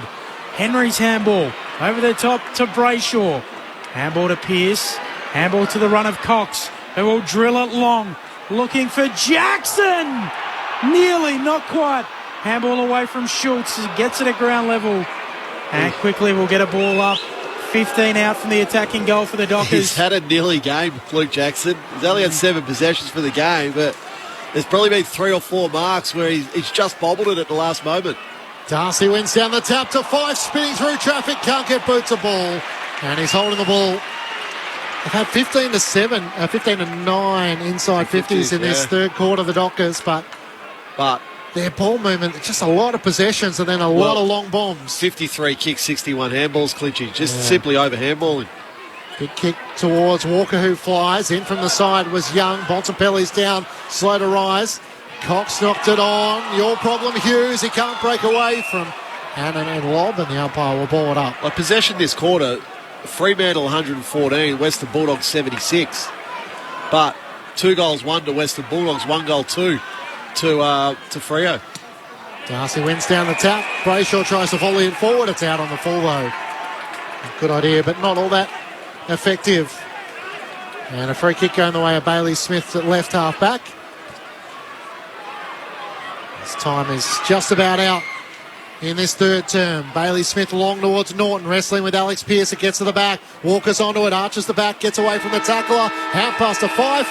He's tackled by McRae as the siren sounds for three-quarter time. The Bulldogs made the most of their opportunities inside 50. 2 goals to 1 in that third term. Having led by 6 points at half-time, they lead by 11 points at three-quarter time. 9-4-58 to the Dockers, 7-5-47. For the Western Bulldogs, 4 goals to Jamara Ugle-Hagan, individuals to Waitman, Hannon, Williams and English. Meanwhile, for the Dockers, 3 goals to Michael Walters, 3 goals to Jai Amos, individuals to Michael Frederick.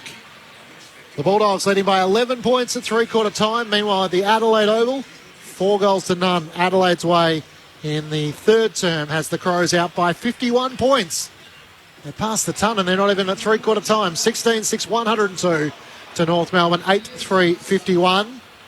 There's a firing shot on goal, misses out to the left. Fogarty with 3 goals, Rankin with 3 goals, Nick Larkey with 3 goals, and Tex Walker with 2-3. Great to have your company on Grandstand AFL on ABC Radio, ABC Sport Digital, and now streaming on the ABC Listen app. You know, the flu can be passed around as easily as a footy can.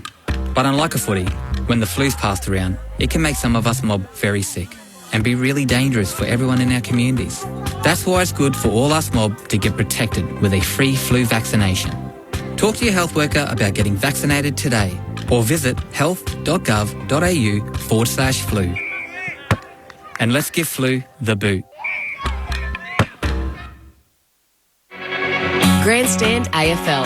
Now streaming every match on the ABC Listen app. Look for the AFL button.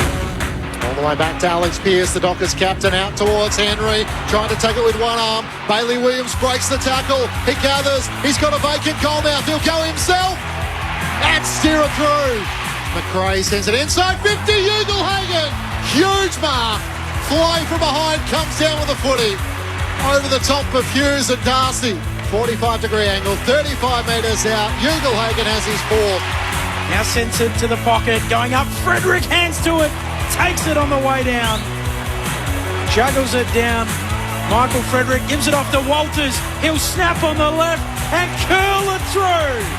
The 2023 AFL season. On radio, ABC Sport Digital. And now streaming on the ABC Listen app. The top 8 shaper here at Docklands. It's the Bulldogs leading by 11 points at three-quarter time. 9-4-58 to the Dockers, 7-5-47. A win here for the Bulldogs would see them jump from 7th position up to 5th on the AFL ladder, while the Dockers could jump inside the AFL's top 8 if they can come from behind and record a win today. Matt Clinch and Ben Cameron calling the action. Lauren Borden down on the boundary. Adam Ramanaskas and Nathan Burke are your experts. Our next stop on Grandstand AFL is the Gold Coast, as the Suns are taking on the Magpies, and that's where we find Brett Sprigg. Clinchy, it's about a fifth full here at Carrara, although within the hour we're expecting this place to be full, although some late drama with the AFL's airline partner has seen some Collingwood fans left back in Melbourne, unfortunately, hoping for a sellout though or close to it, which would emulate the previous two best crowds, which were also both Collingwood games here against the Gold Coast Suns. And while the black and white may outnumber the home fans, there's a bullishness about the Suns coming off a huge win over Hawthorn last week. They're on the cusp of the 8, playing an exciting brand of footy, and of course the top team, Collingwood, who are never boring, coming off another come-from-behind thriller last week in Adelaide. The highlight will be Matt Rowell on his 22nd birthday up against his former school teammate in Nick Dacos, fresh off his first real foray into a full-time midfield role. But that's just one thing to keep our eye on for what could really be one of the games of the round. No late changes, by the way. The respective subs are Rory Atkins for Gold Coast and Harvey Harrison for Collingwood. They aren't typical Queensland conditions, unfortunately, Matt. It's a bit cool and windy, but we can't wait for the Suns and the Pies at Carrara coming up next. Thank you, Spriggy. That doesn't sound like the postcard we thought it would be. Brett Spring alongside Michael Price, Jeff White and Matthew Primus. With Jess Stewart on the boundary. The Gold Coast Suns and Collingwood to follow us from Docklands. Adam Romanascus and Nathan Burke. What happens from here? Can the Dockers find a way to surge forward, having trailed for most of the afternoon, or will the Bulldogs prove too strong? Well, to surge forward, they have to kick the ball. And it's simple as that, Fremantle. So 54 kicks, 62 handballs that quarter. So inviting pressure from the Western Bulldogs to close down space. So you've got to give your forwards a chance. 15 inside 50s to 9 that quarter in Fremantle's favour, but they had 117 possessions for 15 inside 50s, Berkey. Yeah, it's far too much. And when they look dangerous is when they get the ball in quickly. Correct. And they isolate those Western Bulldogs defenders. But when they go in slow, they're able to work together, and that's their strength. They work together. They mop up really well. Caleb Daniel was stuck in defence. They couldn't allow him to get up the ground because they needed him for when that ball hit the ground. So that's a win for the Fremantle Dockers. So for me, it's pressure from Freo. They need to turn the ball over in their front half and keep going to the well, keep getting that ball inside 50. Luke Jackson, as you said during the call, he's had an almost day. He's leaping at it really well, getting himself into some good positions. If he marks 1 or 2, that could be the big difference. For the Western Bulldogs, they need to outnumber at the contest and then not overuse the ball when they're going forward. It plays into Freo's hands when they give that extra one. Freo yelling out for an extra player to come from the bench, which was Amira. They only had 3 in the middle. He finally got there, but it's really anyone's game. I think the issue was as well that looks like the sub might be about to be made with Bade. Mitch Hannon's been subbed for the Western Bulldogs, and Riley West is into the game. Right, it was the Dockers who were one short in the centre square, and Jagger O'Meara had to come rushing in. Into the final turn we go. Darcy wins down the tap to Sarong, to O'Meara, onto the ground and into the action. Kicks out in front of Brayshaw. Can't take the mark. Walters charging in. He's locked up by Tom Liberatore. Lauren Borden on the boundary. Another sub for Fremantle too at three-quarter time. It's Nat Fyfe who's just made his way to the back of the bench. Erasmus coming on, but it's Fyfe who's off. Wow, okay. The dual Brownlow medalist is out of the match. The kick towards half forward for the Dogs. Ugle-Hagen's caught behind. Cox sold traffic not just once but twice. Got past Waitman. Sends it long up towards the wing. In the direction of Darcy. English is there as well. Spills to the front. Scott kept it alive for a moment. And now takes it across the boundary line. They're throwing it right half forward for the Fremantle Dockers. The Bulldogs leading by 11 points. Interesting, Nat Fyfe. He had his best quarter with 6 possessions. I actually thought it was pretty good, that quarter, Berkey. Strange one. Hopefully no issues in terms of injury for Nat Fyfe. Aish picks it up off the deck, snaps the Dockers inside 50. Juray's there. And Juray marks defensively for the Dogs, stabs it short. Straight to English. English at left half back. Recruited from South Fremantle in the WAFL, which their home ground was the old training base for the Dockers for a long time before they moved to Coburn. So right under their nose, he goes back to James O'Donnell at fullback. He'll send it back towards left half back over the head of Juray. Can't mark. Ace swoops onto it for Freo. Chips for Tracy. And the barrel-chested Tracy marks close to the boundary line, deep in the right forward pocket, 30 metres out. Tough kick here. 5 metres inside the boundary line. This would ignite the Dockers for a final term charge. Drop punt across the face. English is there, hands to it. Ball stays low for a moment. Eventually goes through or behind. 2 minutes into the final term. Bulldogs by 10 here on Grandstand AFL. As the Dogs quickly bring it in. Up to left half back to Ray's long kick up the wing. Norton got out the back. A shove on Pearce. The umpire said illegally. Just as the Bulldogs are about to surge inside 50. Yeah, I'm happy with that. There was a bit of an extension of the arms. Push with both arms just below the numbers. I think the umpire made the right call there. Goes back to Ryan at centre half back and switches it across the half back line, and Young takes the mark. Stepped off his line, played on. Riley West comes charging at him. A good kick in the end. It spots up Walker in front of the two benches. Bulldogs lead by 10 points. Walker flares out to the right and then kicks it like a wheat bag. Turns it straight over. Schultz gives him a mouthful as well, as he wasn't able to clear Laith Vandermeer, who takes the mark at right half back for the Dogs. He pulls his kick towards Ugle-Hagan, who takes the mark just inside the field of play. A little shove to get rid of Walker. And Jamara Ugle-Hagan is having one of those sort of afternoons. Oops. On cue. Commentator's curse right on cue. Turns it over. Henry marks for the Dockers. He bites off the kick into the middle. Sarong takes it, bursts away, kicks and finds Walters, who's bundled over by Keith as well, but the umpire says it's not 50. So the mark set 40 metres out directly in front. And Sun to look at his fourth. Great kick by Henry. He intercepted the ball. Basically, he had it kicked straight to him, and then he looked straight into the middle of the ground where Sarong was standing all by himself. He could then go straight down the corridor to Walters. So one of the few times we've seen players actually bring the ball through the middle of the ground and hit their leading forwards. 32 years of age. Walters on the left foot has still got it. He's keeping Fremantle coming. It's back to 4 points. 9-4-58 the Dogs. Fremantle 8-6-54. 4 minutes into the fourth term on Grandstand AFL. It's a turnover, Berkey. So Ugle-Hagan takes a terrific mark in front of us here. Then turns the ball over to Liam Ryan. Liam Ryan, terrific kick back through the middle of the ground. And then Sarong, just as good a kick to hit Michael Walters there. So it's the ball movement for Fremantle that I'm critical of. When they do move the ball in attack, they look terrific. They look like one of the better teams in the competition. But when they get into slow mode, they become quite easy and predictable to play against. So you've got to keep moving the ball this quarter to win the game. 4 goals straight for Michael Walters, trying to keep the Dockers in it. Bulldogs get the clearance, kick towards half forward.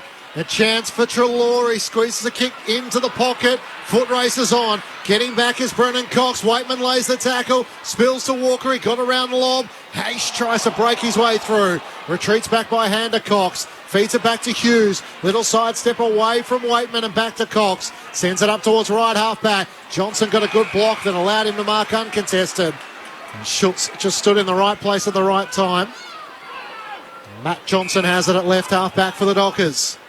Trailing by 4 points, sends it around the broadcast wing. Tracy with a bump on O'Donnell, but couldn't complete the mark. Ball bounced to O'Donnell. He gets the hand pass forward to Bailey Williams, couldn't take it cleanly. Here's a chance for Freo. Brayshaw's with the hand pass to Aish. Links up with Tracy. Over the top to Schultz. Left half forward. He's looking deep towards Sean Darcy. Can he get on the end of it? He can!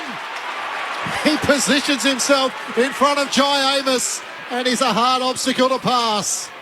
Well, he outworked Tim English on that occasion. So Tim English was just trailing him by 3 or 4 metres. Tim English now, hands on the knees, exhausted. Terrific work rate, Sean Darcy. 3 goals, 6. Does he kick it? No. Oh, come on, Brammer. Left forward pocket for Sean Darcy. Big kick to put Freo in front. Starts his approach, gathers momentum and slams it through. Freo are back in front. 2 goals to none to start this final term through the opening 7 minutes. And the Dockers are in front by 2. 9-6-60 to the Western Bulldogs, 9-4-58. I didn't even bother asking you, Berkey, because you would have said he should have hand passed it. He reminds me of the Nikola Jokic of AFL. He doesn't look like he should be able to do what he does, but he does it. And he does it very effectively, well. yeah. He does it very well. Still in this match, it's a game of great runs. We haven't had a team answer with the next goal. Been blocks of goals right throughout. 3 to the Dogs, 4 to the Dockers, couple each way. 4 to the Dogs again, and then 3 more to the Dockers to see them lead by 2 points. Got to make the most of your momentum while you've got it. The Dockers have now kicked the last 3. They lead by a couple of points. Bounce in the middle. English knocks it towards Treloar, picking it up Erasmus. He's tackled by Treloar. And another ball up inside the centre circles. Some big-name doggies need to stand up now. This is really season-defining stuff. They need to get themselves into the game. Libba, Bond, these sort of players. Bailey Smith only had the 14 possessions. Needs to insert himself into this game. Here goes Treloar with a free kick. Ryan trying to take a hanger on lob and paid a push. Ryan saying I touched it. The umpire saying it doesn't matter. You pushed him down. Free kick will go to Lobb. Mark set 47 out, and Rory Lobb kicked a goal from this range very similarly last year, wearing the Dockers jumper against the Dogs in a game he kicked 4.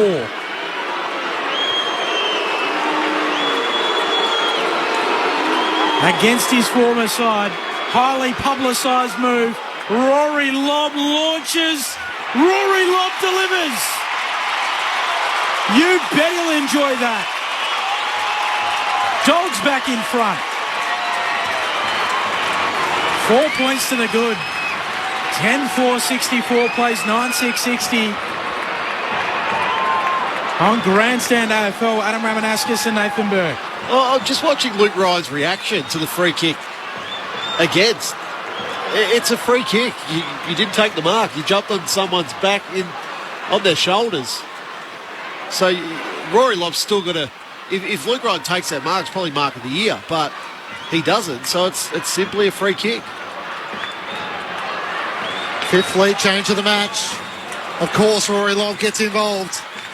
Playing against his former side for the second time. And Jason Johannesson with us in the box pre-game. He said, I don't think he'll get booed too much this afternoon. Well, the Dockers fans were giving their best. And it sailed straight through the middle. Bulldogs by 4 points. Lobs into the ruck against Darcy here. Wins down the tap. Spills the way up Bontempelli. Over the footy. Dragged down by Erasmus in the back. And he'll take the free kick. The Bulldogs skipper. He musters up energy, sends it inside 50. Ugle Hogan in from the side. Can't take the mark. West got it forward to Waitman. Fires it on goal and kicks it.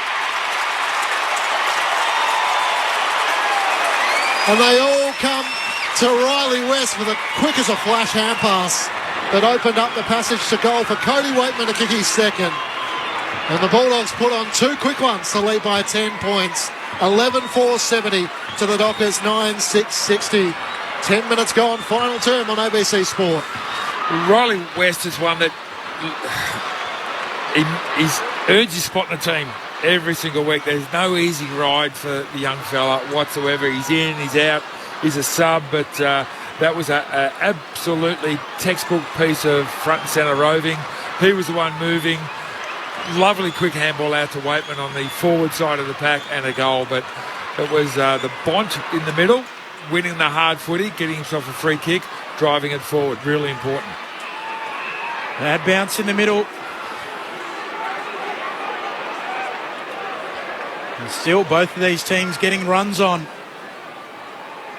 Kicking their goals in clumps. Lob in the ruck, opposed to Tracy. No decisive tap.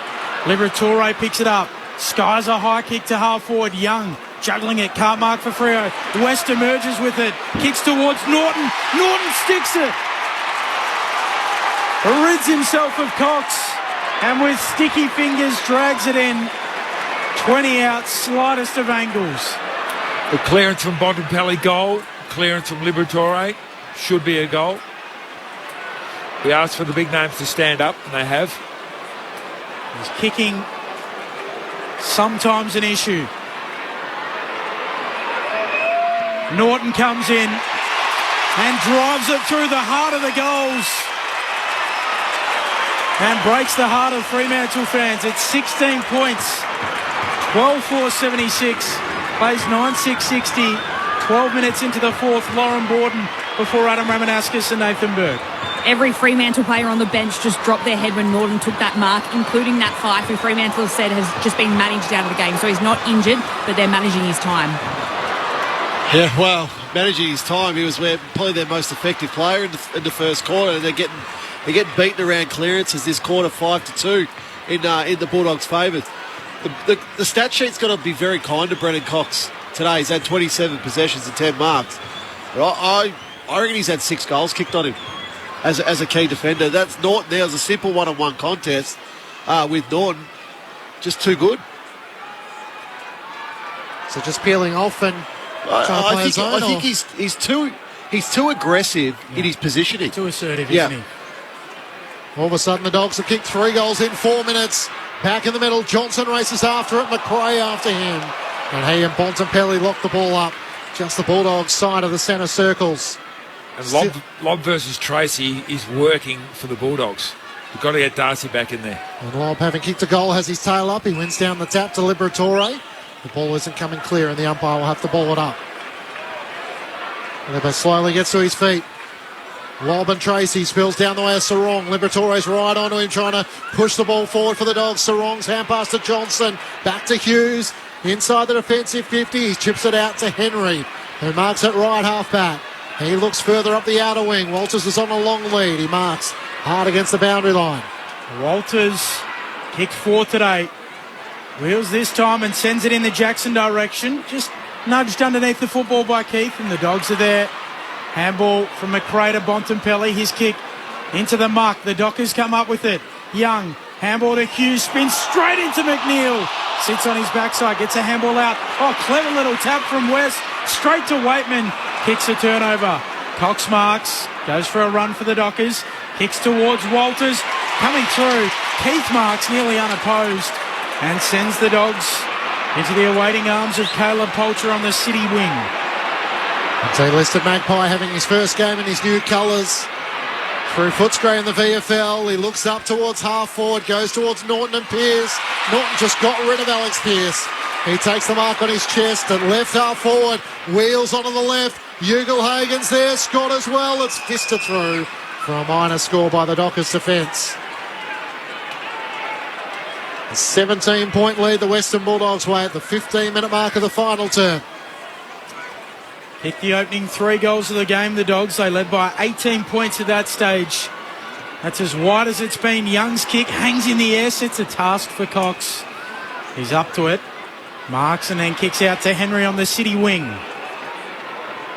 Thinks about biting off the kick into the middle, then thinks better of it.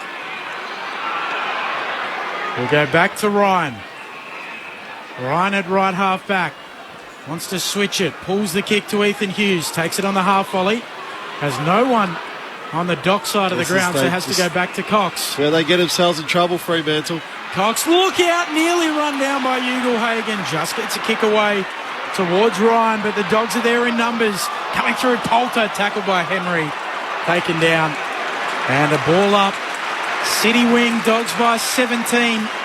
16 minutes into the fourth. The Dockers need to get going. It was a good contest. Poulter tried to blind turn out of the Henry tackle. A chance for the Bulldogs through McRae. Hand pass to Daniel to the top of the 50. Bounces off Hughes' hands. Waitman's taken out. Alex Pearce is over it. Stripped of it by Riley West. Spills to Norton. He can't charge clear. Pearce is keen to redeem himself. He lays a big tackle and the ball goes out of play. In the hands of Cody Waitman. Left forward pocket for the Bulldogs. They lead by 17 points. 10 minutes to go, 3 goals down. They need to start being a little bit more attacking with their feet. Fremantle, at the moment, going backwards and sideways and wide isn't going to work for them. Darcy still on the bench. Tracy doing the right work. Lob tried to take it out. Couldn't quite get a succinct hand pass away. And on the very bottom of the pack, Jack McRae, no surprise, slowly gets to his feet. 40 metres out from the Bulldogs' goal. Tracy and Lob. Lob slapping it into the path of Bontempelli. He's closely worn by a few Dockers and eventually Young gets on him. Don't, Ray. He got pushed over. He's had a few today. Razor Ray Young with the free kick. Kicks dangerous. It just gets to Hughes. Can't mark. Under pressure now, Hughes. He spits it out, holding the ball. Pinged is Ethan Hughes. McRae tackles him with a little bit of help from his friends at the end. But McRae will have the kick. The mark 40 out directly in front. There's a whole bunch of interchanges down here below us now. And the ball's been stuck on that far side of the ground, so Darcy hasn't been able to get back on, but got himself back on now. But Luke Jackson is the one who's came off. I'd rather keep Luke Jackson deep forward and bring Tracy off. Jack McRae to make it very difficult for the Dockers. Nails it. The Dogs out by a game-high 23 points. 18 minutes deep into the fourth. 13-5-83. Plays 9-6-60. And the Dockers will have to do something special from here. Adam Romanowskis, Nathan Burke. They will, but it's their own fault why they're in this situation at the moment. Fremantle, because they're simply overpossessing the ball. They're inviting pressure from the Western Bulldogs. 4 goals won now in this quarter to the Bulldogs from only 7 inside 50s. So their efficiency going forward has been absolutely terrific. But Berkey and I are shaking our head here. Watching Fremantle, the way they're moving the ball from side to side of this ground without taking it forward, it's craziness. It's simply just, here you go, Bulldogs. Come and pressure us and it's yours. Adam Romanowskis and Nathan Burke. Darcy's back on the ground. O'Meara gets the clearance, kicks towards Schultz at half forward. Can't take the mark. Tracy kept it in front of himself against Keith. Hand pass to Schultz, charging forward, tries to create something. It slides off the outside of the boot and misses everything out of bounds on the full. And he's slow to rise. Lucky Schultz has got one to the shoulder as he went cannonballing through. It would have been a team lifter, but he couldn't execute it under enormous pressure, and the Bulldogs will take it in the left back pocket. DeRay, the Bulldogs by 23 points, up towards half-back. Darcy's there, through his hands, spills to Cox at the back, hand pass to Brayshaw, wants to chip it inboard to Clark, West in front, and Riley Rest takes the mark. He's been enormous since he's come on, gives the handball away to Bailey Smith, who goes short to Ugle-Hagan. Has McNeil back leading towards goal, juggling it, McNeil claims it. A lucky McNeil. He'll go back to try and ice it, you would think. From 25 out, slide angle right-hand side. Hasn't had a big game at Lockie McNeil stats-wise. He does put a lot of forward pressure on, but if he can get himself on the scoreboard and kick a goal and really ice the game, well then, it doesn't matter what he's done up to this point. Lockie McNeil comes in and calls game.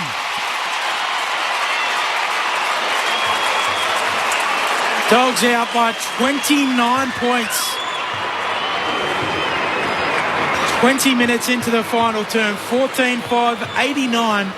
Plays 9-6-60 on Grandstand AFL. Berkey, it's effectively, 5 goals in 11 minutes. So Betty Cameron's spoken about the burst from teams and scoring goals in clumps. Well, it's proven correct again. 5 goals in 11 minutes. Bulldogs just taking every opportunity going forward. Dockers stuck on 9-6-60, having managed just the 2 goals in this final term. They kicked the first 2 to hit the front, but it's been some response for the Dogs. Lobb, Waitman, Norton, McRae, McNeil all involved with goals in this final term. Back in the middle, O'Meara gets the clearance of the Dockers. Hand pass to Sarong, kicks to Amos on the lead. He marks out to the right, he'll shoot from 45 metres out. Smart play by O'Meara there. Pressure was coming, just a little underground handball. Put Sarong out in space, hit up the leading target. Jai Amos had 3 in the first half. Looking to try and put through his 4th. And maybe just keep a little flicker alive. He gets right underneath it, but it's still a good effort. And it carries the goal line. Something late for Jai Amos. His 4th goal of the match. He moves to 29 goals of the season. And the Bulldogs lead is cut back to 23 points at the 21-minute mark of the final term. Well, it's almost 7 minutes to go, just under 7 minutes to go. And we're 4 goals down now. They need to take risks and move the ball as quickly as they possibly can. Which is when they've looked their best. Exactly. Yep. Getting the ball back through the middle of the ground, moving it quickly inside forward 50. This is got nothing to lose time. And when teams are in nothing to lose time, they can be dangerous. Always fear the person who has nothing to lose, I think is the saying, isn't it? Yes. 6 minutes into the final term. 5 unanswered goals there for the Dogs. And then Amos kicking one for the Dockers. Back underway here. Young wrapped up. What I was trying to get out is Darcy kicked the goal 6 minutes into the final term. The Dockers led by 2 points. Then the Dogs kicked the next 5 to blow it out to a 29-point lead their way before that Amos goal. Now it's 23. Dogs with it in the middle. Vandermeer off a step. Kicks a high ball inside 50. Big pack forms. Out the back. Norton should be there. Gathers can't get it on the boot. Goal-saving effort from the Dockers. Hughes tries the hurdle. He trips on the hurdle. He's tackled. Left forward pocket. And we'll get a ball up. 23 points. The Bulldogs advantage 23 minutes into this final term. Tossed up, Lob doing the ruck against Darcy. Spills down the way of McRae. Dodging and weaving, retreats back to Bailey Williams. 45 out from his goal. Hand pass to Ugelhagen, centering kick for Dale. Everyone bar 2 Fremantle players were inside their defensive 50, and yet still they were able to find a target inside 50. I want to see the eyes of Ugelhagen on that one. I'm not sure whether that was his fully Off the intended outside target. of the boot? No. Bailey Dale pretty much directly in front, kicking from just inside 50. Chance to become the 8th individual goal kicker for the Dogs this afternoon. Dale on the runway. Strikes it out to the left and works it back right. The Bulldogs come up with the immediate answer. Back out by 29 points in front of 25,412 fans. The Bulldogs 15-5-95 to the Dockers 10-6-66. They've had the answer every time the Dockers come up with a challenge. It's a real skill to work the ball backwards from a stoppage inside a forward 50 because of players wanting to kick goals. They get hungry.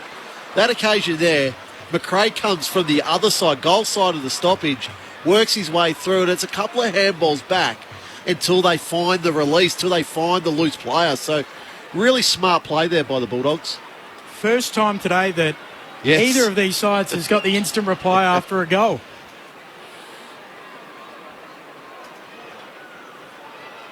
"25 minutes into the 4th. Bailey Dale adding his name to the goal kickers list. Bounce in the middle. English goes early, slapping it down. Darcy, free kick. Free kick will go to English. English wheels around onto his right. Looks for Ugelhagen, a little over his head, bounces out the back.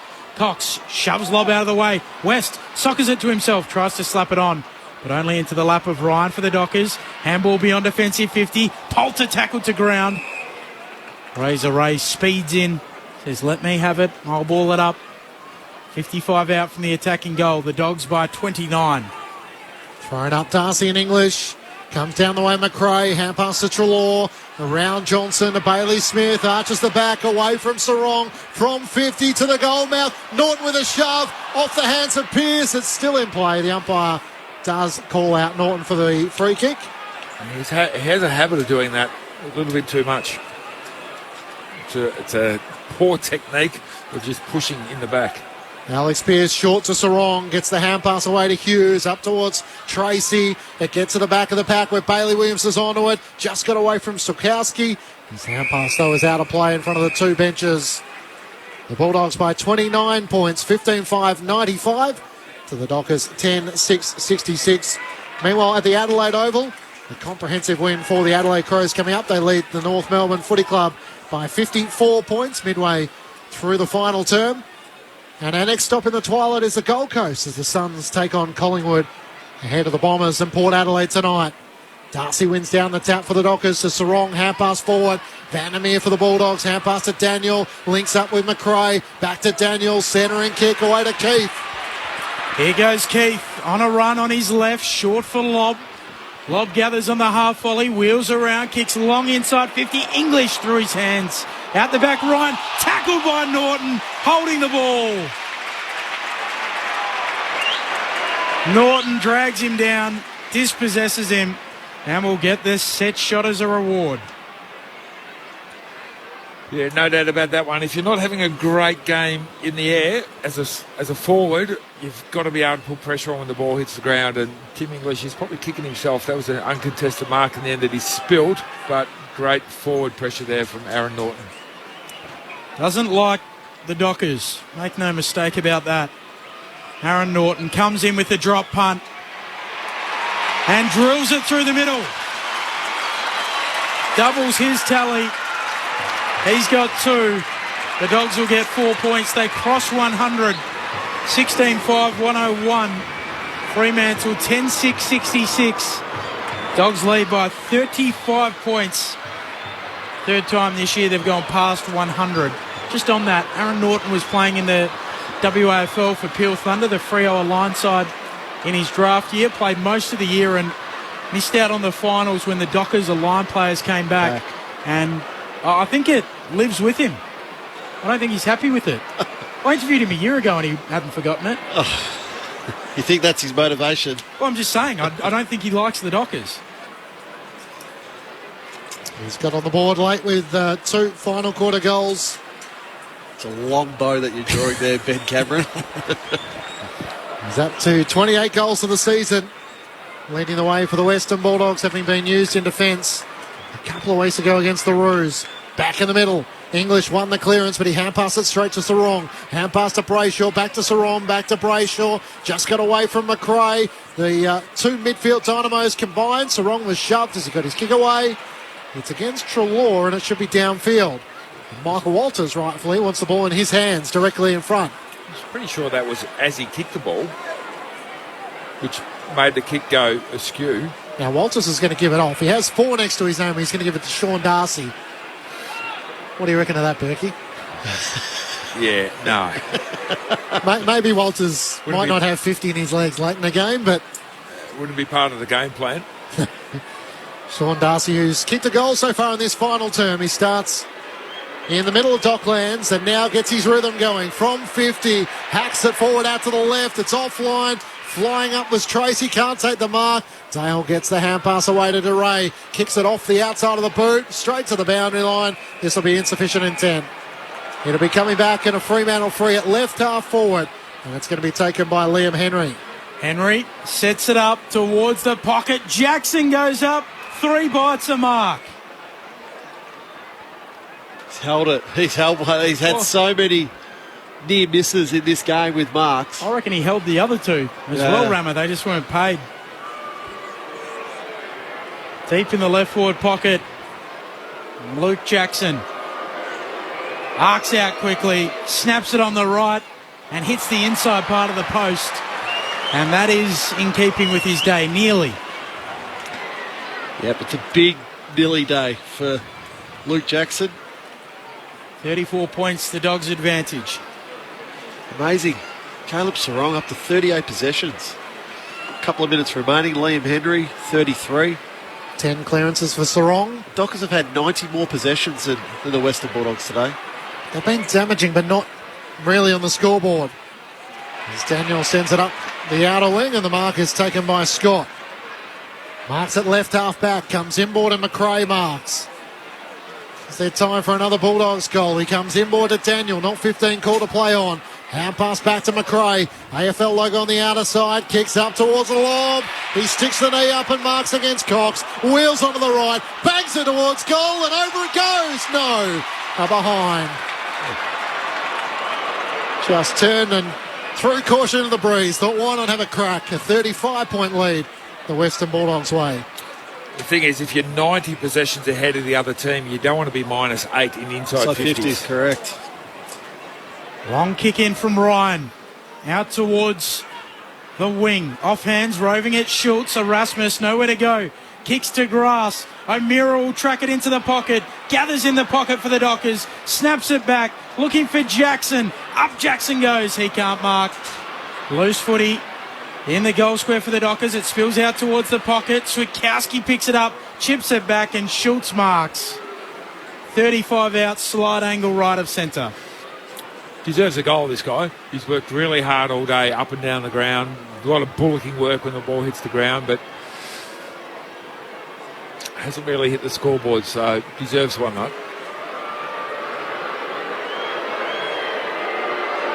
Lockie Schultz for a late consolation prize. His kick is there for the Dockers.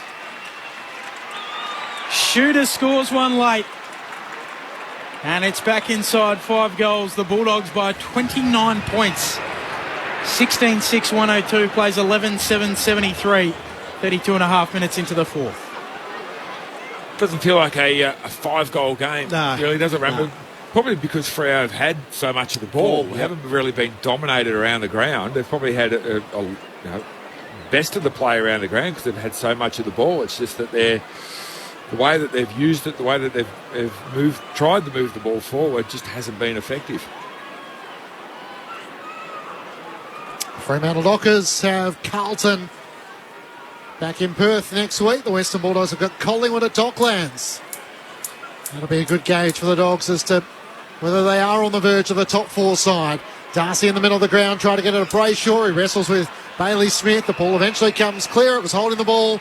Erasmus takes the advantage, bangs it inside 50. It's wide of Tracy. He and Keith race after it. Out towards the right forward pocket for the Dockers. Tracy tries to hand pass over his shoulder. Walters lays the tackle on DeRay. And the umpire will ball it up in the right forward pocket for the Dockers. Fremantle with Carlton, Collingwood and Sydney in the next 3. The Bulldogs with Collingwood, Sydney and the Bombers. Umpire throws it up in the right forward pocket. Fremantle in attack. Bontempelli with the clearing kick. The siren sounds. A September shaper in July. And the Bulldogs come storming home after the Dockers challenge to start the final term. The Dogs with 7 of the last 9 goals to win by 29. White and blue, we come out strong. Bulldogs through and through. Bulldogs fight and Bulldogs roar. We give our very best. 'Cause you can't beat the boys of the Bulldog breed. We're the team of the mighty West. The Bulldogs led by a point at quarter time, by 6 points at half time, and by 11 points at three-quarter time. The Dockers kicked the first 2 goals of the final term to lead by 2 points after Sean Darcy kicked truly. And then the Bulldogs responded in emphatic fashion with 3 goals in 4 minutes. They would end up running out dominant in the final term, and they were able to answer every challenge in which the Dockers lobbed. The Bulldogs far too strong in the end, winners by 29 points. Sons of the West, red, white and blue. We come out snarling, Bulldogs through and through. Bulldogs fight and Bulldogs roar. We give our very best. 'Cause you can't beat the boys of the Bulldog breed. We're the team of the mighty West. 'Cause you can't beat the boys of the Bulldog breed. The team of the mighty West.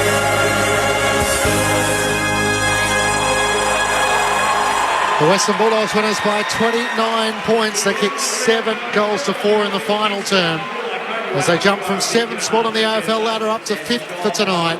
They're 9 wins and 6 losses, and they stay in touch with the AFL's top 4.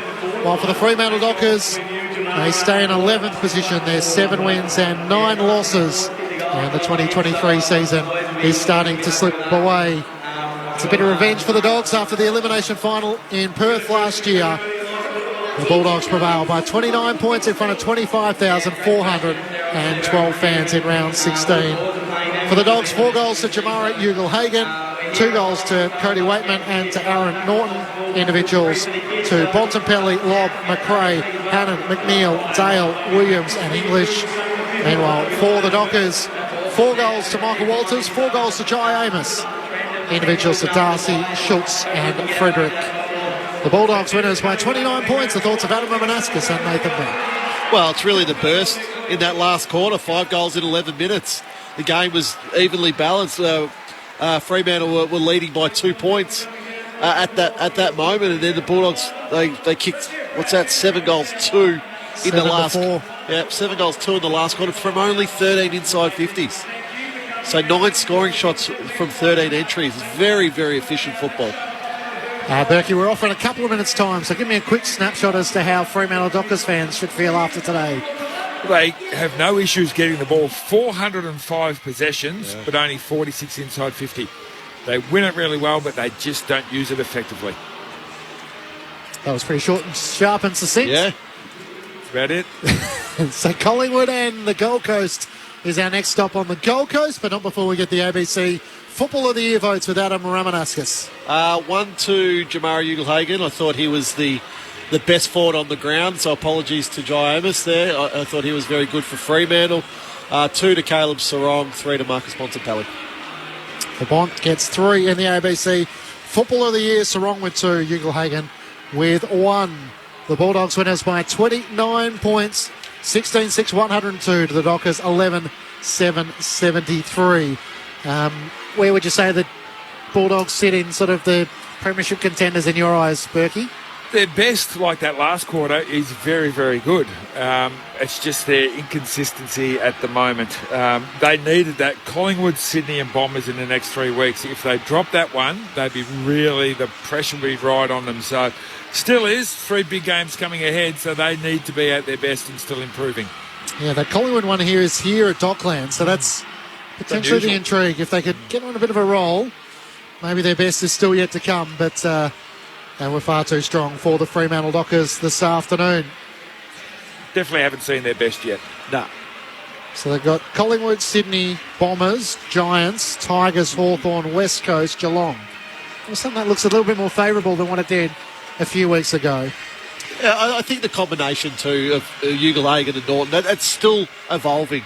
Like Ugle-Hagan has the good game today. I thought Alex Pearce did a really good job on Aaron Norton for the majority of the game. But once those two are right in sync with the way with their forward play, the Dogs are going to be a very, very dangerous team.